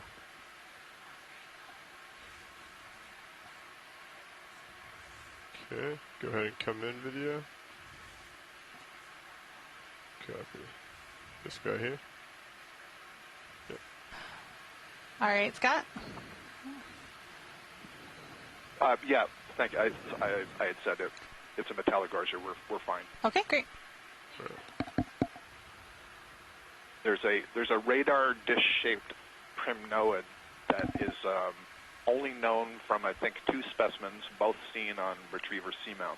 And so I've been trying to keep my eye out for that today. That's really cool. It's always really interesting when something is so endemic in one little local area. And a pretty exciting thing to learn about that the Seamount hosts some that are like that. Absolutely. So one of the things that I'm really excited about that I'm seeing, everyone talk about the rich diversity and the abundance that we're seeing. We had this hypothesis. One of the reasons that we wanted to explore this part of the seamount and this particular pinnacle feature is we predicted that it would be a really good place for suspension feeding organisms, and we thought the closer we got to the top, the more dense it would be, and this is what we're seeing. And so, credit to the Okeanos Explorer program. It's given us the opportunity to see more and more seamounts and more bottom communities that allow us to make these predictions. And so then when we come down here and we see that that's borne out, it's going to allow us to tie into what we see in all the mapping that's done and make predictions from those maps and the ancillary data like temperature and oxygen and so on. So terrific dive today. Nice big heave there. Yep. Thanks, Scott. I definitely think if your hypothesis was that this would be a great place for filter feeders like corals and sponges, I think that has been proven correct. This has been a fantastic site. Yeah. Should line up well. Once Sirius is there, it is a good heading, I think. Yeah, it's 235 now. Yep. There's coral covering pretty much everything you see in our field of view right now. Yeah. Bridge ROV There's also nav. a couple in the center there, those sort of pinkish colonies. I'd like to request to move range 15 meters, bearing 235 degrees, speed decimal 2 knots. Frequently today, and these are really quite large colonies. So it's also impressive to see not just the abundance and the diversity, but the size. It tells us that things are doing quite well here and have been doing well for a long period of time. Yeah, that's always exciting when you see the really large colonies like we saw a little bit earlier today too. But one of the things that makes me really excited when we go to sites, you actually see the small corals showing that they're actively continuing to recruit and that they're growing. The community as a whole is growing, and you see a bunch of different sized organisms from super small and young and juvenile all the way up to those really, really large colonies. It shows you just how healthy of a community this is. Absolutely. It's so critical to the healthy community and the longevity of that community.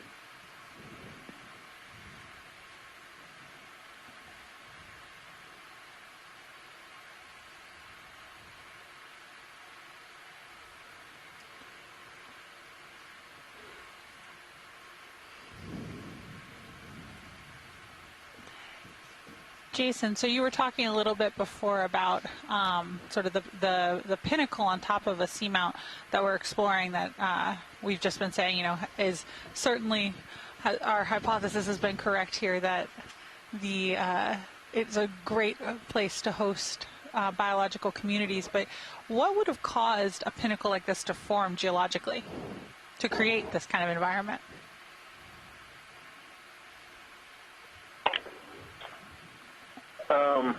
There's a number of potential, mechanisms. We could go with, the constructional type mechanism, which is volcanism. Obviously, these are seamounts. These are volcanic products, and we can certainly, generate features on the summit like this. Usually at the very end of some eruptive period for the seamount, would be very late stage, and right at the end of the constructional kind of period. The other option is that it's formed by later erosion and destruction, essentially, of the seamount as it continues its journey across the seafloors as the plates move and moves away from the hotspot. It starts to be eroded and fall apart, just as a natural process. And in that case, it could be that there was a carbonate cap on top, and that was eroded into these forms, or a volcanic top to it was eroded. There's a number of potential mechanisms for doing that. Right, watch too. I think from the morphology we see on. Yeah, I'm just flying around, so if you see anything in particular, let me know. Is really great. Okay. It looks like they are, sort of late stage volcanic features. Thank you, Bridge. What is this? Others would argue and could argue. I could probably argue that the bathymetry says it's erosional, but I think, putting the ROV down, we're seeing these pillow basalt, these pillow lava morphologies, these broken open type features.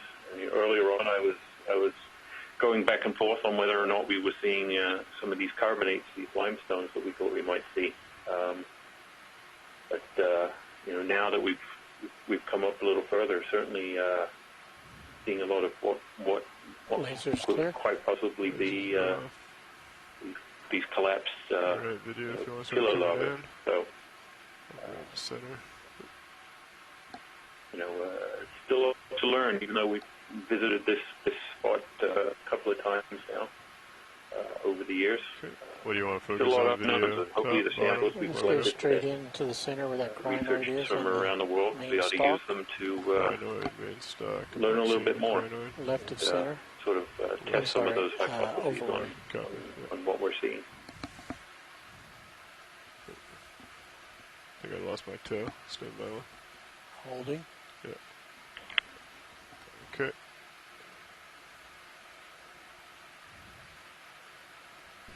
Slight tilt down. Coming down. Holding there. Do you want more? Yep. Coming down. Continuous. So you've got quite a few associate organisms here on this bubblegum coral. You have a brittle star, which you can just see kind of wrapping its arm around the stalk here. And then you also have a couple sea spiders and a brittle star in the background. Potentially two different types of brittle stars. This is pretty cool. This is a pretty thick. Go ahead, Scott. Sorry, no, go ahead. I was just going to say there are a couple of species of different ophiuroids on this Paragorgia bubblegum coral. One of them that we very commonly see, the one we're seeing now, the snake star, I think it's Astroschema is the genus. But then we did see one a little bit before that had very spiky arms. Continue up. those ones aren't quite as common on the bubblegum corals. Might be Astronix, or not Astronix, Ophiopleomthaca, something like that. This is a very large colony. Must be quite old. Pulling out slow. All the polyps are withdrawn, though. You can see the lumps. You can see how it gets the name bubblegum coral, look like water bubblegum. But the tentacles are all retracted. Down at the base. Plenty of time. Coming down.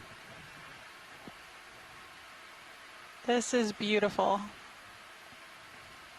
The pilots are going to get lasers on it in just a second, but you can just see how big and thick these branches are. How quickly do bubblegum corals grow? So I'm not sure, because of the nature of the construction of the skeleton, I don't know that anybody has attempted to age it in that way. Still one full screen without but the lasers? I have in the back of my mind, and I'm not sure exactly how they did this, but ages of something on the order of 300, 350 years for a very large Geological colony. Bottom of the screen. But again, I don't remember the specific paper I read and how they did that aging. Hold there. Hold it.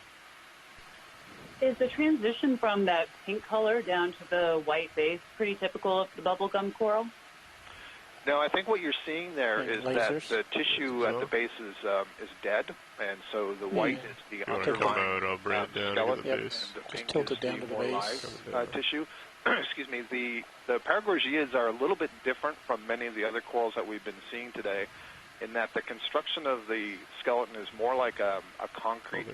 And so the sclerites, these are the microskeletal elements that are made of calcite, get embedded with tissue and all kind of cemented together. And so there is some tissue actually in that skeleton. That's not just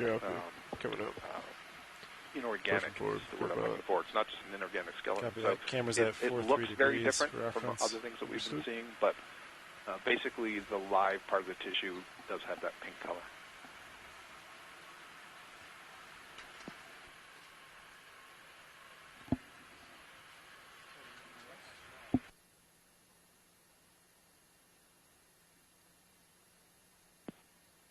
And Les Watling, I guess I wasn't paying attention. Les Watling just pointed out that coral I've been searching for, Candidella imbricata, there was a colony right there at the base, and it's the one I think that has all of the brittle stars aligned along the top of the colony, which is a very common observation for that Primnoidae coral.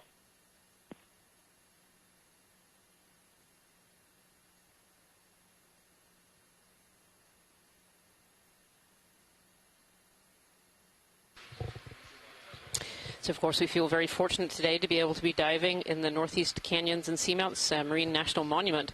And I think we have Brittany Peterson on the line, who is the superintendent. And I'm wondering, Brittany, whether you can give us an overview of the Marine National Monument and what that means for areas like this of deep-sea corals.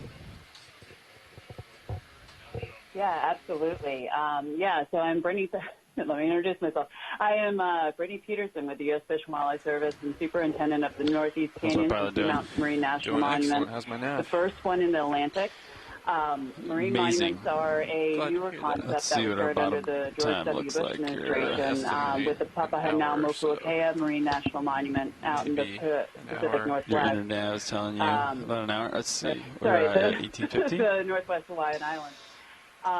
But by putting these places aside, especially with the 4 seamounts within the Seamount unit up in Northeast Canyons and Seamounts Marine National Monument, as well as the Canyon unit, this is helping to preserve this type of habitat and ecosystem so that researchers such as the folks on this call and in the field can continue to study this mysterious place that we know is abundant with life, nutrition, and everything else that can really produce in this underwater an exciting dive from what I understand. Rich environment, but allows us to better understand what happens over time.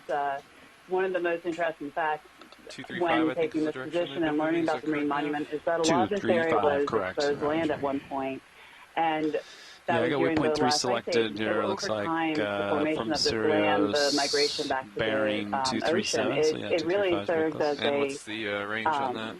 A path forward for us understanding as things begin to so change Sirius to the what top of our the hill environment is might look like one day, or maybe meters. not. Okay, so we got a little room to but run. yeah, so this place is just one of the other amazing things is it's right off the coast of Cape Cod and New York and all the places that we typically think of as bustling metropolis. And it stopped 130 miles, so pretty much the 8 length minutes ago, crossing through Massachusetts. On I-95, you can be out here via boat in the Marine Monument and experiencing not only the biodiversity that we see under the water, but the biodiversity that exists on top of the water. Yeah, when I landed, it was quite a bit of current. Is there still a lot up here? Monument because of the abundance of fish and prey species, or the marine mammals that congregate here because of that's why all these animals love it here. There really is a unique location and a unique space right in our Atlantic backyard. Yeah, thank you, Brittany. It's one of the things that I really enjoy about this, too, is that this marine monument is not just the surface waters where we see the enigmatic whales and turtles and the puffins, although those are amazing, but also all the way down to the seafloor, and we see all these deep-sea ecosystems that are being preserved as well. And just to give it a sense of scale, you know, the Marine National Monument, I'm told, is about the size of Connecticut. And so this is a relatively large area in the Atlantic coastline here that's been protected. So it's just amazing to be able to dive there today. Thank you so much. Yeah, and great reference. That is a great visual reminder. Yes, it's about the same size as Connecticut, which is just incredible to think about. It is. It definitely is. You know, and it's amazing to come down and explore too. There are 4 seamounts within the monument, and these 4 seamounts, although they have been visited several times, are still what we consider to be really underexplored. You know, we still are seeing areas like the one today that we have never visited before, and we're seeing for the very first time. So beautiful. So for those of you just joining us, we're on Dive 19 of the NOAA Ocean Exploration Expedition, North Atlantic Stepping Stones. And as we were just talking about, the stepping stone we're looking at today is Retriever Seamount within the Northeast Canyons and Seamounts Marine and National Monument. And it's just been an amazing dive so far. So we are currently at 1,848 meters, not too far away from the tip of this pinnacle on the northern side of Retriever. We started today's dive at 1,940 meters. Awesome. And we so far have just seen an amazing array of deep-sea corals and sponges and other fauna as well on this pinnacle in Retriever. And so we've been incredibly fortunate to be able to study this and explore this area today.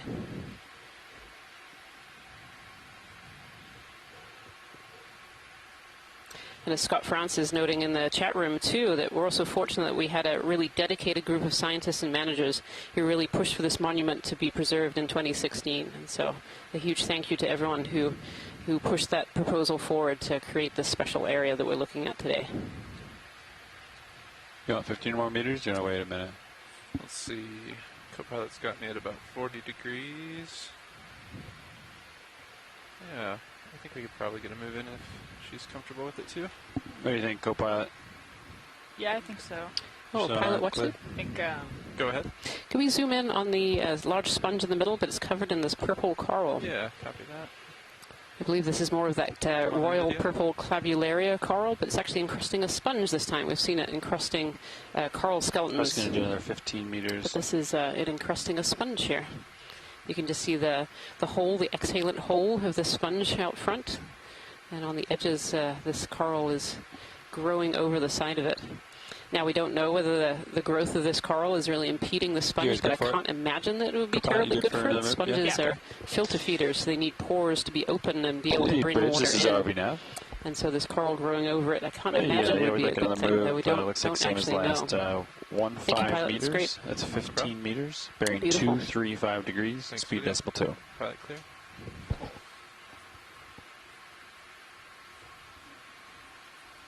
It's a good copy.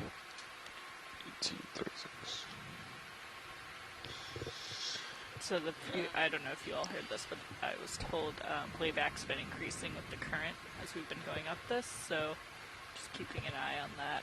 Yeah, it sounds like It's interesting, Jason, we've kind of come up on this area a little bit further up, and now we're seeing a bit more sediment in between these kind of plates and even some sediment waves here. Yeah, again, pointing to that, you know, the influence of the currents and you know, the oceanographic processes, even kind of right up towards the tip of one of these pinnacles. There are still opportunities for the sediment that is primarily being drawn out of, you know, the water column, the shells and pests and other things of the marine organisms that live in, and when they die, they fall out and they start to accumulate on the seafloor. Even in an area that there isn't a lot of room for that accumulation to occur, we're still seeing that. And, you know, there is this constant process of moving the material from the tops of the seamounts to the bottom. Sometimes it takes a really long time. Sometimes the sediment never even makes it to the bottom. You know, so we're really seeing you know, this continued mix of deposition and reworking of the sediment, and the current moves, resuspends sometimes some of the sediment, and go ahead, Watchley. It can be trapped in various ways. So still an interesting amount of this gravel material as well, and whether that is all you know, this current here. material that's coming from the seamount, or that are being dropped from, you know, icebergs as they melt as they go along, these ice-rafted debris or drop stones. That is all possible as well. We're getting quite shallow, so there isn't much more seamount above us. So, you know, at some point we'll only be seeing stuff that's coming from above, and that's the water column. So this is a really interesting interaction here. We have an urchin that's been climbing up this tall bamboo whip coral, and you can see below the urchin it's all what we call denuded, so all of the living material has been stripped off of it, and up above it the bamboo is still alive. And so the suspicion is this urchin started at the bottom and has been munching its way up the top of this this bamboo coral. These urchins are predators of these corals. Yeah, this is a really interesting observation, Rian. I'm kind of shocked, actually. I wasn't convinced that the Okeanos were feeding on some of these bamboos that we've seen them on, but boy, this sure looks like what's been going on. I think this urchin has been caught red-handed, in fact. Yeah. Yeah. Yeah, this urchin definitely seems to have red Aristotle's lantern. Yep. It's been munching its way up. So these urchins have their mouth parts are called Aristotle's lantern. It's a series of 5 really hard teeth that are in the very center of these urchins, and that's what they use to feed on, to feed. And so this urchin has been using its Aristotle's lantern, and you can see the polyps very close to it are all retracted, and further up they're a little bit more out, and you can see those sharp spines. So this urchin must be able to get around those sharp spines. It doesn't seem to affect it whatsoever. Beautiful. I was going to say that does not appear to be much of a defensive mechanism from what I'm seeing here. Not for these urchins, for sure, for sure. And of course, big question by Ken Sulak here is how long has it taken for this to happen? And the reality is we really have no idea how long this urchin has been here or how long it's taken to feed. It's really just beautiful. If we could zoom to the very bottom of this colony, and then we can be done, pilot. Thank you. Roger that. You can see these beautiful nodes. These nodes are what give the bamboo coral its name. So the white parts are calcium carbonate skeleton, and the black are this proteinaceous, what we call nodes. Thank you, Bridge. There it is, curly-whirly, all the way down to the bottom. Oh, and up again. Trying to throw me for a loop here. Yeah. It's like one of those puzzles, those rings where you can't touch it, otherwise it goes buzz. Oh, a little double node there. Very interesting nodes. And not much in the way of biofouling, which suggests that maybe this hasn't been denuded all that long ago. I guess the very base there is a little bit biofouled. But yeah, Oh, and a sponge in the way of the base. That's an interesting... If we need to get a clear image. So that's an interesting observation, Rhian, about the biofouling. But the other interpretation of that is that it was biofouled but was cleared off by the urchin. That's true. Yes, that could be potential. Maybe the urchin isn't eating the bamboo coral itself. Maybe it's eating things that were biofouled on it and has done it fast enough that nothing has grown in behind it. You know, these are the kind of observations that really can only be done by things like long-term cameras. And so, you know, as a scientist, I would come down and put a camera on the seafloor watching this urchin and taking time-lapse video, time-lapse images over very long periods of time. And, you know, we have seen downed coral colonies with urchins on them before. And come back a year later, and those urchins are still there feeding on that coral colony. So these processes definitely take a very long time. It is the sort of thing that we need to do, and I feel like a defense lawyer for this urchin. I keep trying to make it. You do. Moral, but this sure looks like a smoking gun. It does. It does. That's a great interaction to a film. Thanks so much, pilots. No problem. And one of the joys of exploration cruises are not just finding new species or new locations for species, but is also observing some of these interactions that we usually wouldn't get to see. So traditionally in oceanography and marine biology, to sample the deep ocean, we'd have to use things like grabs or trolls or dredges. And so you'd end up with this collection of animals on board the ship to then kind of sort through and figure out species. And while that gave us a really great amount of information about what lived in the deep ocean, it didn't really tell us things like how species were interacted together. By the time they'd come up to the ship, everything would be jumbled together. And so this way, being able to have video and be able to zoom in on some of these interactions, we're really able to see some of these for the very first time. Okay, this has got my antennae up. That's a good copy. I thought it might. This is weird. Go ahead, watch. Sure. Yeah, if you don't mind coming in slow video. Yeah, this looks like a jumbled hot mess, Scott. Yep. Hot mess bamboo. Yep, parts are missing and parts are growing out of all kinds of angles. Going for this big junction here, watch lead. That's great, thank you, pilots. Oh, it's actually, look at that. So there's a junction, there's a fork, but then actually it's this branch is curled around this other branch, and maybe it's rubbed away the tissue. Oh, look at that. Interesting. Hooked itself. I'm telling you, I really believe that these whips that have these forks and root branches, every time well, not every time, but very often, how's that? It looks like there has been something that has interrupted the tissue that then you get some regrowth that leads to these aberrant branching events. You kind of wonder where you see these two pieces of skeleton joined together. So it looks like the polyps have rubbed and they've annoyed each other and they've all rubbed away. And then you wonder if those two pieces of skeleton are going to fuse together. Are they going to calcify together over time? It's really, really interesting. And then that double node is also unusual. You pointed that out on the last one as well. That had a double node like that. Yeah. Really interesting. You know, I've only been studying the bamboo corals for about 25 years now, so clearly that's not enough to know what's going on. You have at least another 25 years left, Scott, apparently. Do we have any interest in looking at the yeah, base watch? Thanks, I hope.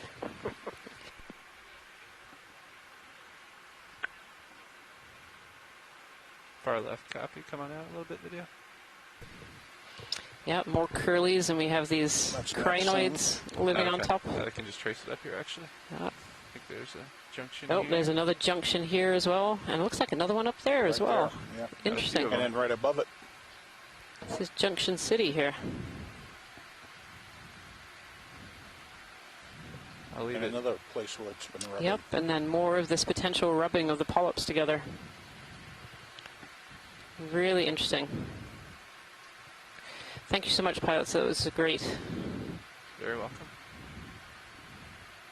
Pilot's clear. Take your time, video. Coming wide. Maybe this is why they don't branch, because when they do, they start rubbing against each other and ripping their tissue off. Right. It certainly seems like that's potentially what's happening here, where those tissues are interacting together. They really don't like it. Yep. looks like we got a little bit more tether now. Swatling says this is a fitting way to end a dive series with a bizarro coral. By what? You can see this one is definitely a bit bizarro, that's for sure. You're saying we don't have tether? No, I'm sorry. Ken Sulak also makes a really interesting observation that something similar happens with mangrove rhizomes. So that would be like aerial roots, I guess, of it can be tough mangroves. on these days. Normally they never branch unless they're bored into by a particular invertebrate. And then branching happens right where the injury has occurred. So that's a really fascinating comparison. That definitely is. Yeah, that's absolutely fascinating. You definitely wonder if that's what's going on here.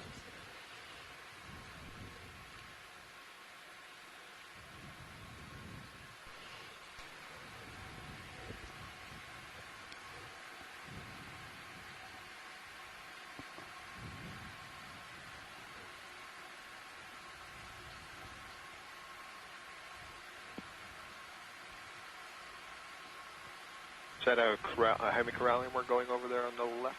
Yes, yep, we just went by that one. Yep. Yep, a large hemicorallium. One of these beautiful long whips.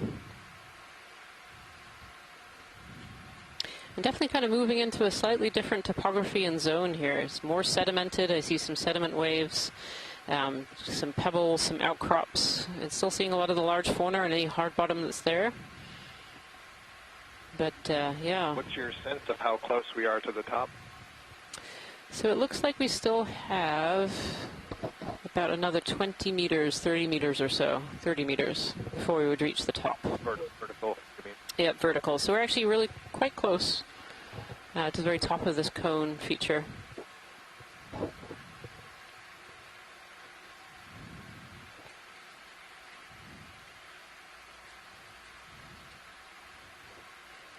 Peter Oster is putting in the chat here his hope for a fish towards the end of this dive too, and I will note that there haven't been a huge amount of fish on this dive, which I know for me was a little bit unexpected. I thought at this depth we would see a bit more in the way of fish fauna.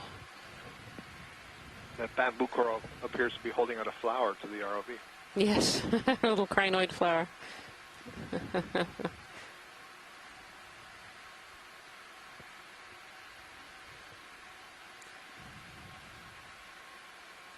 Sandy over here. Yeah, really interesting difference in seafloor morphology here.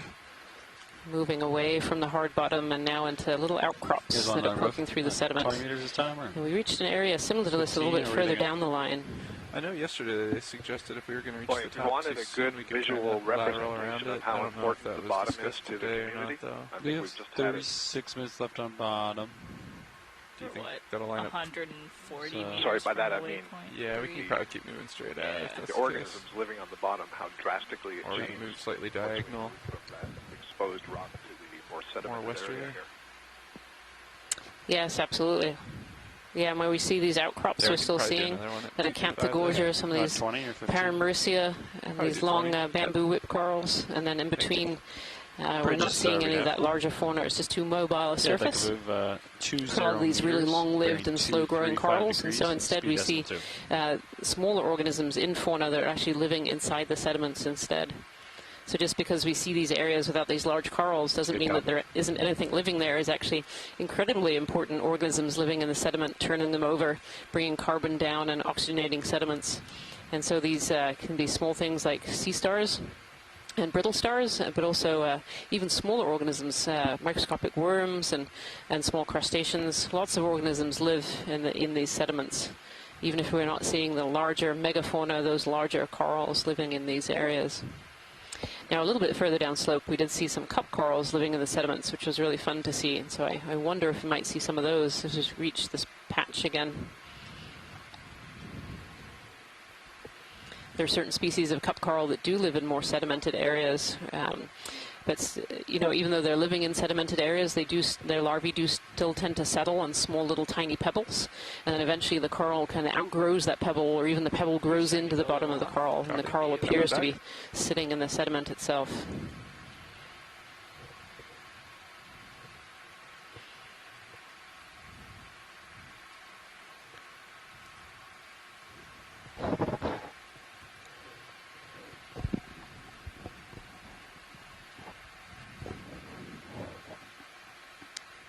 an eye out for some fish. Pilot watch loop. Go ahead, watch loop. Can we zoom in on the white coral? It's just gone off to the right there. Sure. Thank you. Coming into center. Or sponge. Could be a sponge. Copy that. Rian, to follow up, I'll note earlier we were also down. seeing some sea pens in the sediment, and I haven't been seeing those up here as well. That's right. That's indeed. Latter half of the dive. Yep, indeed. We were seeing a bunch of sea pens. Yep. Oh, it's a little tiny corallium. Thank you so much, pilot. That's great. No problem. Yep. Beautiful. Crab friend.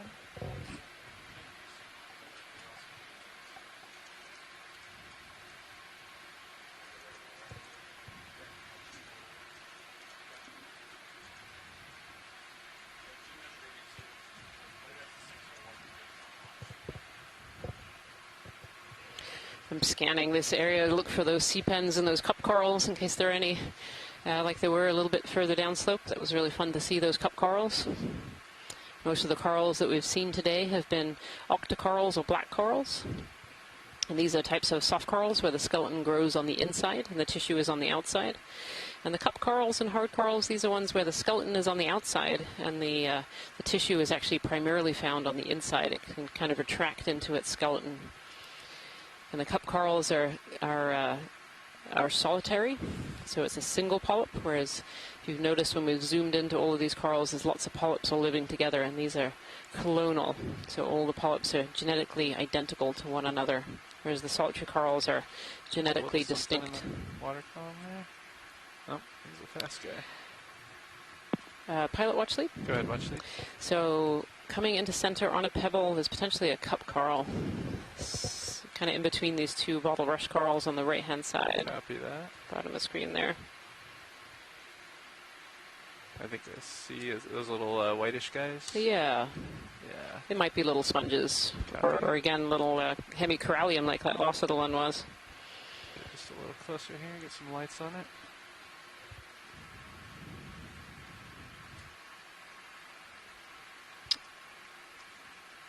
Yeah, I don't think those are cup corals. It's something else. Can we zoom in video?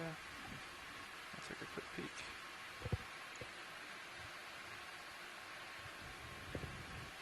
Interesting little organization of species. Actually, it was a cup coral. It's just an old one that has died and left its skeleton behind. Oh, you can see some beautiful polychaetes in there and some sponges. And this little tiny colony, probably an Acanthogorgia. Go ahead, Bridge. Brittle stars. That's a really good. That's perfect, pilot. Thank you. That's a really great representation of just how much is on this Chris is going to look at the kind of wire surface right now and see how we're looking. that is just very small, and we have to zoom right in to be able to see.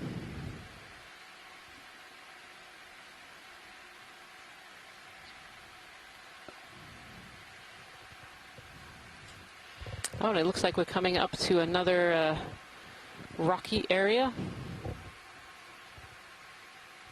If you go to your live stream number 3 and look in the bottom right-hand box, you can see a little screen called the Blue View, and this is a forward-looking sonar that the pilots are using to have a look and see what's coming up ahead.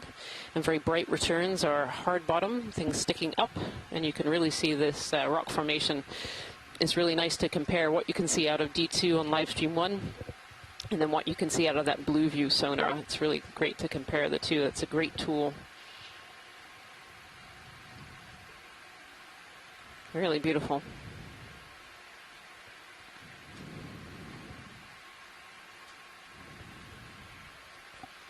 Is that ship move complete now? Yeah, it's just completed. Roger that. Looks like Cirrus starting to swing. Lay back, 75. Copy. Can we go for a snap zoom on this object in the center here? That's a sponge. Yes, this is one of these polymastia sponges. I'm actually really interested what is above it to the left. Copy that. We can get eyes on it. Yeah, this polymastia sponge is one of my favorites. These are little sponges that look almost like little hedgehogs. Oh, it might be a juvenile one potentially. Look at that. I don't think I've ever seen a small one. But it certainly has the same kind of morphology on these long tendrils, these long almost tentacles sticking out. Really interesting. Ah, beautiful. Yeah, if we could zoom out slowly from this edge, because I think there's just a lot of things growing on this edge. I see some clavularia, the bright purple encrusting coral. I see, of course, the acanthogorgia that's been so abundant. I see some cup corals. I think they're all dead. I don't see any live cup corals here, but relatively recently dead. They're very white as opposed to the really black, dark encrusting ones. Oh, no, there is a live one left hand of the screen underneath that bramble bamboo. Go ahead and take it video. Beautiful. Oh, what a great view.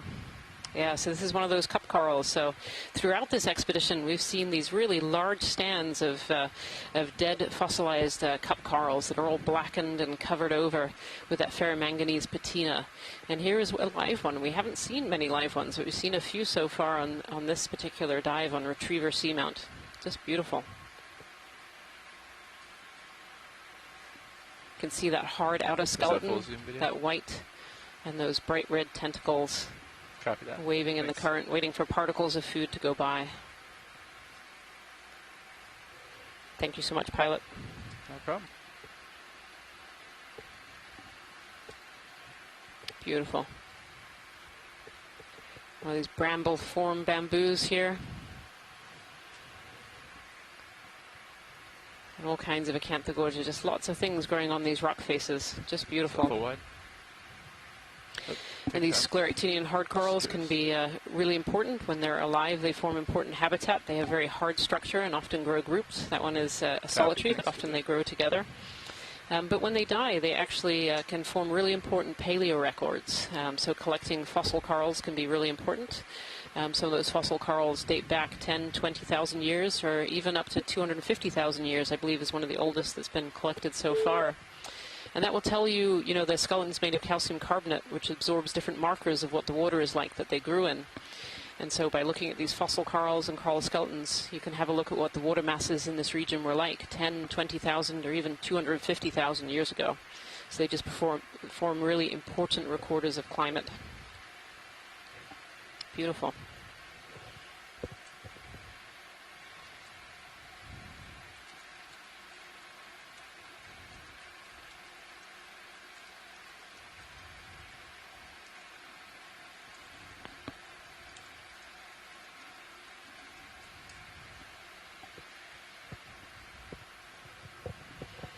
Really beautiful view in front of us here. We have the hemicorallium, we have Acanella bottle brushes, and beautiful barrel sponges. Lots of those ophiuroids along the rocks. And they've been pretty abundant throughout this dive. And wow, just look at the number of brittle stars on this hemicorallium here, absolutely covering it. Really beautiful.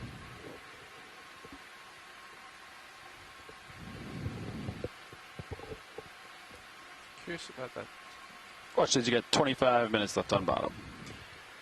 Thank you, Nev. Can we go for just a quick zoom on the center there video? Curious about that guy over there.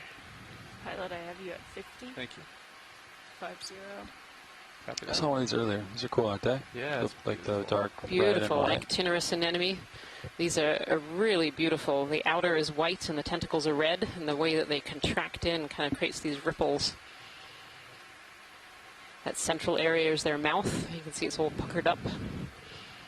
And those tentacles, these are cnidarians, and so the tentacles have something called cnidae, or nematocysts. These are cells that have specialized barbs inside them that when something goes by, those barbs shoot really, really quickly and they become sticky. And so this way they capture prey and bring it in. If you've ever been to a touch tank in an aquarium and you've reached out and touched the anemones and they kind of stick to your finger, they don't really hurt, they just stick. But those are those nematocysts, actually, those little barbs going into your finger to make the tentacles stick to them. They're just beautiful. Great shot, pilot. Thank you. Copy that. Pilot's clear.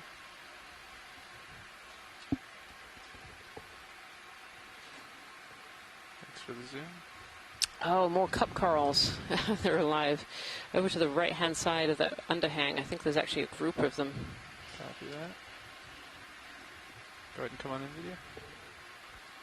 If you're at 56, I don't know if we want to move back. I don't know if I'm... Absolutely beautiful. 1, 2, 3, 4.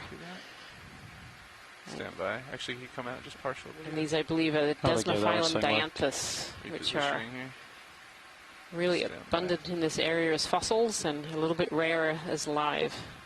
Just beautiful. So have a hotter return to my starboard I think side. there may be a black coral whip just above and to the right of the cup corals. Yeah, a really thin one. Very narrow, thin Just whip. a little bit better. Yep. You can come on in, video. Let's try to get the cup corals again.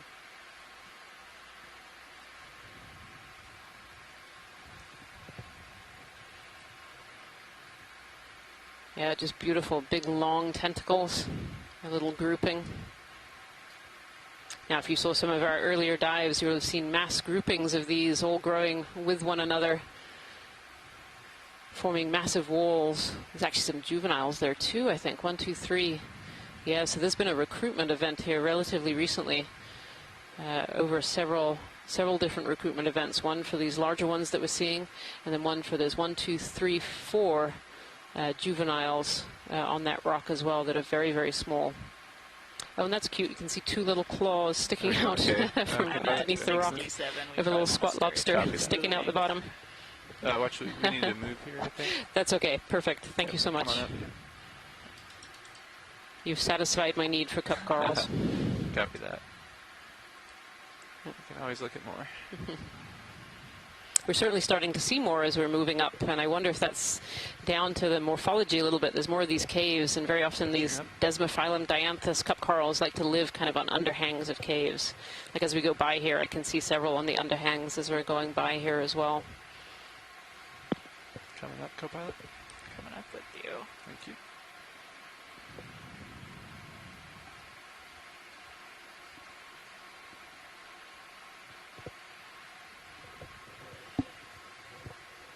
Another one of these beautiful hemicoralliums covered in these brittle stars. And these brittle stars are suspension feeders, so they like to be up into the water column, and they'll be stretching, often seen stretching out their arms in kind of a fishing position, collecting particles and collecting prey items from the water. And so being up on these corals is a way to get them up into the water column. Oh, here's some rope, some anthropogenic rope there on the seafloor.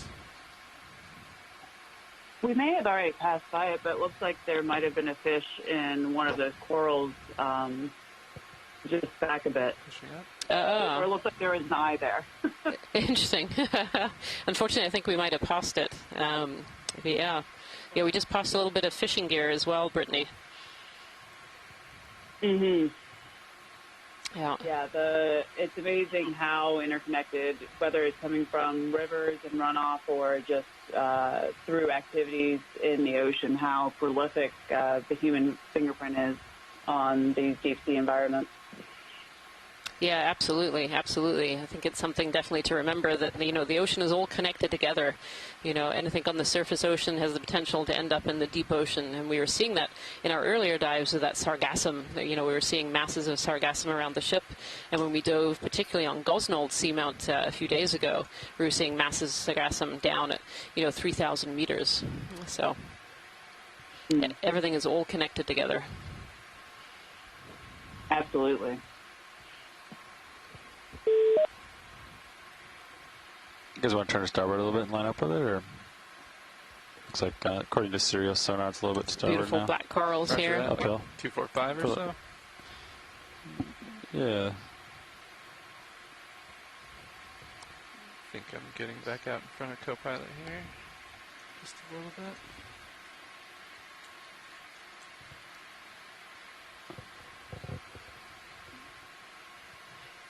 How are we looking, co-pilot? You're at 50 now. Just beautiful, these rocks.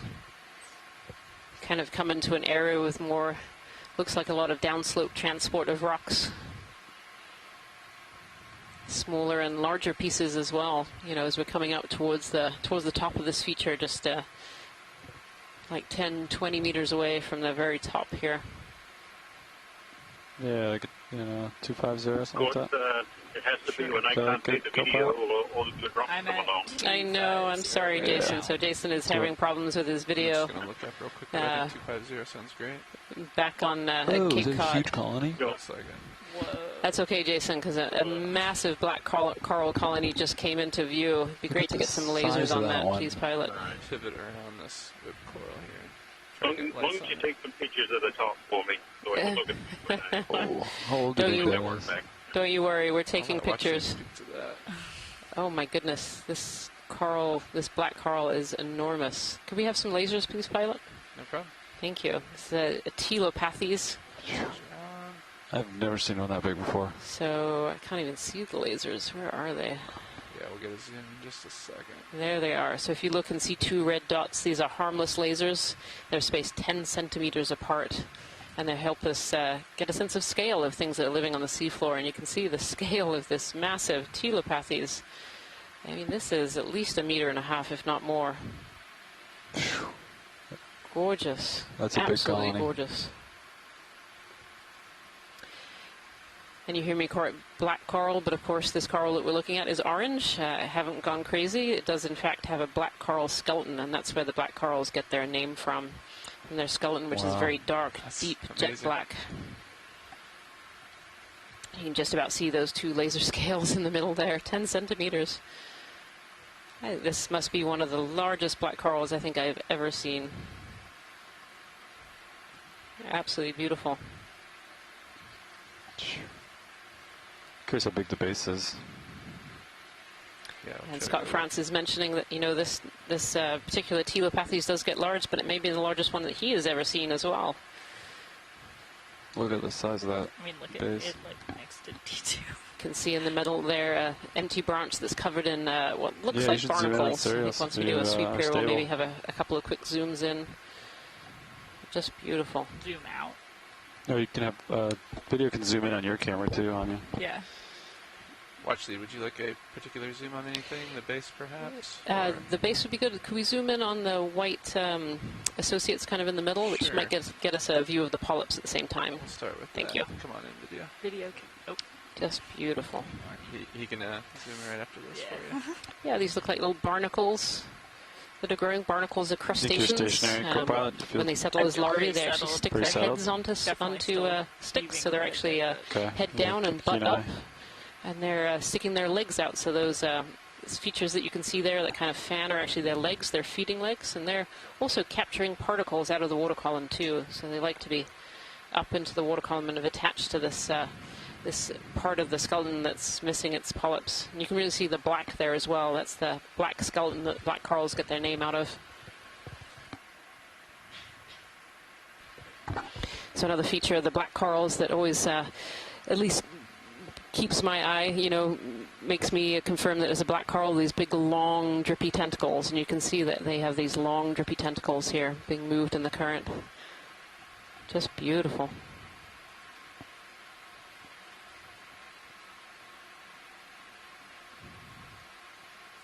That's fantastic. Thank you, pilot. It'd be great to look at the base. A little bit of heave on Sirius today. Might get sick if I watch that too much. Ooh. Trying to adjust with the tilt. Can we come on out, video? I'm going to acquire the base and we'll go for a zoom. We're still partial, all right? Oh my goodness. I think you're very close. My auto's drifted in a little bit, so back up just a little bit. Look at the size. If you look at live stream number 2 right now, you can see that we've crept in close to get a really good view of this this amazing black coral, this telopathes that we're looking at. Super clear. Yep. The nips and the rails, so I'm going to scoot over just a little more here. Oh, Scott France with a nice fun fact here. This species was described in 2013, and one of the paratype specimens, so one of the specimens that was used to identify, to describe the species, actually came from Retriever Seamount at a deeper depth. This will hopefully give a good view on it. And it'd be good to get those lasers on the base if we can. Yeah, roger that. Oh, a great view out of Sirius right now. If you look on live stream number 2, right, just how large this coral is compared to the 11-foot high D2. Going for the base. Look at that base. It's really stretched out and swept all over this this rock here, and even taken over a part of another coral colony that's grown on it down below. Beautiful.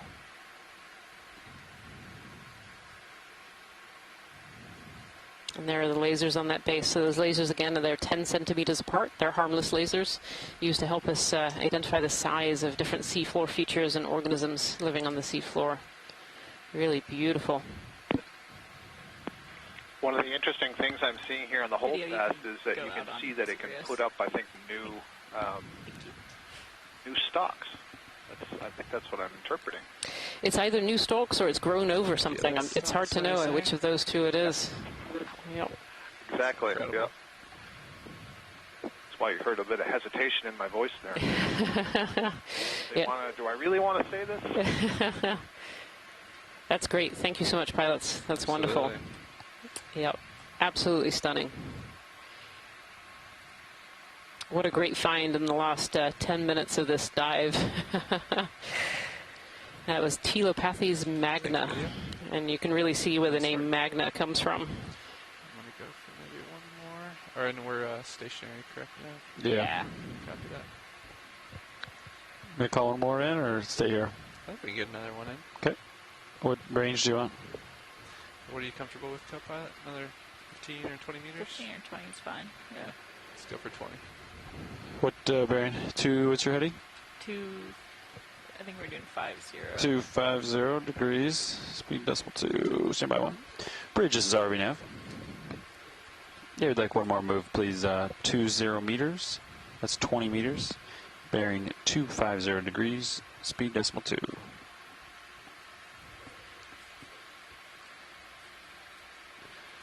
That's a good copy. So these black corals, like other deep-sea corals, grow very, very slowly. So unlike corals in the upper ocean, they don't have zooxanthellae. They don't have a photosynthetic algae that lives in their cells. Up in the upper ocean, those symbionts can photosynthesize and give the corals lots of energy to make them grow really fast. They grow in the tens of centimeters, if not larger, per year. But down here in the deep sea, they don't have that photosynthetic algae, so these corals grow very, very slowly in the region of just millimeters per year. And so put that in context of the coral that we've just been looking at that's well over 1.5 meters high. And that's just an amazing amount of growth. That colony is easily a few hundred years old. Just beautiful.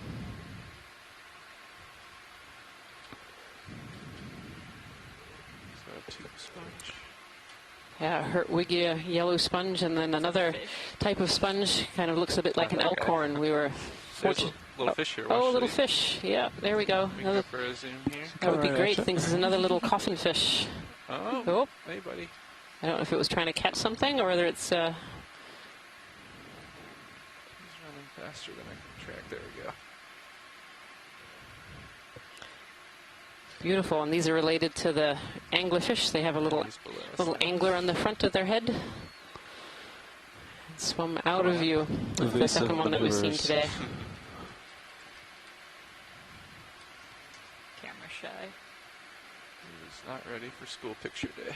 No, I was not interested in having his photo taken. That was a bad school of fish joke. Oh, God.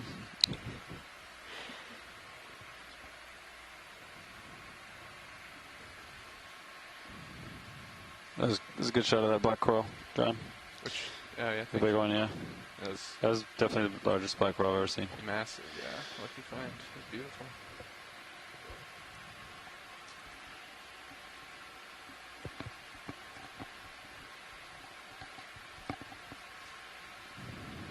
Minutes. Copy. Thank you, Nav. It's a nice little geology formation here. This is an interesting little, or large I should say, looks like a kind of lava flow, pillow lavas that have come down and then broken off towards the base here. You see the corals lining the edges of this cave. It's very often where we see a lot of corals and sponges, that those edges form nice areas where they get enough water flow to keep away sediments and enough water flow to bring in food and nutrients to those areas.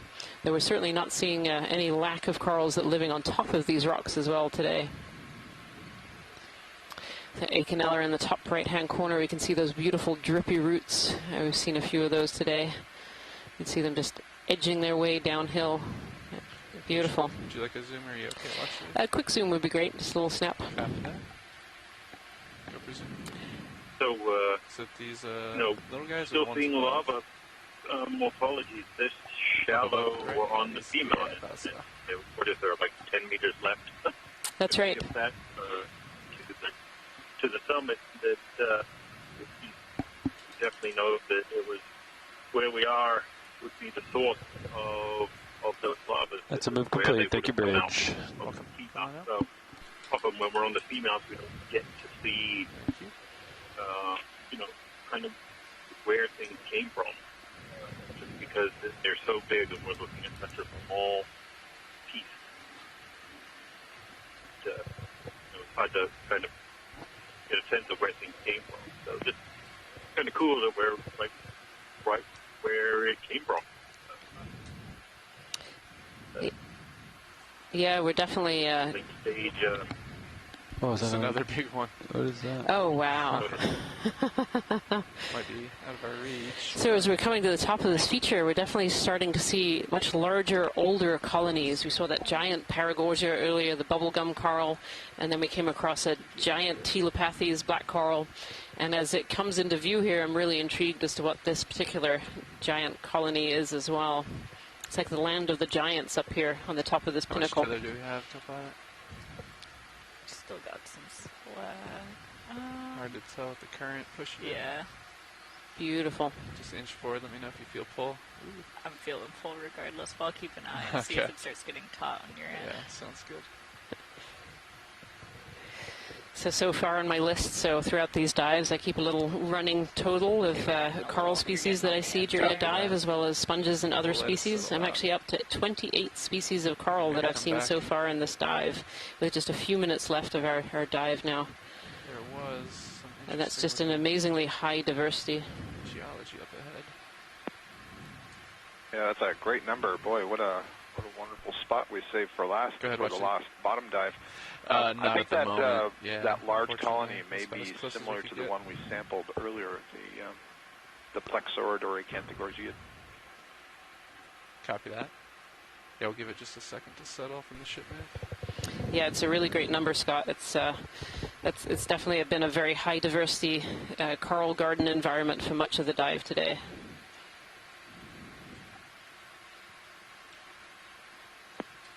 A fork to send me off? Maybe. Maybe. Okay. Might try to make one last push for that big coral. 6 minutes. Yep, that is.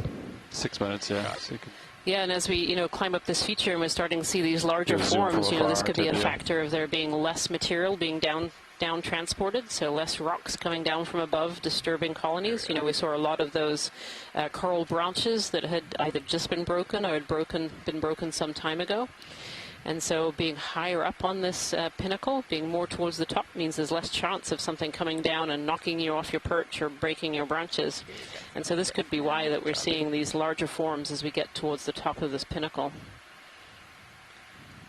Attempt number 2 here, watch lead. Perfect, thank you, pilot. I don't know if you'll be able to get a full try and have a look at this next giant and see what this species might be. Come on in, video. Oh, and the sea star. Be about as far as we can get right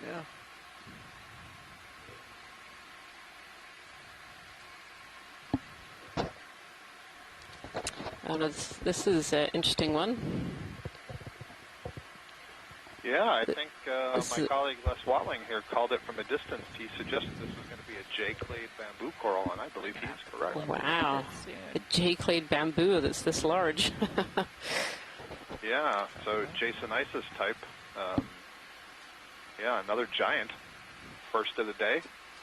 Fantastic. Up your list there, Ian. Yeah, definitely. 29. And I don't think I've ever seen a Jasonisis quite as large as this one. It would be interesting if we can possibly get some lasers on there as we back out. Roger. Are you repeating yourself now? Am I repeating myself? Said that about a black coral.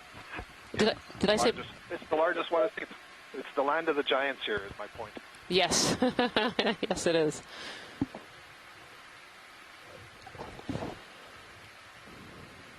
So those lasers there, they're 10 centimeters apart, so you can see the scale of this bamboo coral. That's got to be at least 2 meters high. My goodness. I think we can just about see this coral in Sirius as well, if you go to live stream number 2. Really gorgeous. Pivot a little just so. Copy that. View and Yeah, I'm coral. going to swing around this to give you a little more tether slack.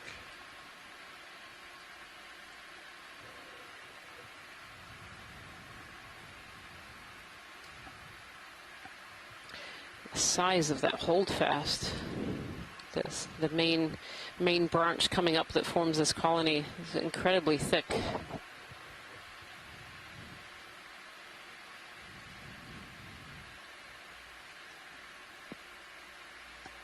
So everyone at home can play the game as we move around here and look. Got 3 minutes. Roger that. Where So what's after this happening shot, at the you branch can points. back up the Okeanos and come up. Or are they coming from the white part of the skeleton? You know, it's very hard to even see nodes on this one, Scott. Good way to It's end the so dive. well calcified on those thick branches. Absolutely, but I'm pretty sure I saw one on the Is this a good first zoom distance in. video? Not at a branch, I just mean So a you node. got plenty of zoom.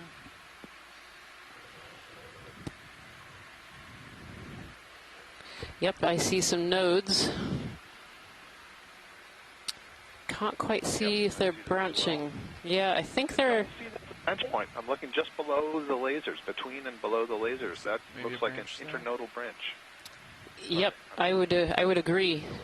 I would totally agree. Internodal. The nodes are after the branching. Yep. Oh, cool. So this is probably then declade. Take back to J-clade. It's a declade, possibly keratoisis of some kind. Magnificently large colony. Okay, if I start still, An amazingly large colony of keratoisis. Beautiful. Concur. And such skinny little nodes for such a large bamboo. Let me go for a quick look at the base. Well, actually, this is going to be our last view of the dive. We're going to start packing up and head it up in the next minute or 2. Yep.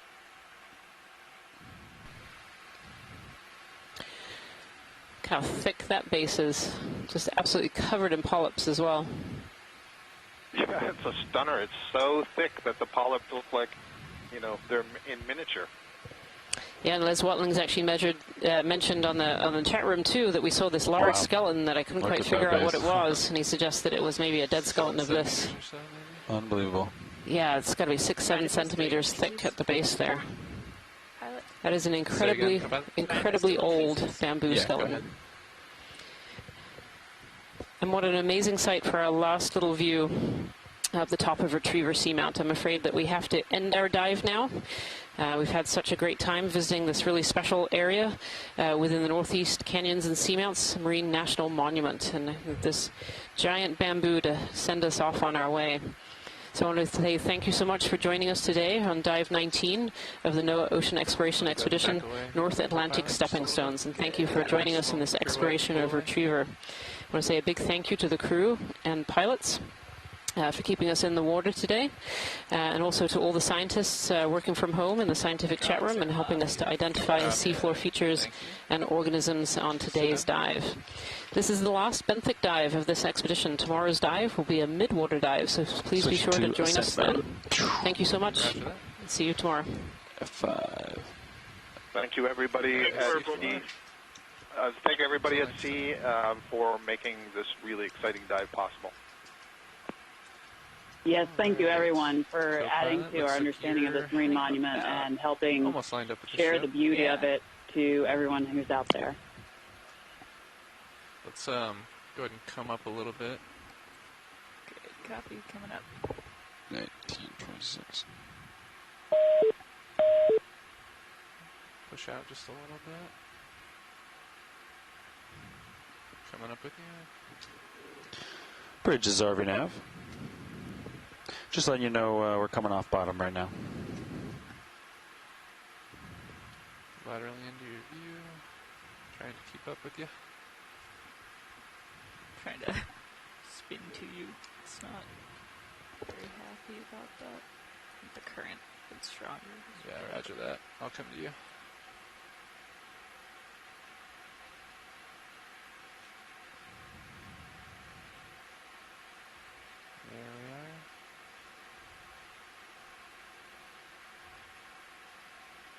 your video.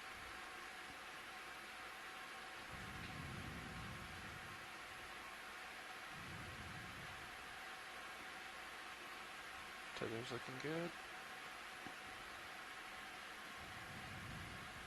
Let's get just a little higher off the bottom here, and then we can line up.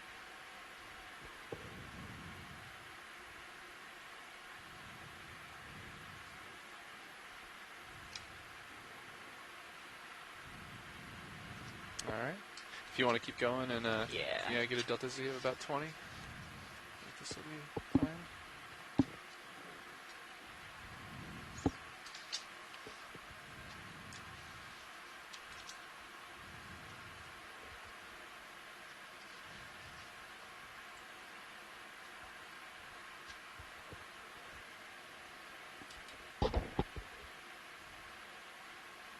It's looking good, Copilot. Alright, it's about 20. I'm going to slowly start backing. Just keep me in your view.